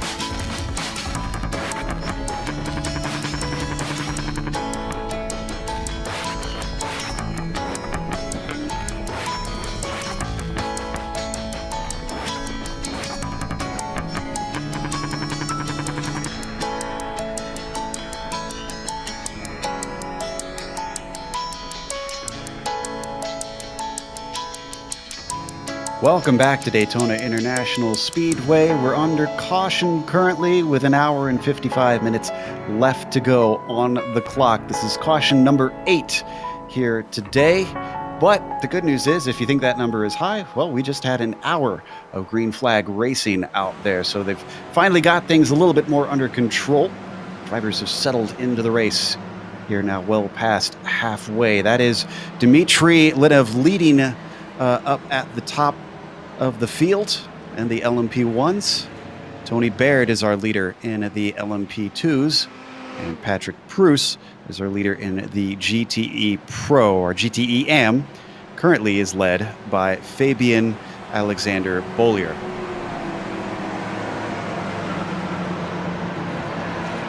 I believe we should have the pits open this time by, if I'm not mistaken. Yeah, and this will be interesting, especially for our GT drivers in this case, because a lot of them just got done with a pit stop not too long ago.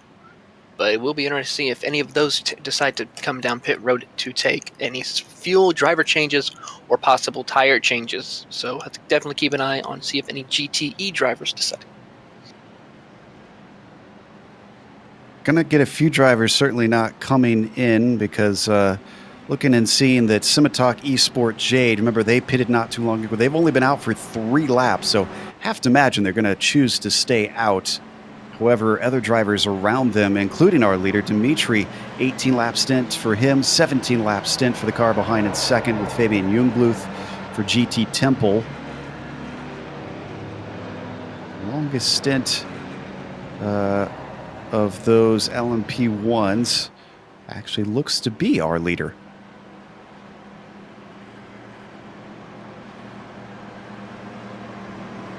Yeah, I wouldn't be surprised if we see a lot of the LMP1s stay out here, to be honest. I don't see... I think they're either all staying out or all coming in, and it looks like... we'll find out here in a second. I think Dimitri's coming in. Well, Dimitri is, yep. And Jungbluth's going to stay out. Magnussen is in. And as expected, Galinier is going to stay out.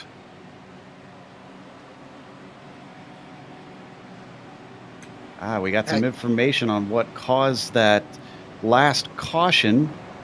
John Ford said his computer locked up.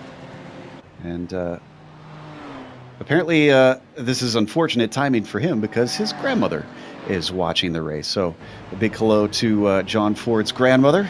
Glad to see you supporting your grandson out there in one of his hobbies. Sorry it had to be under a little bit unfortunate conditions. Look at how busy that pit road is, though, right now. A lot of cars taking advantage of this caution flag. A lot of GTE drivers. Looks like Blake Nick will be the first one off pit road as far as GTE drivers. This pit exit's now open, giving the drivers a chance to get back onto track.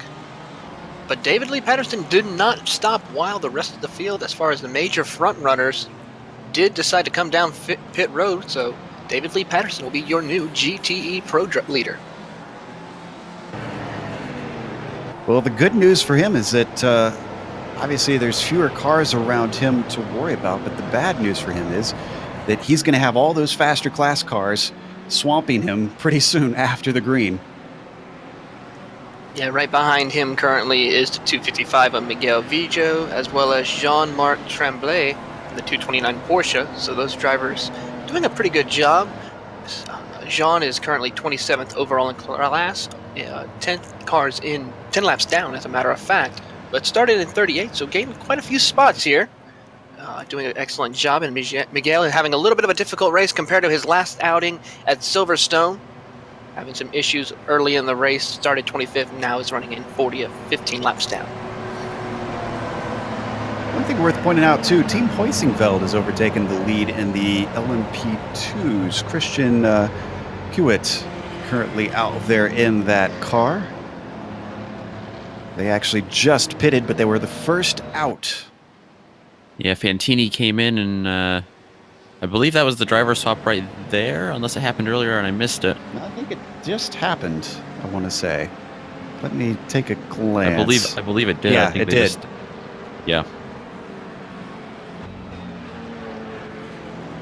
Those not familiar with DGFX right now, what they're doing now that pit stops seem to be mostly done, is they're just making sure that the cars are ordered correctly. That's why you'll see them shuffling around just a little bit. Got one more lap to go under caution.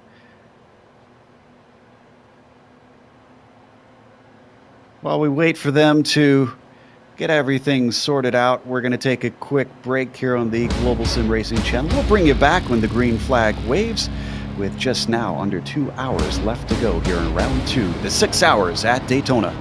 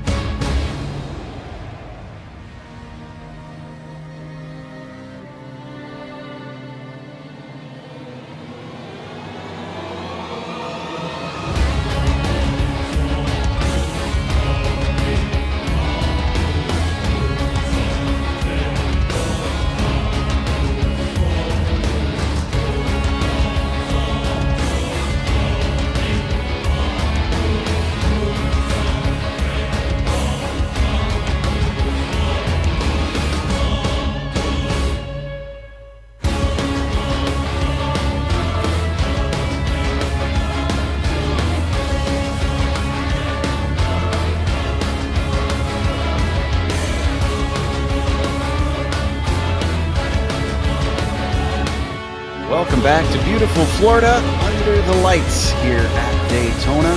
We're getting ready to go back green in just a moment. Your leaders in each of our 3 classes here in round 2 of DGFX is GT Temple Racing with Fabian Jungbluth in the LMP1 class up at the front, Christian Kiewit and the Team Hoisingfeld 111 leading the LMP2s.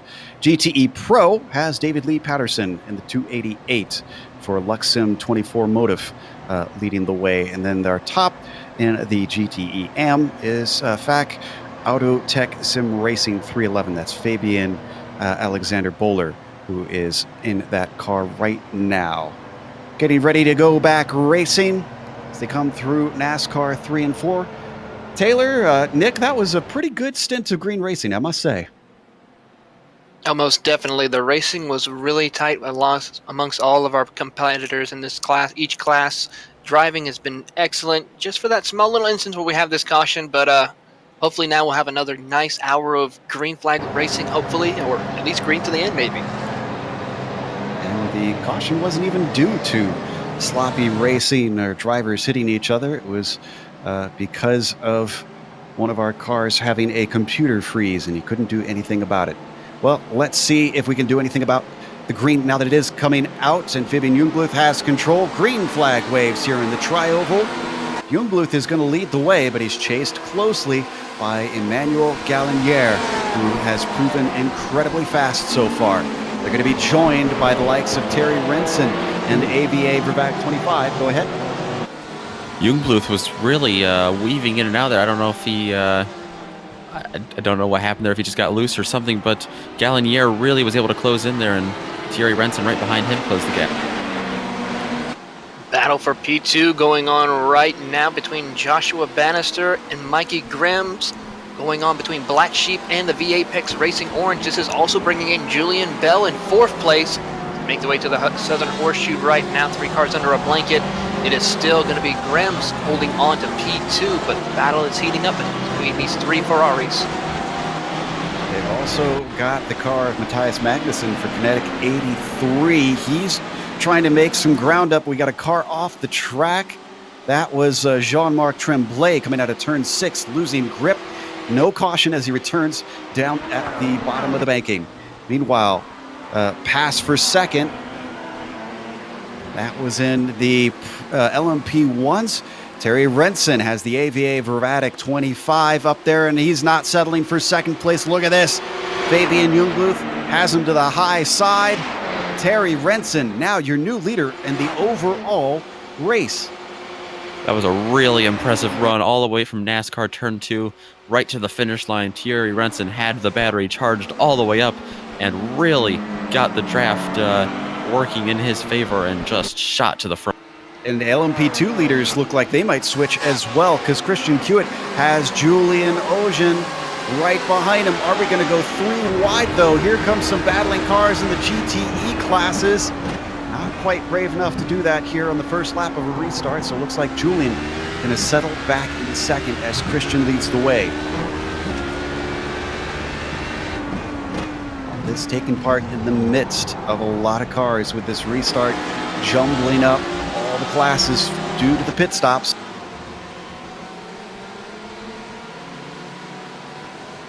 There's third. Oh, and there's a battle for position here. That is Bart Daleman, who we see was taken over in the Nomad team. Just managed to overtake Benjamin Gregory, the Fitzy Motorsports, number 113, unfortunately demoted down to 4th.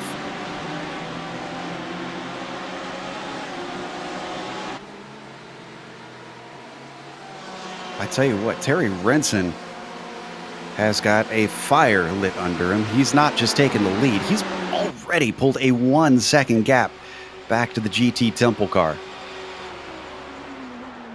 Yeah, and that's Fabian Jungbluth trying to hold off Galinier, who swings it really wide there in turn 1, and that hurt him quite a bit. Galinier struggling here ever since this restart, it looks like. Trying to get around or get up to Jungbluth. That's the first step for him. And the good news is, as we ride on board with Jungbluth, looking back at Galinier, you can see, you can't even see, actually, the next car back, which is not within their own class. Egbers in 4th place is all the way behind Egbers. It's Kinetic Racing 83. It is a 10-second gap that Matthias has to make up just to get up to the podium right now. He's got a lot of work to do. That is pretty surprising, too. We've seen a lot of speed out of Kinetic Racing, but they restarted a little further back there, and that hurt them trying to make their way through the field. I'll be interested to see if Matthias Magnussen there in the Kinetic Racing number 83 can make his way up. He doesn't have traffic ahead of him as of now, but I'm interested to see if he can use the traffic that the top 3 leaders are going to hit here eventually to get around him, or to close the gap. Certainly seems to be his best hope. He's just now hitting the bus stop, while our second and third place cars who are about to battle are coming out of NASCAR 4. Galinier looking to see if he can promote himself up to second place. This is Fabian Jungbluth down on the inside in the red and blue machine. Black and red of Emmanuel makes it stick down into turn 1. Now can he go off and chase AVA Vervatic? Got a battle going on for P1 in the GTE AM category of Fabian Bowler and Sine Stoffmail in the Pineapple Racing, with the help of some lead lap cars of the LMP1 and 2 class. It helps close the gap between these two. They're just coming now out of the bus stop. It has gotten a little bit further apart now after the LMP1 and 2 traffic was able to get by. But still, the battle is heating up, as now looks like that there is going to be a battle for position overall between Jean Tremblay and Steen Stoffemel as they go 3 wide with the LMP2s cutting them right down through the middle. So it's going to be a little bit more difficult. Pascal Ebener and Jean-Marc Tremblay, not really truly battling, just wants to get himself a little bit clear air. And now that he's finally passed the GTE AM of Stoffmel, he should be able to be free to try and get away and focus on the cars that he is trying to take position from. Stoffmel had a great run through the horseshoe right now, and it looks like Bowler had a little bit of issues due to the fact that the LMP2 driver. And now Tremblay is going to look to the inside, possibly. Bowler, not close enough, couldn't get underneath him through the western horseshoe. They make their way up towards the transition area towards NASCAR's 1 and 2. They're all going to get a nice little slipstream in this line of GTE cars as they start to pick up speed, and they've got no faster prototype class cars coming up anytime soon, so now they can settle it amongst themselves. Not too far behind is the AVA Vervatic 394 Porsche of Francisco Romero. They make their way towards the bus stop chicane. He's closing in on the battle for the lead right now. That 394 Porsche has been running very consistently all race long, along with the Pineapple Racing and the BAC Autosport Tech team. It's been pretty much a battle against all 3 of these drivers all race long. Oh, and third place is up for grabs because Julian Bell trying to fight side by side with the car of Erling Bonner. Josh Bannister, rather. The Black Sheep Motorsports 222 of Bannister settles back. Julian holds off in the number 292 for now, but clearly he's got to pick up the pace to keep himself a little bit more safe. Not far up ahead, Mikey Grimm's been closing on that lead gap of David Lee Patterson as they're coming out of the Western Horseshoe right now. Not running that much of a difference elapsed time. Patterson running a 41.97 while Grimm's ran a 41.99. So just with a small little bit of help, which he might be able to get with the help of this LMP2 car going up underneath him, he could close in onto Patterson before they get to the bus stop. Not sure that the draft helped him quite enough. Kloosterman is going to move up to the high side and easily go around Patterson. Still keeping him very honest, I have to say. Erling Bonner going to be the next to have to wait. Yes, it is indeed.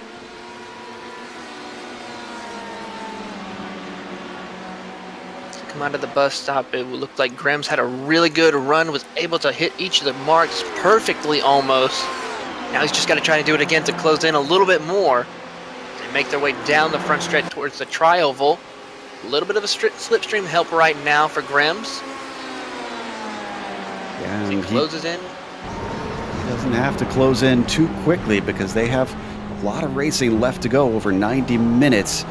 So chipping away at that lead is not a bad strategy. Now, though, he is right underneath the gearbox. He doesn't have to chip away anymore. He has to look to the inside, down into the International Horseshoe. This is for the lead in the GTE Pro. And Mikey Grimm's may have got it done. He doesn't have it done completely. They're going to hit the kink now and go side by side.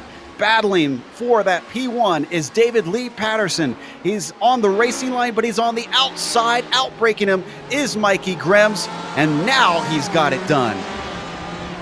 That's what we call a textbook pass here at Daytona. That was just excellent job by Mikey Grimm's, reeling him in a little bit after a little bit and then making that excellent pass to the inside in the Western Horseshoe. Now he's got to try to keep Patterson behind. There's a little bit of lap traffic coming up right behind them of LMP2 cars. But David Lee Patterson did not expect that probably right then and there, as he's now closing in on the gap now on to Mikey Grimm's. Yeah, it was definitely a little bit of a late-minute attack, but he might have to experience it right back. And yeah, man, fantastic run by Patterson. He's going to slipstream him right now as they go through NASCAR's turn 3 and 4. He looks to the outside. A nose right at the rear quarter panel right now of that Ferrari. They side by side now. coming to the tri-oval right now. Let's see who will hold on to the lead. I think Grims might get him at the line, but Patterson's either going to have to make sure he outbreaks him into turn one or gives up. It looks like he gives him room. And if you're wondering about that orange and black car behind them, that's Miguel Vigo, who is laps down, so that's not for position. He's just waiting for these two to settle it out and hoping not to get caught up in anything that goes wrong. Nicky Grims holds on to first place for now. Battle for P3 between Bannister and Julian Bell right now as they came out of the International Horseshoe. Right behind them are leaders as they make their way down towards the Western Horseshoe. Ooh, a little bit of LMP1 traffic coming through. Second place LMP1, Galinier. He interrupts it just a little bit, causes Bannister to lose some time, but he also parks it in front of Bell and gives that time right back. Traffic giveth and traffic taketh.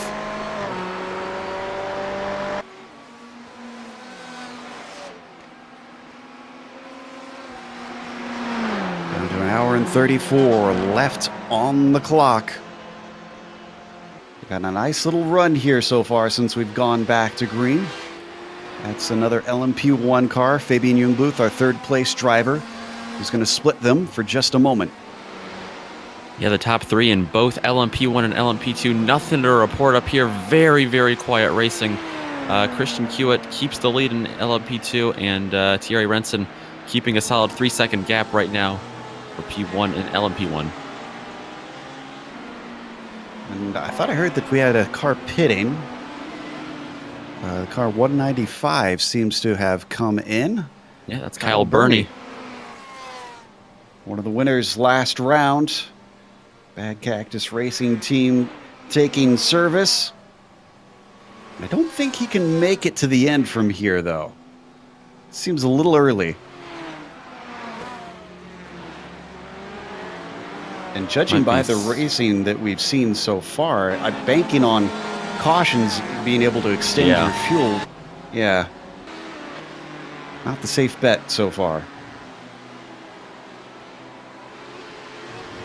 This is our third place driver in the LMP2s, Bart Daleman.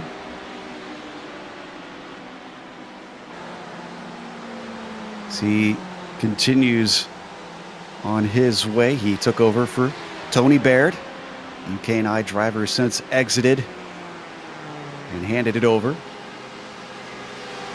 Now, it might not seem like a whole lot, but Taylor, one thing we haven't touched on is that the first race was 4 hours, which is a pretty long race.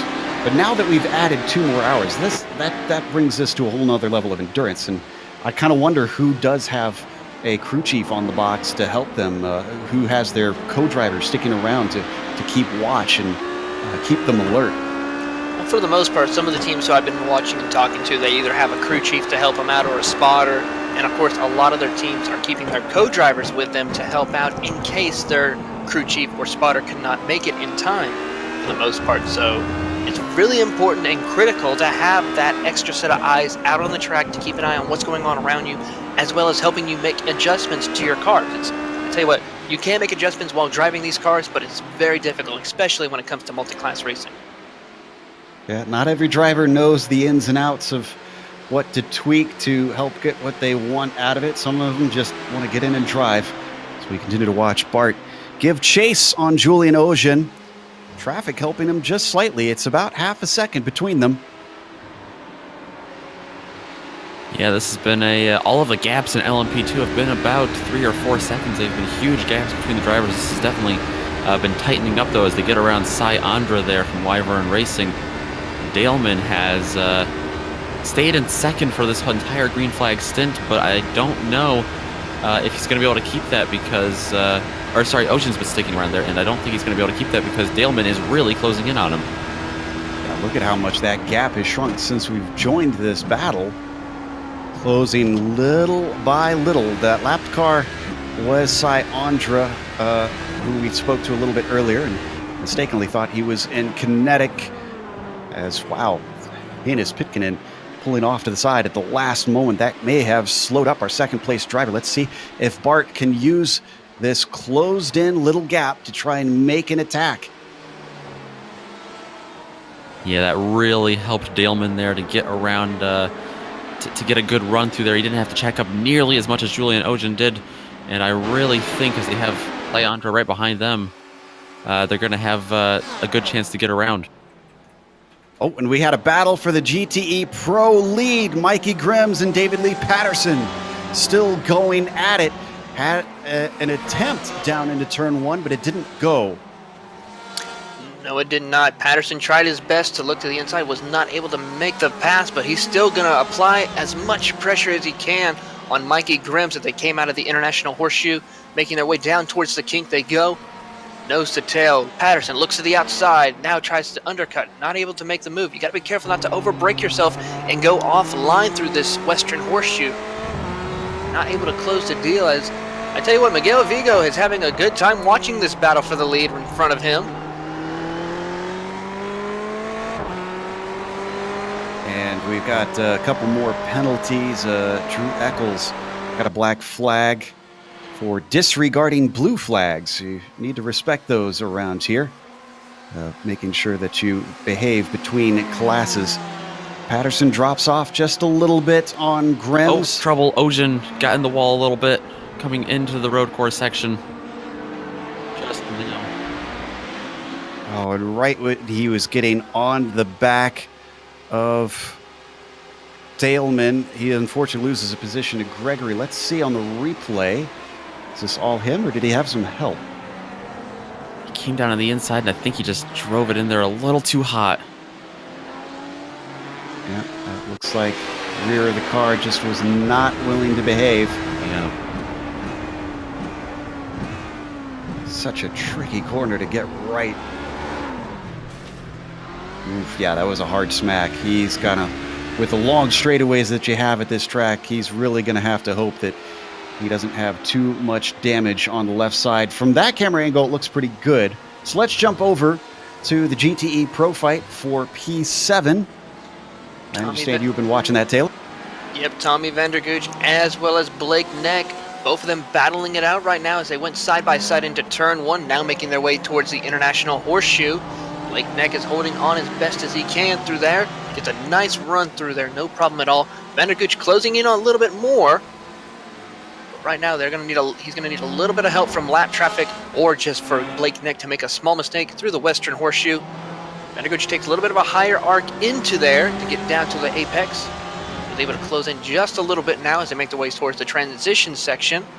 Up towards the NASCAR's turn 1 and 2. Gets right on the back bumper. And here we go on to NASCAR 1 and 2. He's going to utilize a little bit of a slipstream. He seems to be just close enough to start reeling him in just a little bit.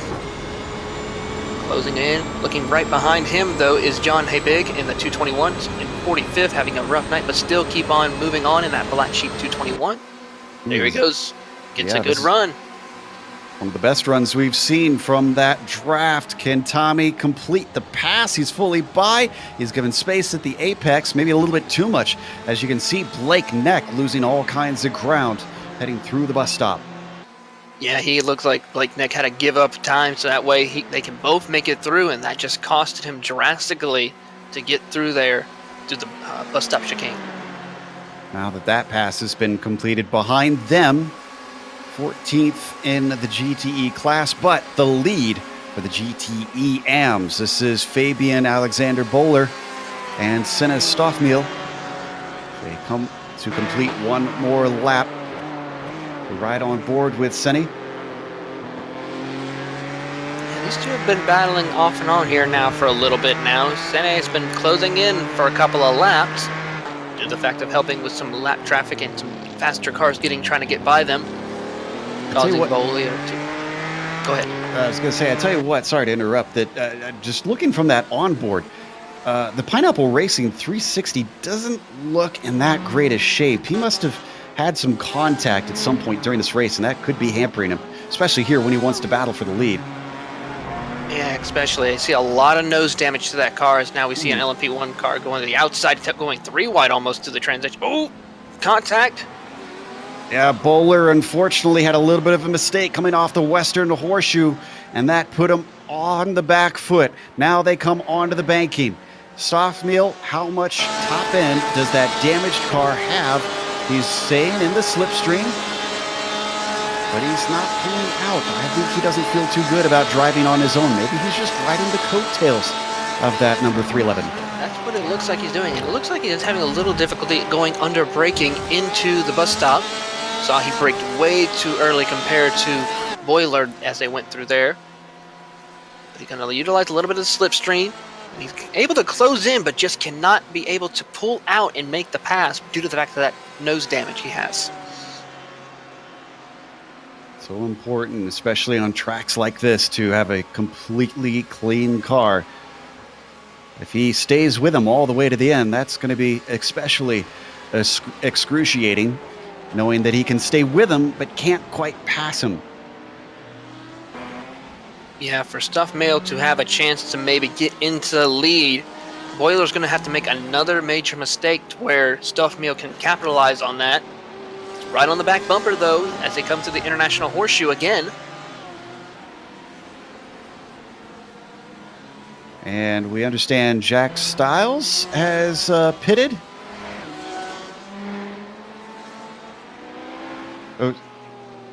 Oh, excuse me. I've read the wrong information. No, we have Jack Stiles waiting to talk to us, is what I was meant to be saying here. So as we pull him into the booth, now that he's stepped out of the car, as a pass happens on screen, we thought it was going to be tough for that Pineapple Racing machine to get by, but he takes advantage of a mistake from Bowler. Let's watch that one more time before we talk to Jack here. On the Porsche, the 4GT just behind. And for the second time, that corner, wow, good job saving that thing, though. The FAC Autotech Sim Racing Porsche. Oh, he spins through the bus stop. Oh, no. From bad to worse. What was a lead within his class has evaporated. If loose under braking. Go ahead. Yeah, watching it down as he makes his way to the bus, he just gets real loose under braking, hits the curb, and unfortunately could not be able to save it like he wanted it to. Was fortunate enough to hit the wall, but now he has a bunch of lap traffic to have to pass again, and that also moves Kim Cook now into P2 in class. Seems a little bit rattled by what happened. Now that everything is settled down for a moment, we've got Jack Stiles. Joe, not from everything's Fitzy settled down. Motorsports. We have a change for the lead in LMP1. It's Thierry Renson coming into the pits. He's just exiting now, but it looks like Galinier is going to take over. Now everything is settled down. Joe, go ahead. All right, Jack, if we've got you, glad to see you've completed your stint out in the car. What is it like from the driver's perspective? We see a lot of action happening from up here.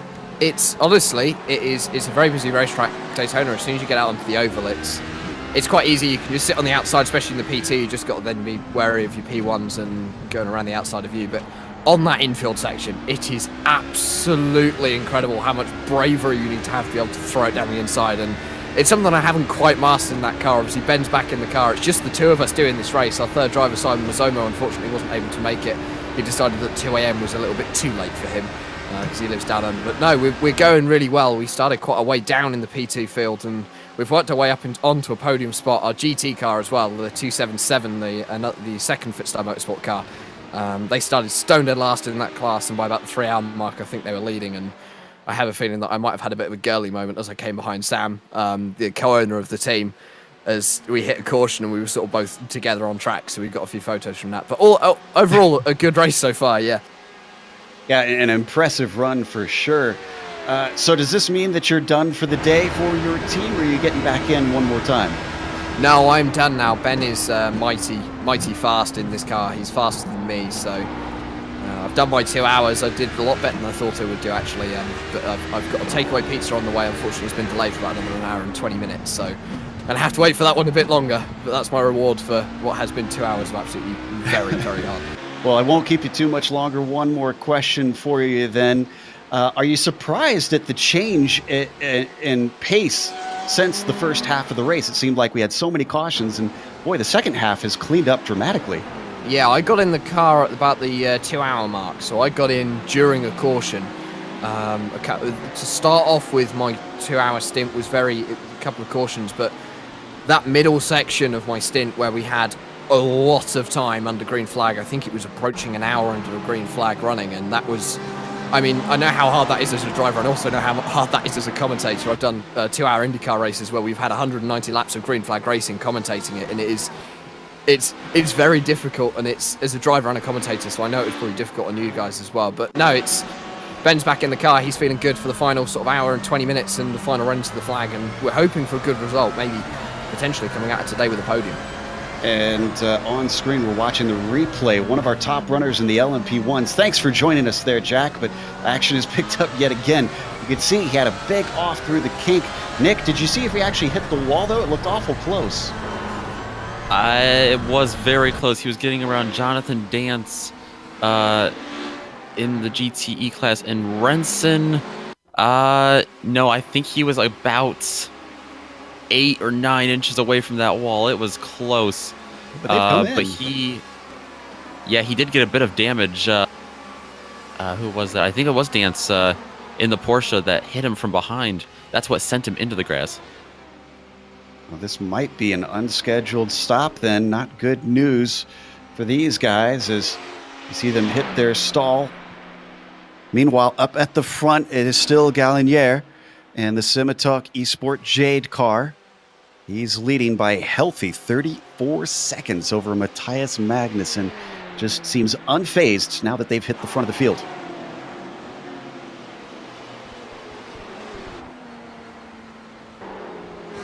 As we get very close now to 1 hour left to go. You could hear in the interview with Jack Stiles there that one of the things you have to take into account here in sim racing that isn't necessarily quite the same in real-world endurance racing, the difference in time zones with your team, making sure that it works out for who is running when. Here we watch Vladimir Marchevsky. Actually, that's a good example there. Wonder where Vladimir is racing from.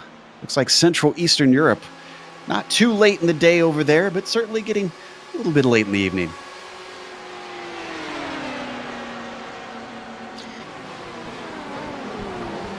Meanwhile, our GTE Pro battle for third starting to get closer and closer together, not just with one car. Julian Bell as Bannister and Preuss closing in bit by bit, each of them within half a second of one another.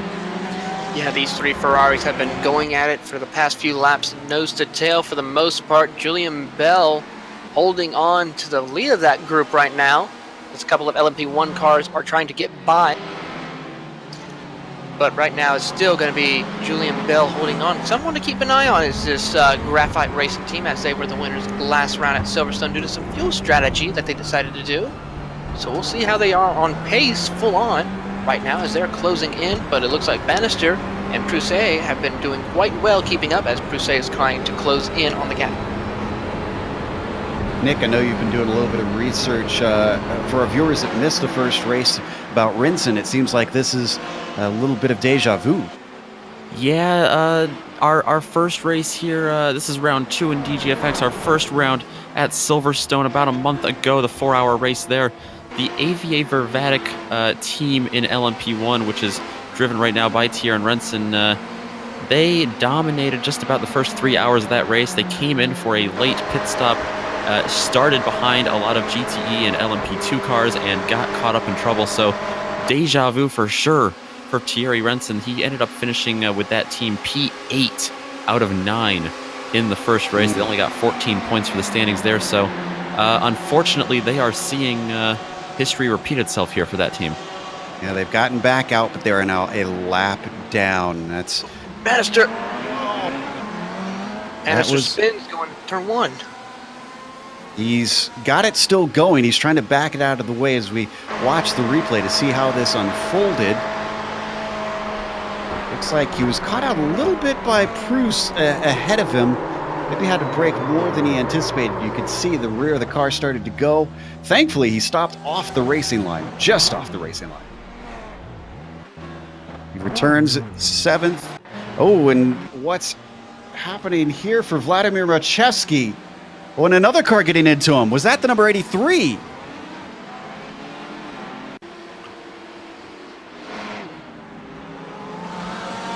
Where in the world? Well, the This was in turn 6. Oh, and he was in a very, very bad place. It started with a spin with Marchevsky here.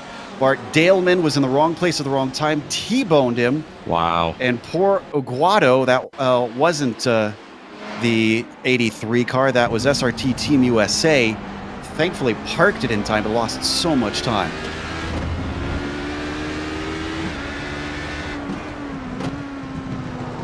Yeah, Daleman just could not react in time. That's a top runner in LMP2. Yeah, and that 16 team there in LMP1, they won the Silverstone race about a month ago. Ooh, we got a car in the tire barrier in turn 1. Daniel Ferguson in that PCD Motorsports Red number 302. This is going to be a little bit interesting, especially with some of our front runners in GTE going side by side of Julian Bell, Patrick Presse, who was able to get by Julian. Oh, and a spinner trying to avoid him. Sorry. That was Blake Neck, who was 6th, or well, still is 6th in the GTE Pro. So that car is still stuck there, though.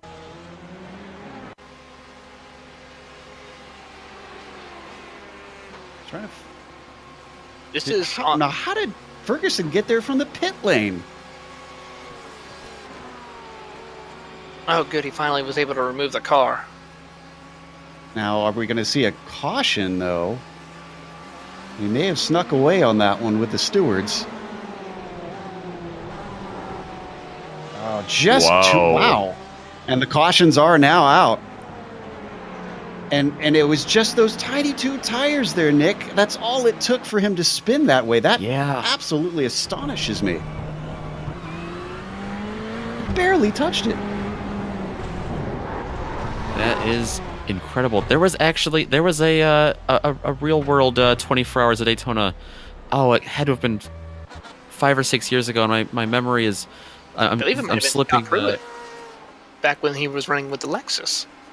I think it may have been. It's a very similar accident. He came too hot out of the pits and right in that same tire barrier. Very similar, almost identical wreck there. Oh, you want to say hi to your family at home, not to the tires blocking your path as the cars circle their way around to try and find the pace car. We're going to take a quick break here. While they do that and wait for the pit lane to open up, we'll be back here for another hour of racing, hopefully, here on the GSRC for GGFX Round 2.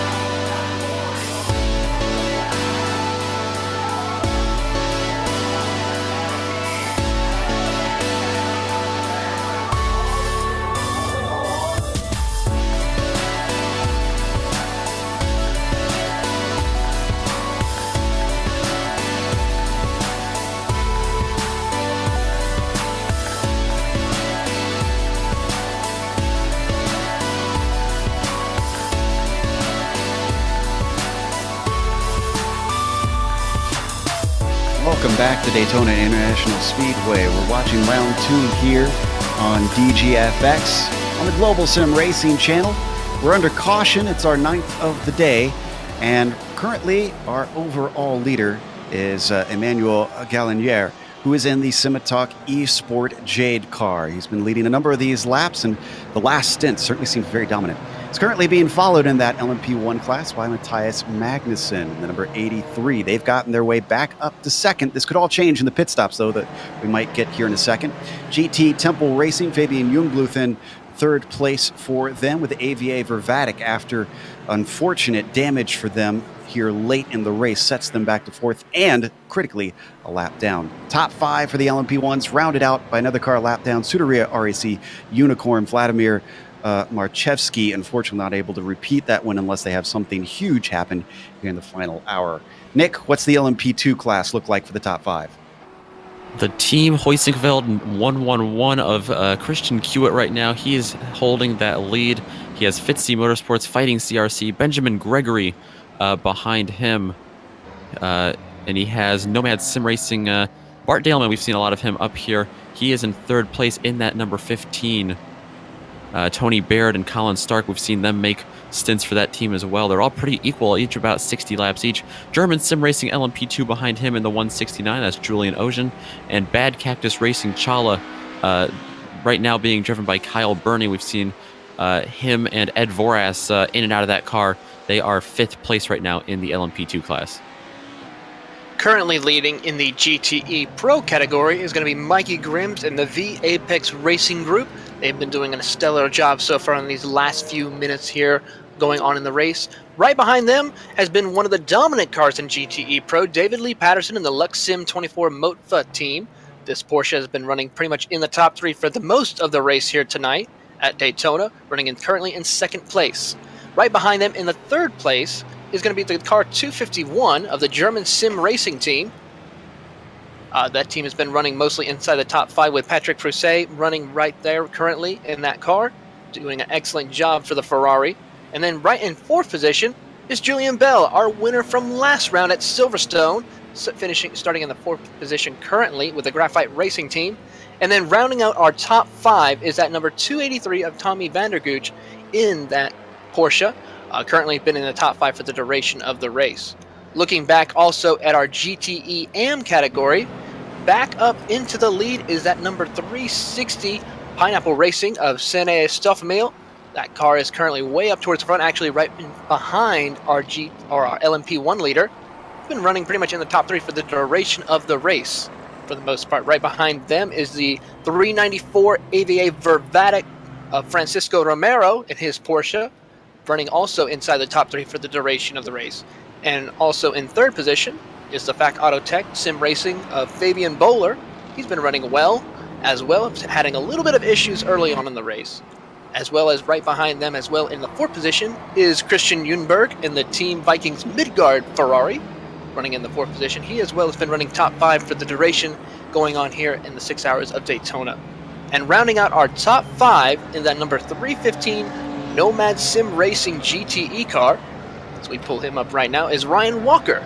He's coming up through the field quite well, starting in 33rd position or 32nd position overall. He's just running in 33rd right now, doing a great job here today. They did not open the pits that time by, although the 288 did pit. They are allowed to come in for emergency service or basically emergency fuel if they are about to run out. I wonder if David Lee Patterson had to do that or not. Or maybe that was just our only taker, because we were debating on whether or not it's wise to pit now with it being so close on the cusp. I think there's a bit of disagreement up here in the booth on which is better.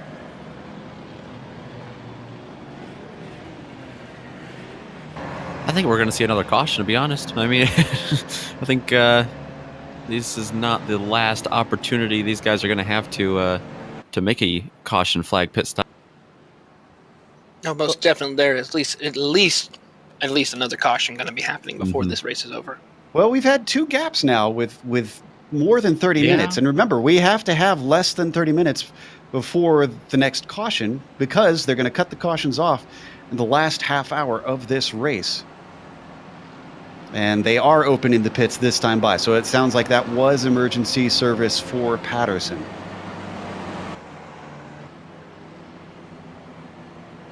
As they come through NASCAR 3 and 4. I don't know. I think it's so close to the 1 hour. I think everybody is coming in. So we watch Gallinier lead them away. We'll find out soon enough.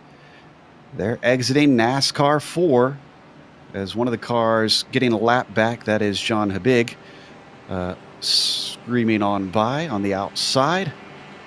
So what does Gallinier do? He has track position. He's up in the lead now, but he is going to need another pit stop before the end. He crosses the yellow line. The Simitok Esports Jade car is going to take their service now, including all the cars behind them.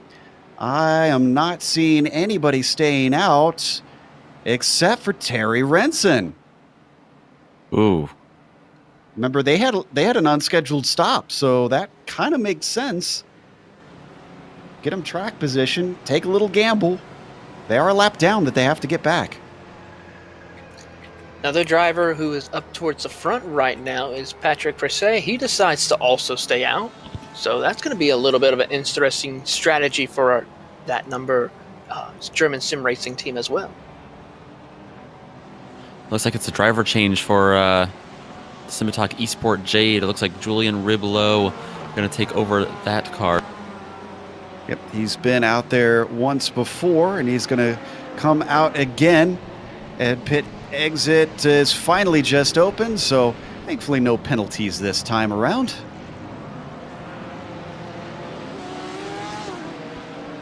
And Simitok Esport Jade did not lose the lead. They're below, managed to get in the car. They got the service done, and they're back out. Second place, I think, has changed hands since we last looked. No, it's still Magnuson, number 83, back there.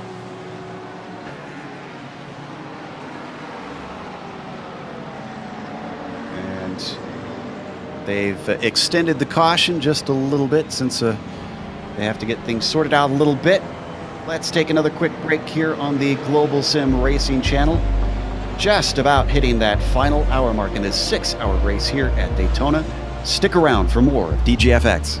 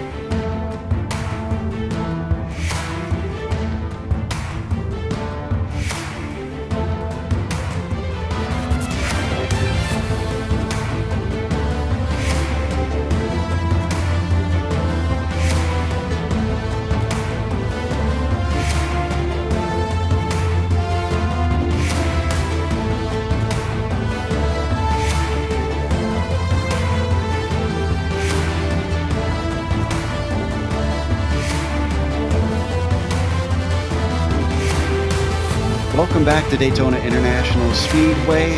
We're now under an hour left to go. They should have at least one more pace lap. They're still sorting some of the cars, giving waiver rounds. Right now we're looking at our leader in the LMP2s. This is Kyle Burney for Bad Cactus Racing. Up at the front of that field. That is after the pit stops have taken place because things have changed around. It is still Simituk Esport Jade leading the LMP1s, but it is now Julian Ribelot who is in that car. And then leading GTE Pro is Mikey Grims, interestingly, because while we were on break, Bruce had come in, taken a second stop. So the Apex Racing Orange is up at the front of GTE Pro. GTE AM is led still by FAC Autotech Sim Racing 311. However, they've switched drivers. Sven Brotz is in the car right now. Yeah, that 311 Porsche has been running a very consistent race for the most part, except for that small hiccup he had on the transition to NASCAR's Turn 1, as well as that spin he had in the bus stops, but still has been able to recover nicely with the help of some cautions, as well as some pit stop strategies. So that 311 FAC Autotech Porsche, if he's able to keep it clean for this final hour, could be seeing him in victory lane. We'll find out soon enough. Here's hoping we go green all the way to the end. And I think we should be going back green this time by. As looks like the lights on the pace car are indeed off. So things get a little bit fascinating here. We think now that it's a lot less of an issue getting to the end with the extra caution laps they've had to sort out the lapped cars here at the end of the pit stops. Still not totally sure on who can get to the end and who cannot, especially since we had a few cars stay out.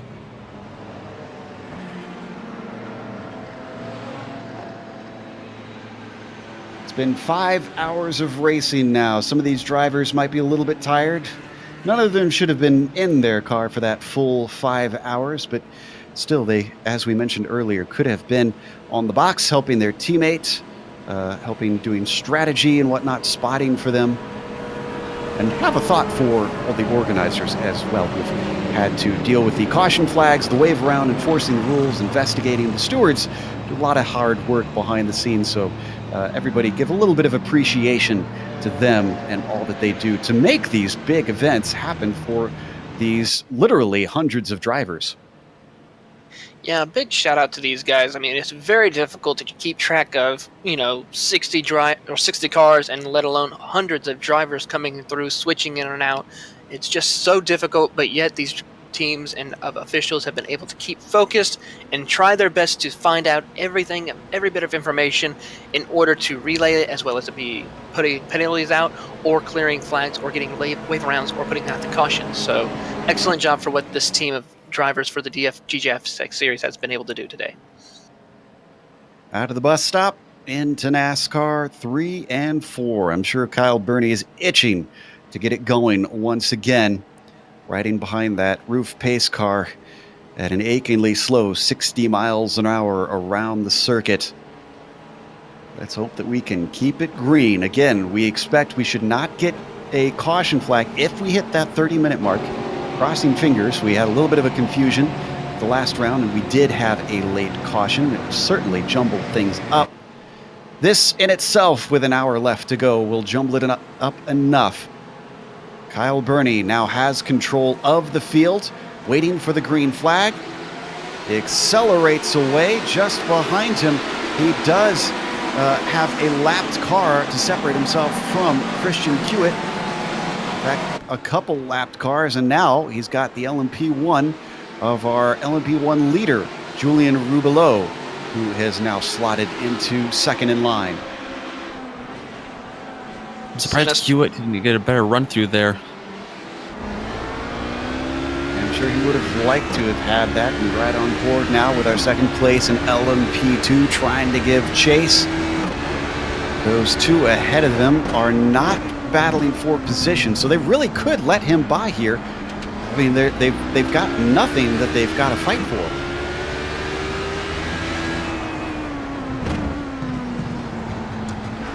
Tell you what, looking at Senna Stuffmeal, he had an excellent start on that restart to get by Francisco Romero on that start, taking the outside line, making the pass, a clean legal pass here on a restart, and getting him into second place. And Francisco is not able to respond with that. Is still actually several car lengths behind Stuffmeal as they come their way out of NASCAR Turn 2 down towards the bus stop chicane.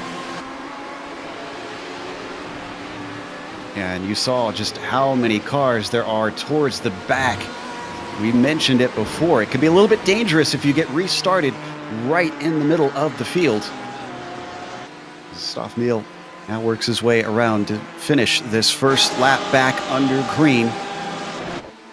Meanwhile, fifth place between Bennett and Fletcher in a very close fight. They're going to go a little bit three wide there. That is David Aguado, who we saw get mixed up in an incident before, as well as the LMP2 of Martin Tailguard come through.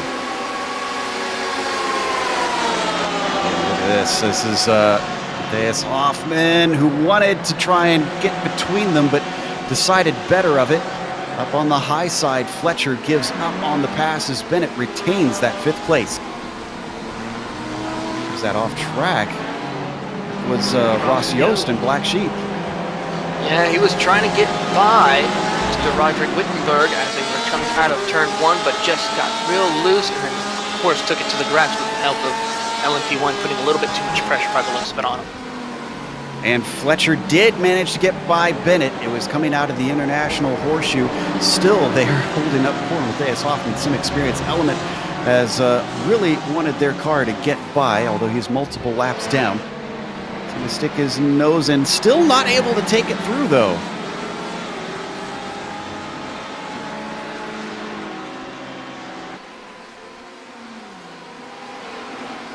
So is now most of the field up onto the banking. Just a huge train of cars. We're watching Yost, that Black Sheep, trying to recover. In fact, he lost that position to Hoffman. Up ahead is that LMP2 made it very tight coming into the bus stop chicane.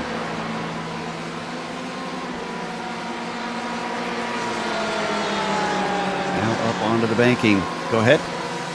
I can also report that Christian Hewitt has gotten around these two lap cars we were talking about, that he had to start behind Cy Andra and Alex Saunders. He is up in, well, he was second position anyway, but now he has just him, a clean racetrack, and the leader right there, Kyle Burney, in front of him for that class.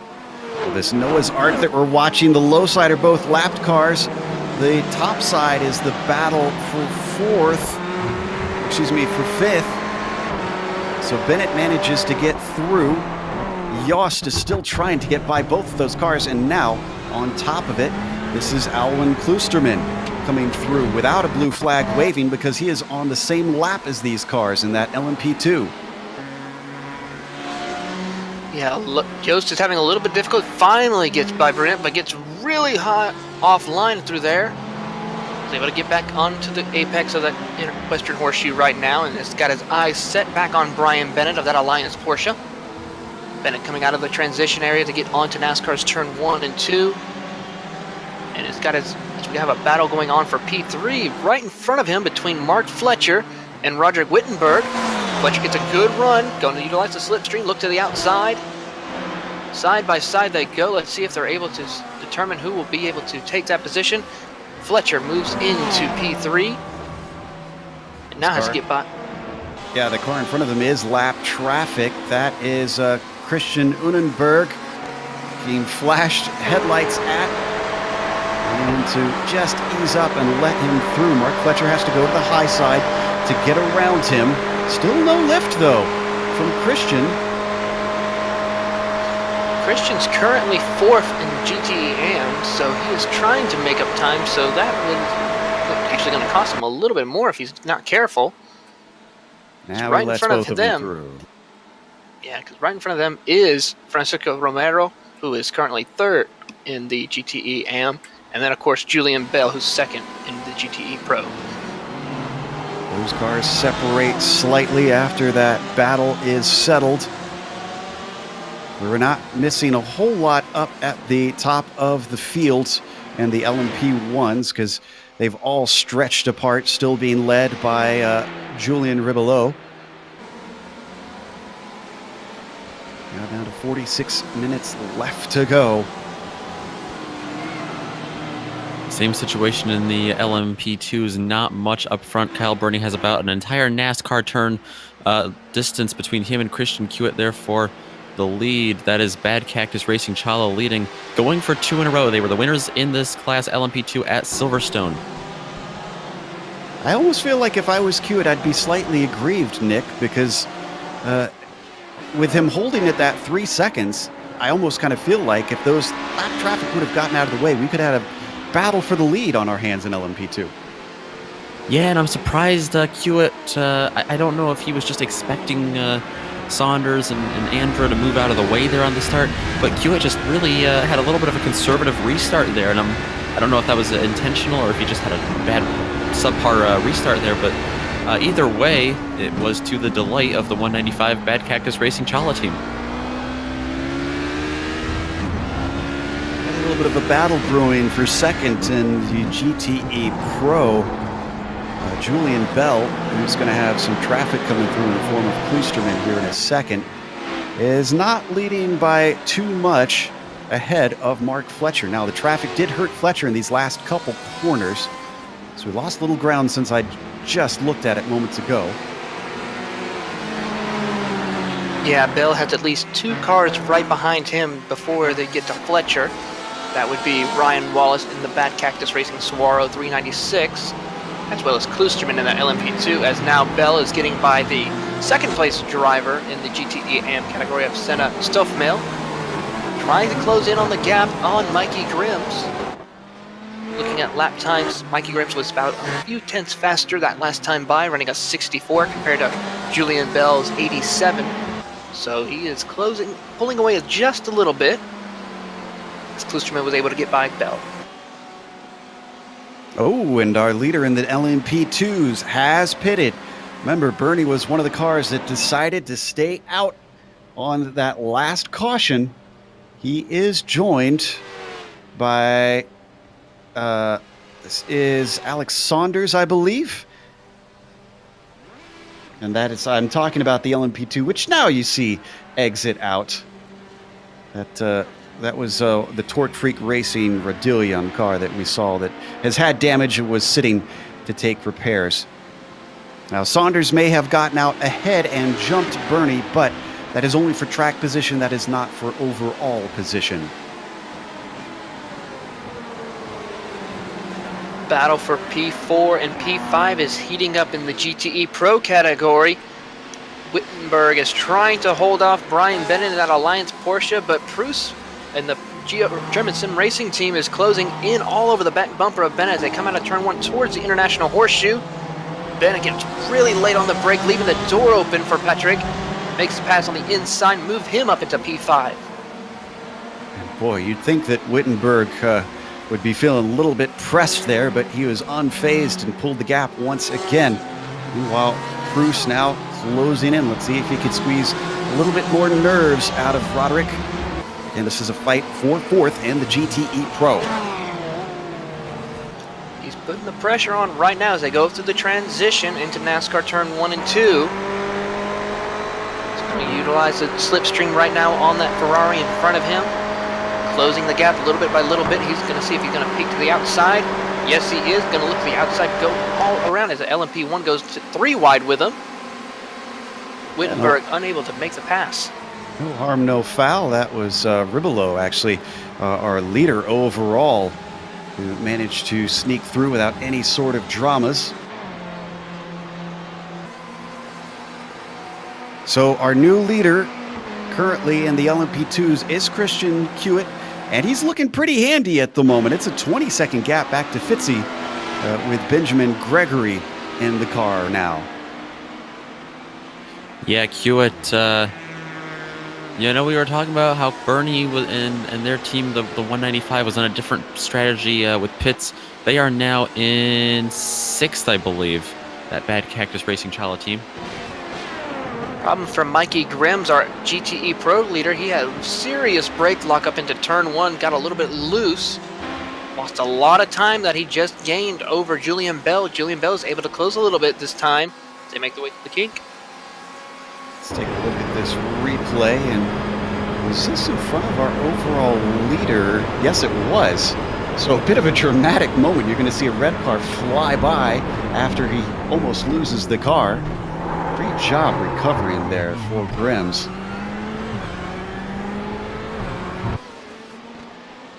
Yeah, there is our overall leader. Wow. Oh, Renson, what's happening to Renson right now? It stopped. And he's currently stopped, even though this is on replay. Did he run out of fuel? He must have run out of fuel or something out here. And he has to take a tow. I think we're going to get another caution.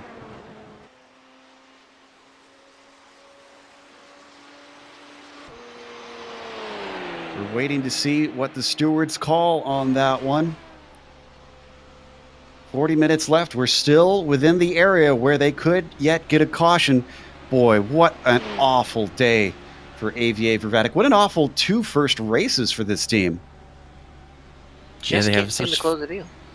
Such great speed for both of the races too. They're definitely the fastest car at Silverstone, probably the fastest car here in LMP1, and just bad results from both races. All right, the battle for P1, or the GTE Pro for P1 is heating up now. Bell is right on the back bumper, side by side into the International Horseshoe. Looks like can't quite seal the deal. Looks to get himself a launch. So far, no yellow laundry. We may have escaped there. And coming down into the Western Horseshoe, a little bit of traffic coming up behind them in the form of Fabian Jungluth. This is 3rd place in the LMP1s. Could he interrupt this battle? This is for all the marbles in the GTEs with 39 minutes left to go. Bell putting a lot of pressure though. Here comes Jungluth on the outside, easily no problem at all. Tell you what, this would be something for the Graphite Racing team. Last round at Silverstone was mostly just a bit of strategy. Here it's been showing out pace, keeping up with the leader of Mikey Grims in that Apex Racing group. They make the way down towards the bus stop chicane. They are coming up on our GTE AM leader. He had quite a slipstream, but just not enough of one to pencil himself into first quite yet. That Graphite car still stalking Mikey Grims around every corner. And this is actually a 3-car fight. We can't ignore Mark Fletcher. Luxsim 24 Motif has found themselves in the hunt as well. Yes, he has. He's closing in a little bit by little bit. Let's see after these lap times. I believe Fletcher was the fastest out of those 3. Yes, he was. He ran a 45 compared to a 56 and a 61. So Fletcher on the back bumper now of Julian Bell as they make their way down towards the International Horseshoe. Takes a little bit of a higher arc compared to the rest of the other 2 drivers. Here comes Brock Hopkins now in the LMP1. Yeah, had no choice but to go higher because he had to let him through. Oh, Ribolo actually just tagged the wall coming back onto the oval a little bit. He's got a little rear wing damage. He was getting around Kyle Burney, actually. Ooh, that was actually a pretty good hit. Let's see if we can find the replay here. Now, he does have a 10-second lead, but this is not enough racing, or this is too much racing time left. A lot of damage for him to the back. Yeah, if he's losing pace, especially in a straight line, this is horrible news for a Scimitar. Yeah, we just saw it on the replay. Let's watch on board. That'll give us a better idea of just how much he slammed it. He had the speed to get around him. He just didn't quite have the room. Maybe he anticipated wrong on how much grip he would have. You could see it almost looked like it had understeered. And I've got... well, actually, that gap was down. Well, now what happened? Oh, wow, the gap went up because Kinetic Racing number 83 has come in for their stop. So what was down from 10 to 8 seconds, so I think Scimitar is damaged, has gone back up to 15 because Jungbluth inherits 2nd place. I know for sure that Magnussen should be able to get to the end from here for that Kinetic 83. It's a good break for Ribolo and Scimitar Esport there. it's not going to help them in the long run. I don't think anything will at this point unless they get a caution or something, but it's going to help a little bit temporarily as a Band-Aid for them. I don't know if it'll help enough, though, because it was 16 seconds. It's now down to 13 seconds. Some of that could have been a little bit of traffic. Wow, yeah, you can really see the damage on the right side of that car. For such a great performance through the latter half of this race, that red and black machine, and he is coming in. He is pitting now. And the caution is... Oh. Who is that for? Trying to figure out who... See, I'm looking around to see if anybody is off track. Did you guys happen to catch it? I don't see anything as far as any major car issues. Wonder if they... Wonder if that was the incident that we saw with AVA parking it in the tri-oval. The 333 was stopped on the apron. I don't know if that had anything to do with it. The Usagi Racing 333 and the GT AMs. Now, we watched our leader hit the pit lane right as that caution came out, and it was awful close, but I think they crossed the pit lane line after the yellow flew. It was entirely super tight on if they got in there in time. Yeah, I'm thinking that caution was for Hans Pitkanen. I didn't see the incident he got in, but I saw he's got some damage. He stopped on the apron and then took the tow right as the caution was coming out. So I believe something he was involved in at least was what that caution came out.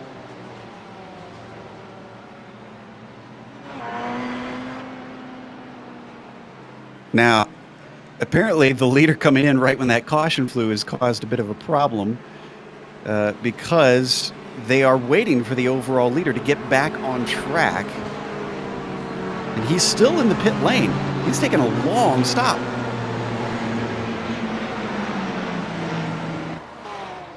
Guessing that he's... There he goes. Right now he's back out on track. So are they going to give the lead back to him then, I wonder? If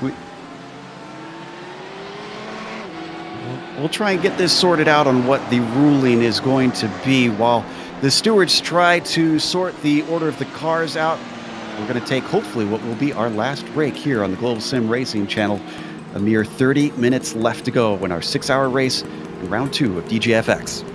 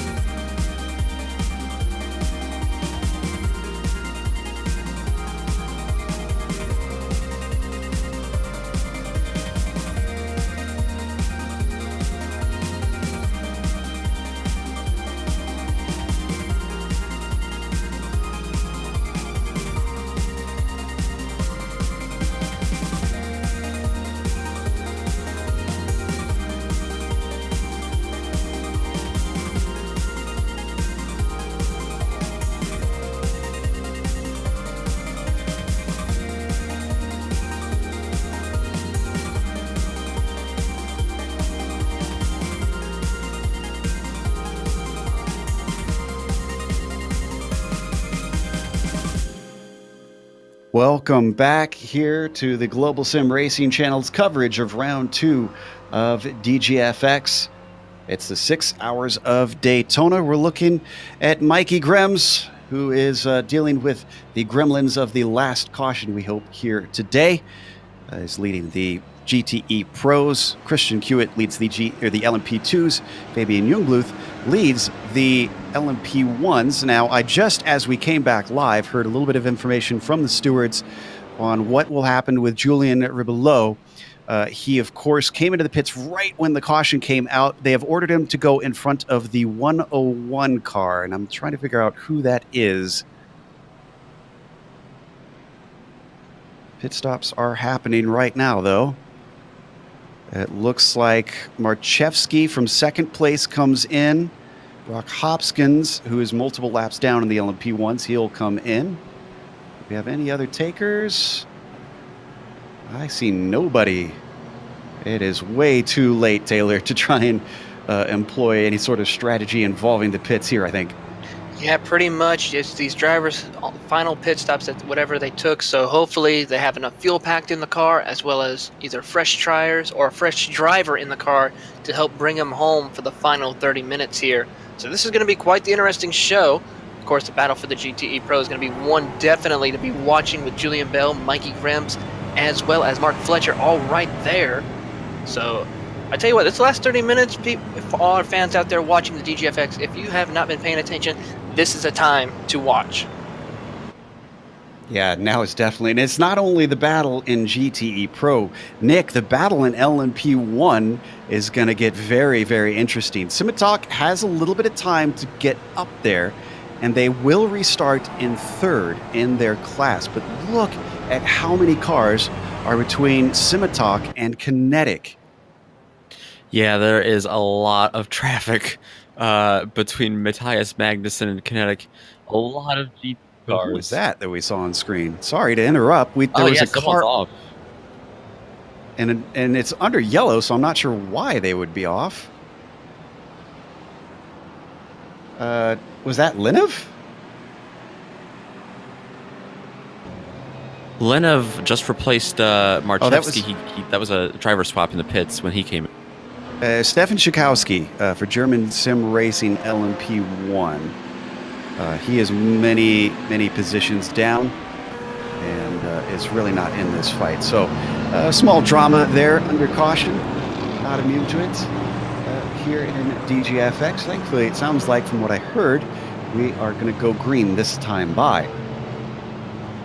Unless absolutely necessary, that means a very serious incident on track. We will not see another full course yellow. Fabian Jungbluth, can he take this one home? We've seen him race in the mid-pack in the Camel GT series, a much older prototype. This one being a modern one. This is a great chance for him to work with his teammate Jacob Tofts and his other teammate Martin Hamann to take a win here in round 2. But he's going to have to outrun Kinetic 83's Matthias Magnussen, who himself has shown to be relatively fast. And Joe, I was just counting the cars between Magnussen and Ribelow. 34 to be exact. So 25 minutes, that's more than a car a minute that he's got to overtake. That's a lot. I will be absolutely gobsmacked if he gets up to the leaders and is able to take the win. But we know he has pace. We'll see if he has enough pace to overtake both Magnussen and Jungbluth. Right now, the roof pace car getting ready to peel off for the last time. 25 minutes left to go on the clock, almost exactly. As Fabian has control of the field, he accelerates away. He's got a few cars between himself and Magnussen, but he's got to make use of them right now. Magnussen immediately gets by. That gap only 1.5 seconds as they break for turn 1. Amazingly orderly, even though it's very clogged up coming through turn 1. I'm not seeing any big incidents. A few cars having to really check up, but otherwise looks clean. Our GTE Pro and our GTE AM leaders are pretty much nose to tail right now. The top 4 in GTE Pro are lined up nose to tail with Mikey Grimm's leading that charge right now, and then Sven Brotz in the FAC Autotech sim racing team is currently leading on with Sven Stoffmail in second in the Pineapple 360. Battle for the lead in LMP2 right now between Christian Kiewit and Benjamin Gregory.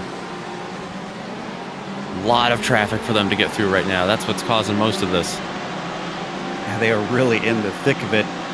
It's like having a battle within another battle. As multiple cars going 3 wide on the banking, just trying to make sense and trying to gain time. Right on board with Gregory, still giving chase to Kiewit. They clear most of the GTE field and get a nice little pocket just ahead of Kim Salvinson. Oh, and Matthias Magnussen has made it happen. He's gotten by Jungbluth in only 1 lap.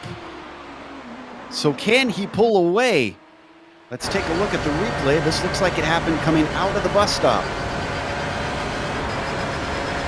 Up to the tri-oval, that Kinetic Racing car had a head of steam. Really good Made run. it look easy, yeah. Probably had his finger on the button, giving a little bit of that hybrid power. The gap between our leader, Magnussen, and Ribolo, who was our leader before his incident, is currently 19 seconds.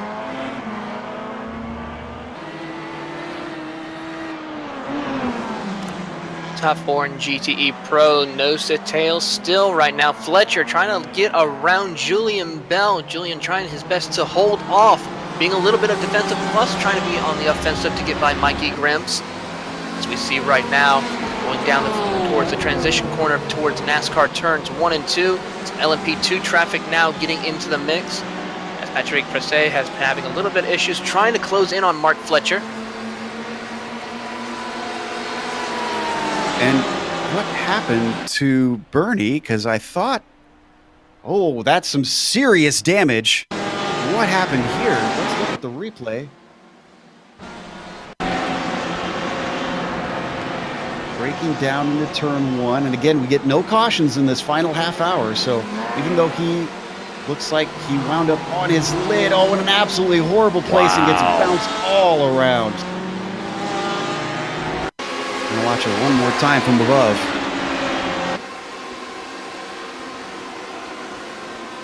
And this started on his own. Car just started to swing around. Oh, what bad timing.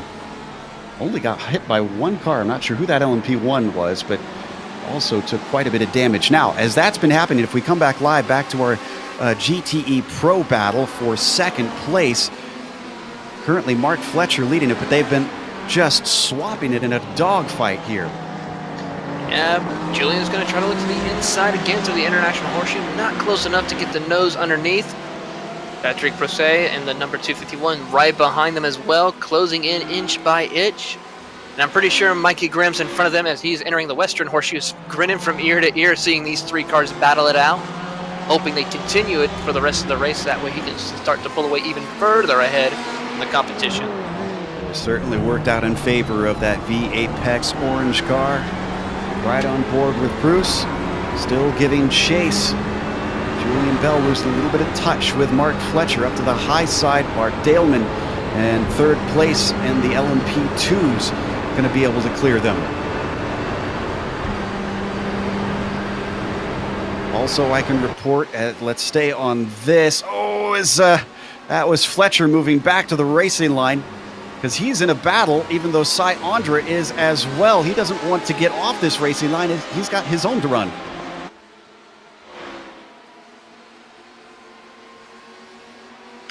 Patrick Presse is trying now to get by Julian Bell. Gets a great run through the bus stop. Julian gets a little bit offline. Does not hug that yellow line. Patrick's going to look to the outside. Ooh, right almost on the rear end of the car. Gets on the outside. Gets at his door coming to the line. It is still Julian Bell holding on in the 3rd position. By the looks of it now, hard onto the brakes. They go into turn 1. A little help with traffic. Yeah, that was Linov who was trying to get by, and that looked like it should have been a pass, but poor Pruce had to check up for Dimitri. Julian Bell still isn't totally safe. He goes around the outside of the International Horseshoe. and still holds off Patrick. That German Sim Racing GTE has been desperately trying to do something to get onto the podium.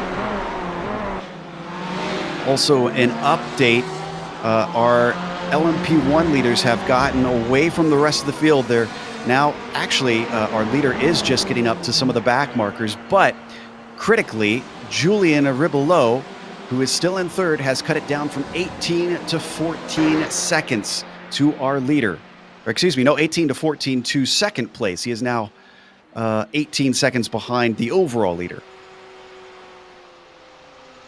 Patrick Brisset is now going to try it again, this time on the super stretch now, making the way towards the bus stop chicane.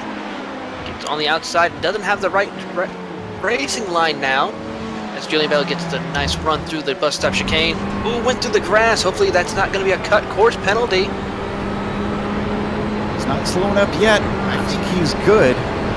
What a great defense from Julian. Hard to go offline into that single file chicane, but even still, he gives a big old draft to Patrick Puce, who is up on the high side. They got more traffic coming through. Zach Rounds is going to have to go around both of them as they come down into the braking for turn one much later for Patrick, and now he's finally got it done. Move him up into P3. Now he's got his eyes set on Mark Fletcher in that Porsche. I gotta say, Patrick has been very consistent with his lap times as Mark gets really late on the brakes. Little brake check for him. Really goes offline as it comes out of the International Horseshoe. So I think Patrick's not done yet. He's been running consistent lap times for the most part. Not still a little bit slower than Mark that's time by, but closing in a little bit more. Going down through the order. We're not missing anything in the battle for the lead of our LMP2s. It's about 2.5 seconds between Kiewit and Gregory at the moment. That can come down, but we'll jump over there if traffic interrupts them and forces them to race closer.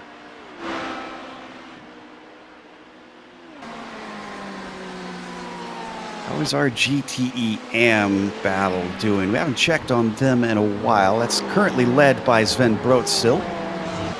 Yeah, Sven has a very good gap over his competition of that Pineapple Racing of Sene Stuffmail. He is still multiple seconds behind our leader in GTE AM.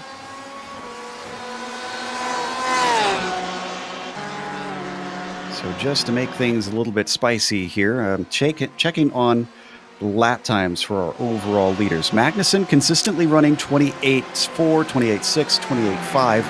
Meanwhile, Julian Ribelow, 27.9, 27.6, 27.8. He is coming. Yeah, he's only 9 seconds back now from second place. He is trying his hardest to see if he can salvage this race.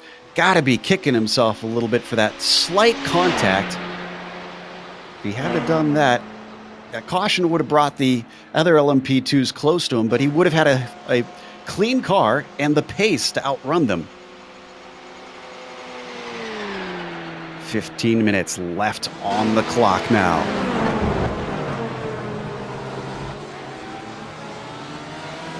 Oh, and just saw some contact. That was Pruce and Matthias Hoffman. Matthias Hoffman, excuse me. I think we got into each other in turn 6. Yeah, that was like a chain reaction there. Yeah, it did. This brings in Julian Bell back into the fight. Down to the bus stop station chicane they go again. Bell backs off just a little bit, but is now going to do this, kind of do a role reversal now on Patrick. Utilizes the slipstream to close in on that gap. Through NASCAR 3 and 4 they go. Julian Bell closing in a little bit more.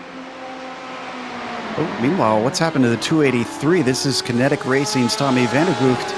He's very slow. I think it was in the bus stop. Oh, he had some help. He was racing side by side with Michael Evdoka and Fitzy. And he took a wild ride through the grass. Got it going once again in that Porsche without it looking too bad, but lost so much time. It's going to be an instance to see in the admin booth later on tonight.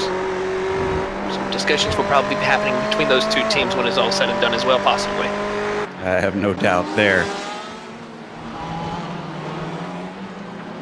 As the clock continues to tick down.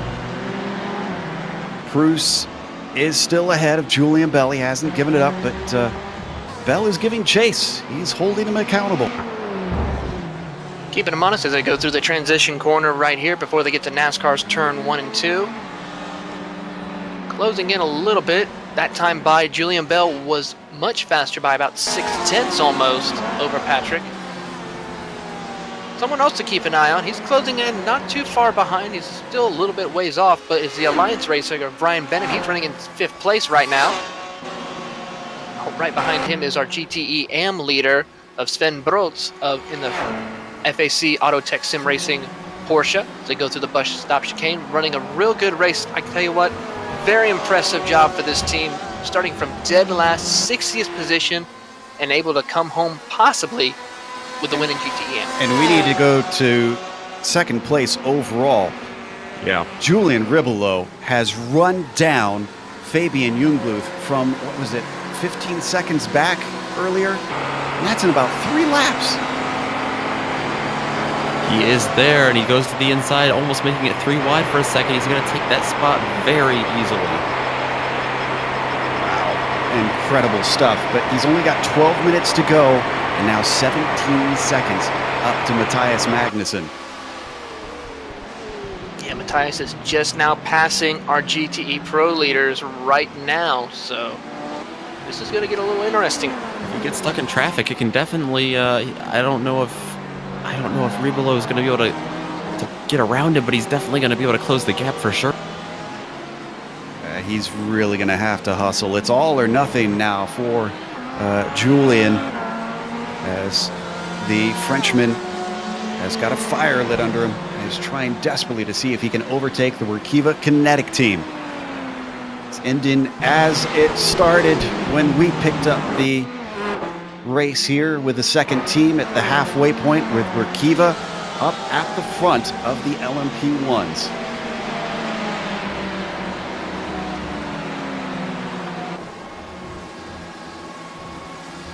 Meanwhile, back in that battle for the podium in the GTE Pros, Bell has not been able to get by Proust. It seems like it's been very difficult for these GTE cars to try and make overtakes or use the slipstream, Taylor. Yeah, they got to have a little bit of help from lap traffic in order to close the gap a little bit. Right now, all of our top 4 has spaced out quite well amongst themselves right now, so no major pressure for each of our drivers at the moment. Still, though, Mikey Grimm's holding on to the lead in the GTE Pro category, running a nice lap through, but Mark Fletcher is closing in just a little bit, ran a 40 compared to Grimm's 38, so he is right there. If he makes a mistake, Fletcher will be right there to make an opportunity pass. So we watch Mikey Grimm's lead the way, the Apex Orange, looking awful handy, though the gap is not safe by any stretch of the imagination, with only 10 minutes to go. Again, no cautions will be allowed here in this final part of the race, so it is down to pace and down to managing traffic. What can you do with what you've got in front of you? Julian now, our 2nd place in LMP2, is now working his way through our top 4 in GTE Pro, making short work of these drivers. Just a quick mention, don't need to go there. Let's stay on this, but about a 4-second gap we've got from P1 to P2. Oh, he goes through the grass. Oh, P2, wow! And he comes out the other side, but clearly pushing the issue. Actually, that was a slow car. That was Stefan Schakowski, who was at an unexpected pace. You're going to see here, it's kind of understandable that he had to take evasive action. Did not really think that that car would be going that slow. Here we go, pass for the lead right now in GTE Pro. Fletcher on the outside of Grimm's. Through the tri-oval down into turn 1. Mikey Grimm's braking as late as he can. Is it too late though? Could we see an over-under from Fletcher? No, not quite. He does get a nice good run. He's going to get another bite of the apple down towards the International Horseshoe, but he's covered off yet again. Mikey Grimm's full defensive mode now, trying to fend them off. If they fight too hard though, they do have Patrick Puce close behind. Yeah, looks like Fletcher's going to try the undercut maybe into the Western Horseshoe. And right now looks to the outside. Going to try to go on the underneath. Grimm's still hugging that yellow curbing through the Western Horseshoe. Very good job on the defensive. Crusade as well as Julian Bell not able to close right now. But if these two keep battling, we will have 4 cars battling it out for the lead. Fans of the number 17, Fabian Jungbluth, unfortunately, is now pitted one more time. But the good news is, I do not think he lost a position. Oh, another pass for the lead here, attempted for GTE Pro. Mark Fletcher has the inside this time, coming into the bus stop, but can he get the exit off of the corner? It's going to switch back in favor of Mikey Grimm's. He gets a much better exit, and he's going to take it the long way around of NASCAR 3 and 4. Mikey Grimm's trying his best to stick it on the outside, take the long way around. He goes, not able to gets right to the rear wheel of Mark Fletcher. Now gets a good run on corner exit of NASCAR turn 4. Through the tri-oval they go. Let's see who gets it at the line. It looks like it's going to be Grimm's, your new leader again. As we go into turn 1, looks like Fletcher backs it off. Grimm's, though, gets a little bit loose. Fletcher gets on the inside. Way out of the marbles. Mikey Grimm's has to recover the car. Mark Fletcher back up to the lead. Now 7 minutes left to go. Love that we've got a battle for first place after a 6-hour race. Mikey Grimm's doing everything he now can to get back by Fletcher. Through the Western Horseshoe he goes. There's a hold possibly. He's going to try and poke his nose. Not able to. Fletcher shuts the door as they come out of the horseshoe.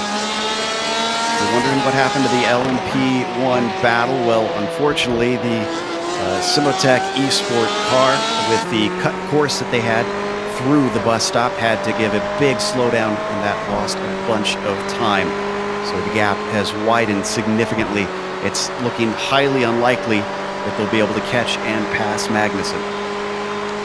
Down the Daytona super stretch they go again. Grimm's goes to the outside, trying to poke his nose. Maybe not close enough as they head to the bus stop. Chicane gets right on the bumper. Had to check up just a little bit.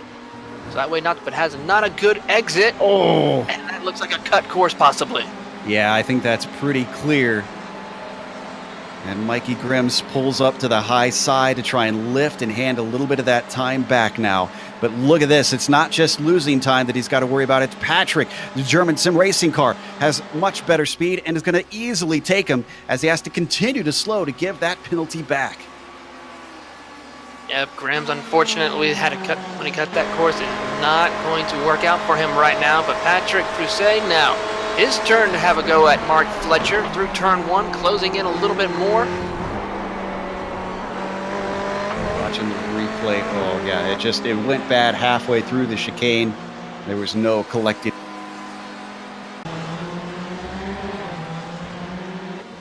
So we come back live now. That interrupts our battle quite a bit, although Patrick could still run down Fletcher. Still 5 minutes left, and he's only got about a second between himself and P1. But it's not just this battle for the lead that is the story of the race. You got to give some credit to our leaders in the GTE AM. The number 311 taking a penalty and starting from the very dead end of the field could win this race in his class.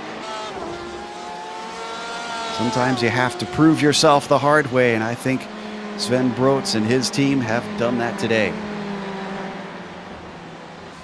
We can't say enough of what the Pineapple Racing team has done as well. Even with a damaged nose to the car, still able to keep this car in second place in class is a very honorable effort of what the team has been doing today. Sen Stuffmail has been doing an excellent run along with Pedro Diaz. The team has done an excellent job in that 364. On screen, we saw almost an incident as the Vikings team found themselves just inches from the tires. They got it going again, but down in 5th now.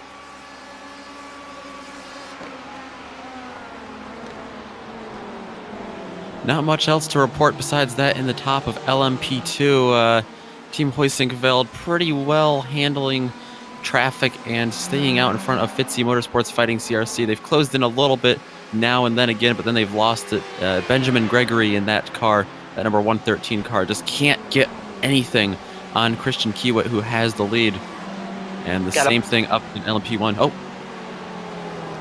a replay of Grams making contact.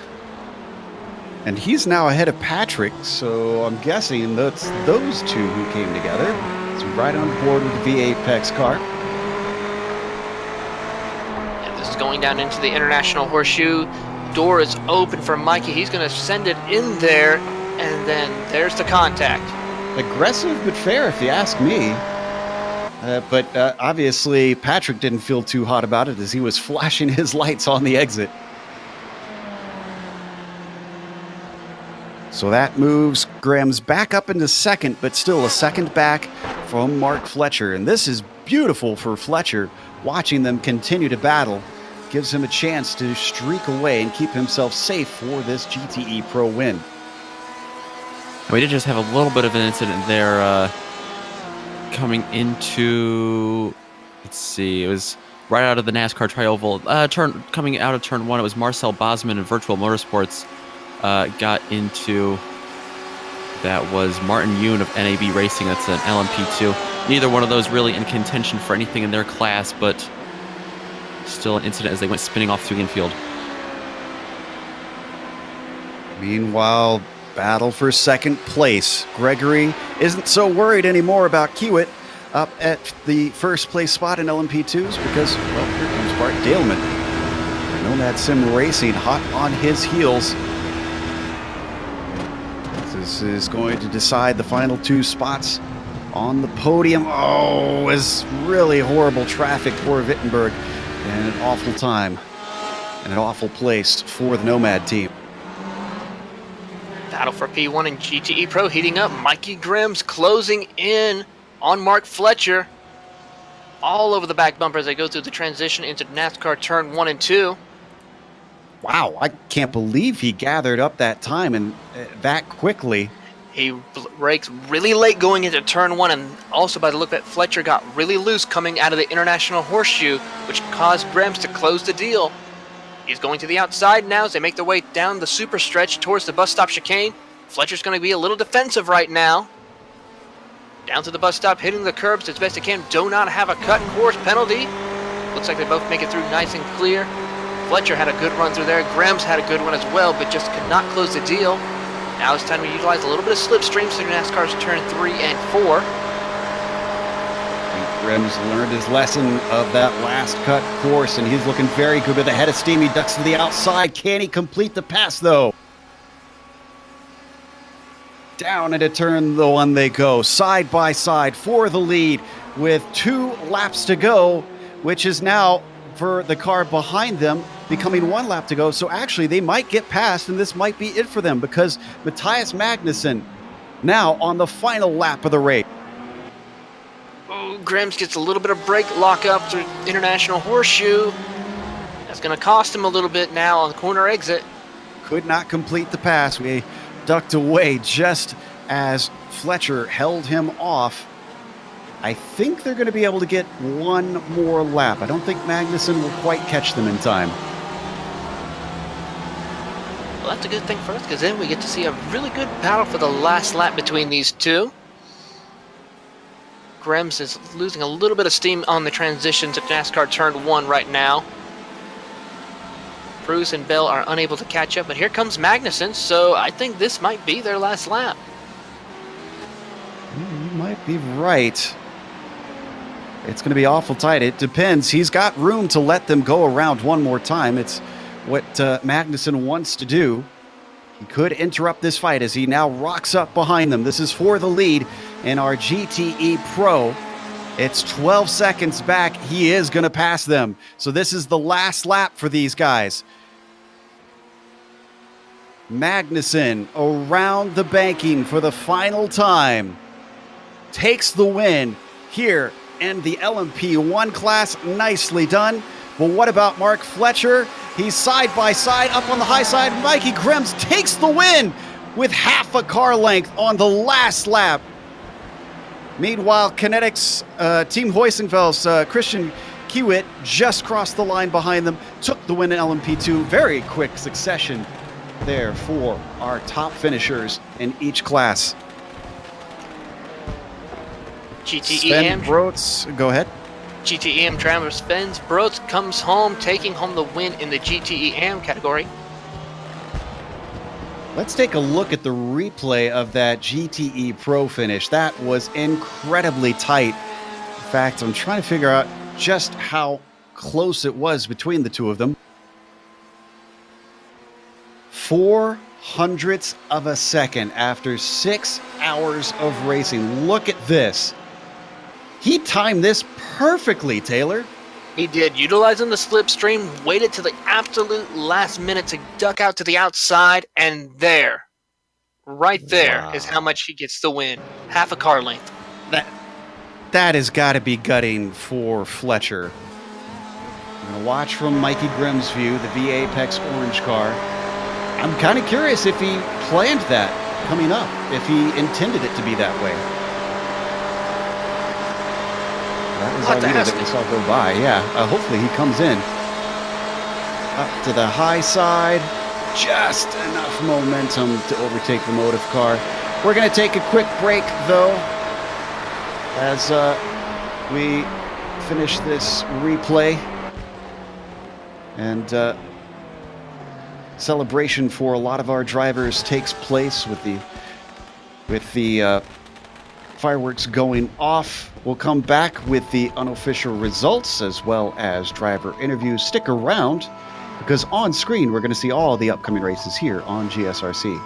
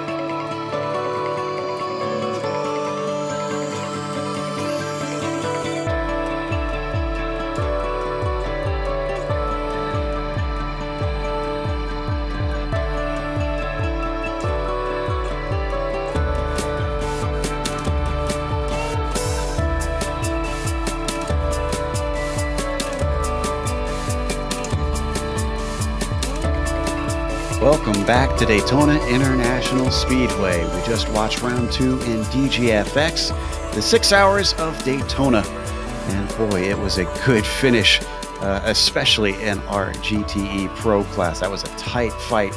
Let's go over our finishing order, though, starting with our LMP1 class. Kinetic Racing number 83 managed to hold off all competitors despite not having the fastest car for the win. Simitalk Esport, late problems for them.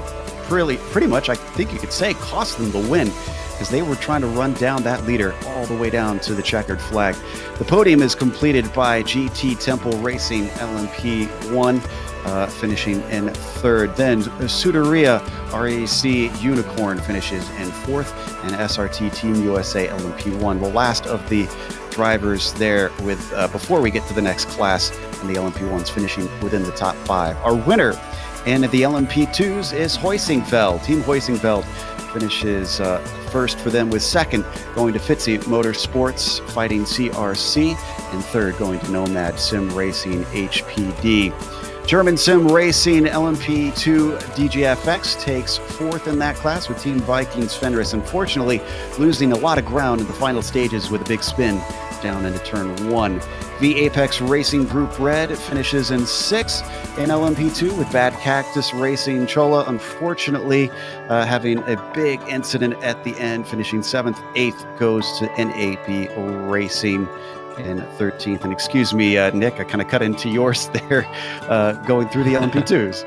That's all right. The winner of our GTE's class, V Apex Racing Group Orange, just over Luxsim 24 Motive Podcast, and then behind them, 16th overall is going to go to German Sim Racing GTE, and then that's followed by Graphite Racing GTE and Alliance Racing in 18th, and then 19th is going to go to Fitzy Motorsports Fighting CRC, and 20th overall going to be Geodesic Racing Gold. Taylor? Finishing in the 21st position will be the Kinetic Racing Team in the Porsche, followed by the Black Sheep Motorsports in the number 222 and 22nd overall. Right behind them will be Team Bushvink, the Racing Green Team, in 23rd, followed by Virtual Motorsports in 24th position. Beast Racing finishing 25th, one of the last of the LMP1 cars, followed by the Speedworks Racing Team West in 26th overall.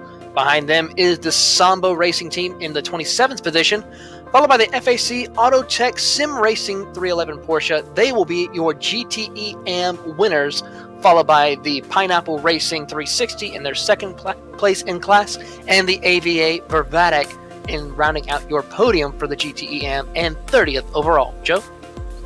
31st overall goes to Team Vikings Midgard, with Sim Experience Element Sim Racing and the LMP2s being well down the order, but managing to see the checkered flag. 32nd, PCDC Motorsports Yellow, behind them in 33rd, back to the GTE AM, another one of them, and Nomad Sim Racing GTE, 34th overall. Another one of our LMP2s, Wyvern Racing, had their early problems. Cy Andra in the car at the end, 35th. AVA Vervatic, man, disappointment for them. Still not sure exactly what happened to the car that they had to retire. They were 36 overall. And the LMP1s is the class that they race. Then you've got one of our GTE cars, Geodesica Racing Black, 37th. Another LMP1, German Sim Racing LMP1 in 38th. Lux Sim 24 Motive Podcast in 39th for the GTE Pro. GTE AM and 40th overall, VRG Engineering. Nick? 41st, 42nd, and 43rd. Those are 3 GTE AMs, Pineapple Racing's 327, Fisher Motorsport, and PCDC Motorsports Red. And then we have a GT Pro Black Sheep Motorsports 221 with 44th overall. Luxsim 24 Motive Rookies, that's a GTE AM, of course, and followed by Bad Cactus Racing Saguaro in 46th overall. And then behind them, Team Vikings Ragnarok going to come home in 47th. 48 goes to Torque Freak Racing Blanchimont, and 49th to Usagi Racing, that's a GTE AM. And then Road Bastards Alpha, an LMP2 car, going to finish 50th. Rounding out the rest of your field and finishing 51st is another Bad Cactus Racing Team for the GTE AM category. Along right behind him is Black Sheep Motorsports in 52nd, followed by the V Apex Racing Group LMP2 team in 53rd. Finishing 54th is the Lux Sim 24 Racing Podcast in 54, followed by Team Hoysenfeld, the GTE Pro team, in 55th. 56 goes to 4X Racing, the HBD team, in 57th, Black Sheep Motorsports, and 58th will be PCDC Motorsports. And then, of course, Torque Freak Racing Radillion and the SRT USA team did not start, finishing 59th and 60th. So that is our field. Now we've got some drivers to talk to. First up from the, of course, Kinetic Racing, number 83, the overall winner, we've got Mark Torres. Fortunately, it doesn't look like his other teammates have showed up, but Mark, boy, fantastic job standing up to the pressure. Obviously, you weren't able to be caught by the Simitalk team at the end, but were you aware of how quickly they were catching in that final half hour? Oh yeah. We were. It was an emotional up and down last 2 hours for us. With an hour and a half to go, we were kind of down on ourselves, thinking things weren't going to work out. But obviously, at the end, the pit strategy went our way. We got in the pits right before that caution, and that really helped us out a lot on the Simitalks, jumping them. So, but yeah, we were keeping a close eye on them, the 17 car, even AVA, until I think they got black flagged for incident limit. So it was an exciting 6 hours. Yeah, there was a lot of up and downs in your class. It seemed very difficult to try and stay out of trouble. What was you guys' method coming into this one? Did you have a plan of any sort? I mean, we typically are pretty clean with our racing, so I feel like that's one of our strengths. Pace-wise, there's a few teams out there that are probably a little bit quicker than us, but especially today, keeping it clean was crucial. I mean, it was a disaster out there. Congrats to Race Control for keeping all that stuff in check and getting everything sorted. Well, Rakiva Kinetic has certainly made an impact here on iRacing. Ever since you guys came onto the scene, we saw you really make a challenge over in the team championship in the PAC Majors. What about here in DGFX? Do you think you can actually take the top spot this time? I hope so. It's obviously a long season ago. Matthias and I have done pretty well here. We've won. What did we win? GTE last season. We won GT3 the season before that. So we're hoping to take 3 different classes in a row here, which would be pretty exciting. But like I said, long season ago, so we don't want to get too far ahead of ourselves yet. Yep, it's only 2 rounds in, but still great performance out there today, and look forward to see more of you running the rest of the season. Thanks, guys. Awesome job. I always look forward to going and watching the broadcast. You guys do an awesome job, so thanks so much. That was Mark Torres for Kinetic Racing. The number 83 LMP1 up next. Nick has caught up with second place finisher in the LMP2s, Jack Stiles. Yes, I have Jack Stiles, one of the drivers with Benjamin Gregory in the Fitzy Motorsport Fighting CRC, came home second today. Benjamin had 120 laps under him. You had 65. You did very well fighting up through. LMP2s, they really had quite a gap in between them.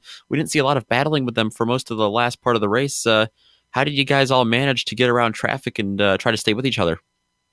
The cautions really helped out. The sort of final couple of cautions really brought sort of the lead pack in LMP2 together. I think the top 3, so Team Hoyskenveld, ourselves, and Nomad Sim Racing, we must have been covered by no more than about 5 or 6 seconds by the time we crossed the line at the end of the 6-hour race. But no, it was an absolutely fantastic race. Ben obviously did the first 2 hours and the last 2 hours, and I can't fault him at all. The only thing that could have possibly gone wrong today was that I had a bit of a moment in my stint going into the bus stop about halfway into my run, and I spun, and I managed to avoid the wall, no damage on the car.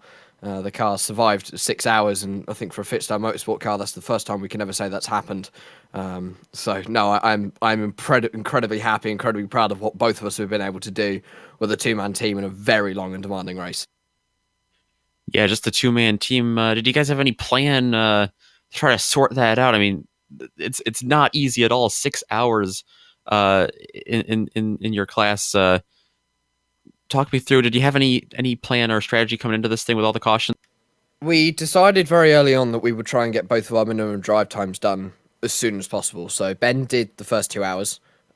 We then got him out of the car during a caution about the 2-hour marks. I got in and we were like, right, okay, I'll do my hour and a half and we'll go from there. We later decided that I would do 2 hours and I would do no more. So I did about 2 hours. I got out of the car, and then that was me done for the day. Ben was back in; he was in into the end. Lots of energy drinks were also consumed throughout the duration of the event, and I have an alcoholic beverage beside me as well as for celebration.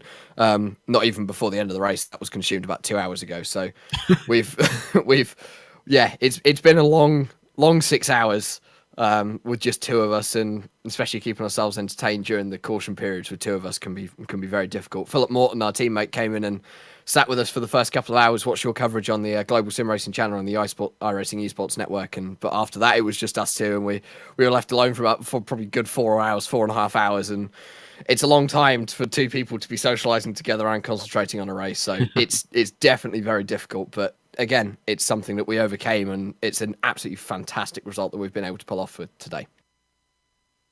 All right. Well, it was a good rebound from the last race in DGFX. You guys finished 6th at Silverstone. You looking forward to Barber? That's it's going to be an interesting race there for sure. Yeah, Silverstone for us was a bit more difficult in the final hour. Our GT car ending up on its roof sort of ruined the prototype strategy. But Barber, looking forward, it's back to the 4-hour event. We're going to try and get myself, Ben, and Simon Mazzomo involved in that one. And Barber is a completely different circuit. It's very tight and twisty. I would probably say it's not designed for multi-class racing, so it's going to be a very interesting 4 hours. And it is going to be a case of the drivers need to be on their ball for 100% of the time, because it is going to be so difficult. It absolutely will be. Well, Jack, we'll let you go. And, who knows? Maybe we'll see you back here in the booth in Barber in a month from now. Well, you never know. I'd like it to be that way, but yeah. Thank you very much, guys. Great to see the coverage back again for DGFX on the Global Sim Racing. That was Jack Stiles, of course, finishing P2 with his team in LMP2. Up next, Taylor has caught up with Clark Archer. Yes, indeed. Clark Archer, the teammate to Mikey Grims for the winners in GTE Pro, the VAPEX Racing Group. Clark, excellent start to your stint. Tell us about how that went, as well as that pass that Grims was able to get over at Patterson on the final lap. Well, yeah, let's talk about Graham's drive there at the end first. What an amazing job. The setup was so fast in the straights, and he had been able to make that move a few times. He couldn't get past, but, if you're ahead there at the start-finish line on the last lap, that's all that matters. Yeah, how did he time that perfectly? I mean, he just timed it absolutely perfectly for this race. And just tell us what his emotions and the thoughts was when he crossed the line knowing he won the race. Oh, man, we were screaming on the Discord channel. We were really excited because we only qualified 13th, 12th, somewhere in there, and we didn't really think we had anything, but the car really came to life. Our teammate Andy Banfield did all the work on the setup, and it was just a rocket ship on the straights. And with all the tight racing going on, not only just amongst your class and the GTE Pro, but also multiple classes, how were you able to just keep your nose clean as best you can? Honestly, I don't know. I mean, I don't know if you saw that first hour, but I could not believe we got through that without the car just being demolished, because it seemed like I was dodging a car every fourth lap. It was really tight out there, and guys weren't really given any room, apparently. I mean, I didn't see. All I saw was the aftermath and the chaos of cars flying all across the track. Do you think that there needs to be some issues where that needs to be addressed, possibly? I always have thought in these kind of series that people eventually learn that if you don't play nice around others, that you don't finish many races. It's kind of a self-correcting problem, in my opinion.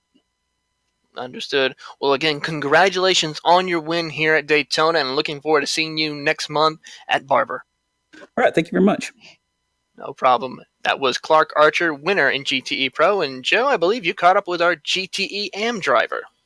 Absolutely. We've got Donnie Bellafront in here, raced alongside Baumgart and Bowler and Brotz to bring that number 311 to the win in GTE AM. Boy, you guys were certainly starting with a bit of a hindrance there coming from the back of the field. How did you really buckle down and focus to overcome that?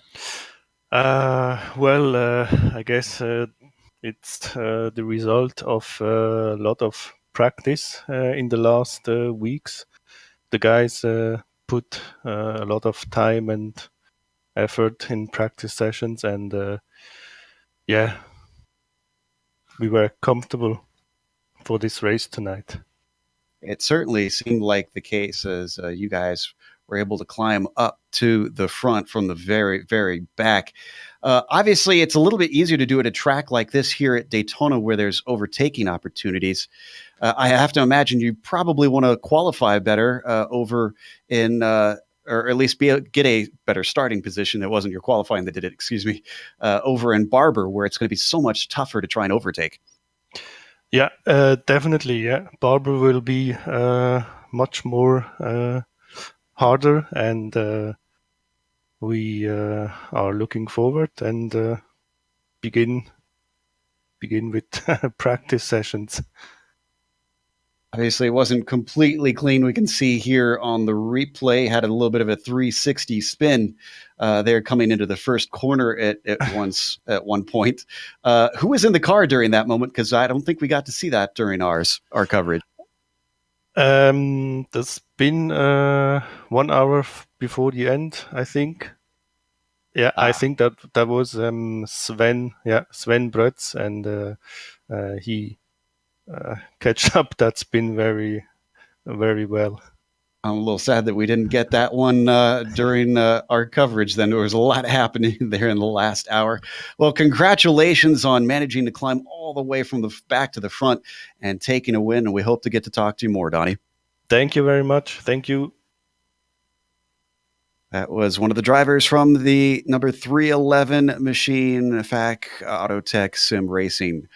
We're going to close up today, though, and of course, we want to give a few thanks before we leave. A big thank you, of course, goes not only to the organizers of DGFX, but also to iRacing for putting us on the iRacing Esports Network. If you enjoyed this, make sure and subscribe to them because it has lots of great racing, such as this multi-class, open wheel, dirt, rallycross, you name it, you can find it here.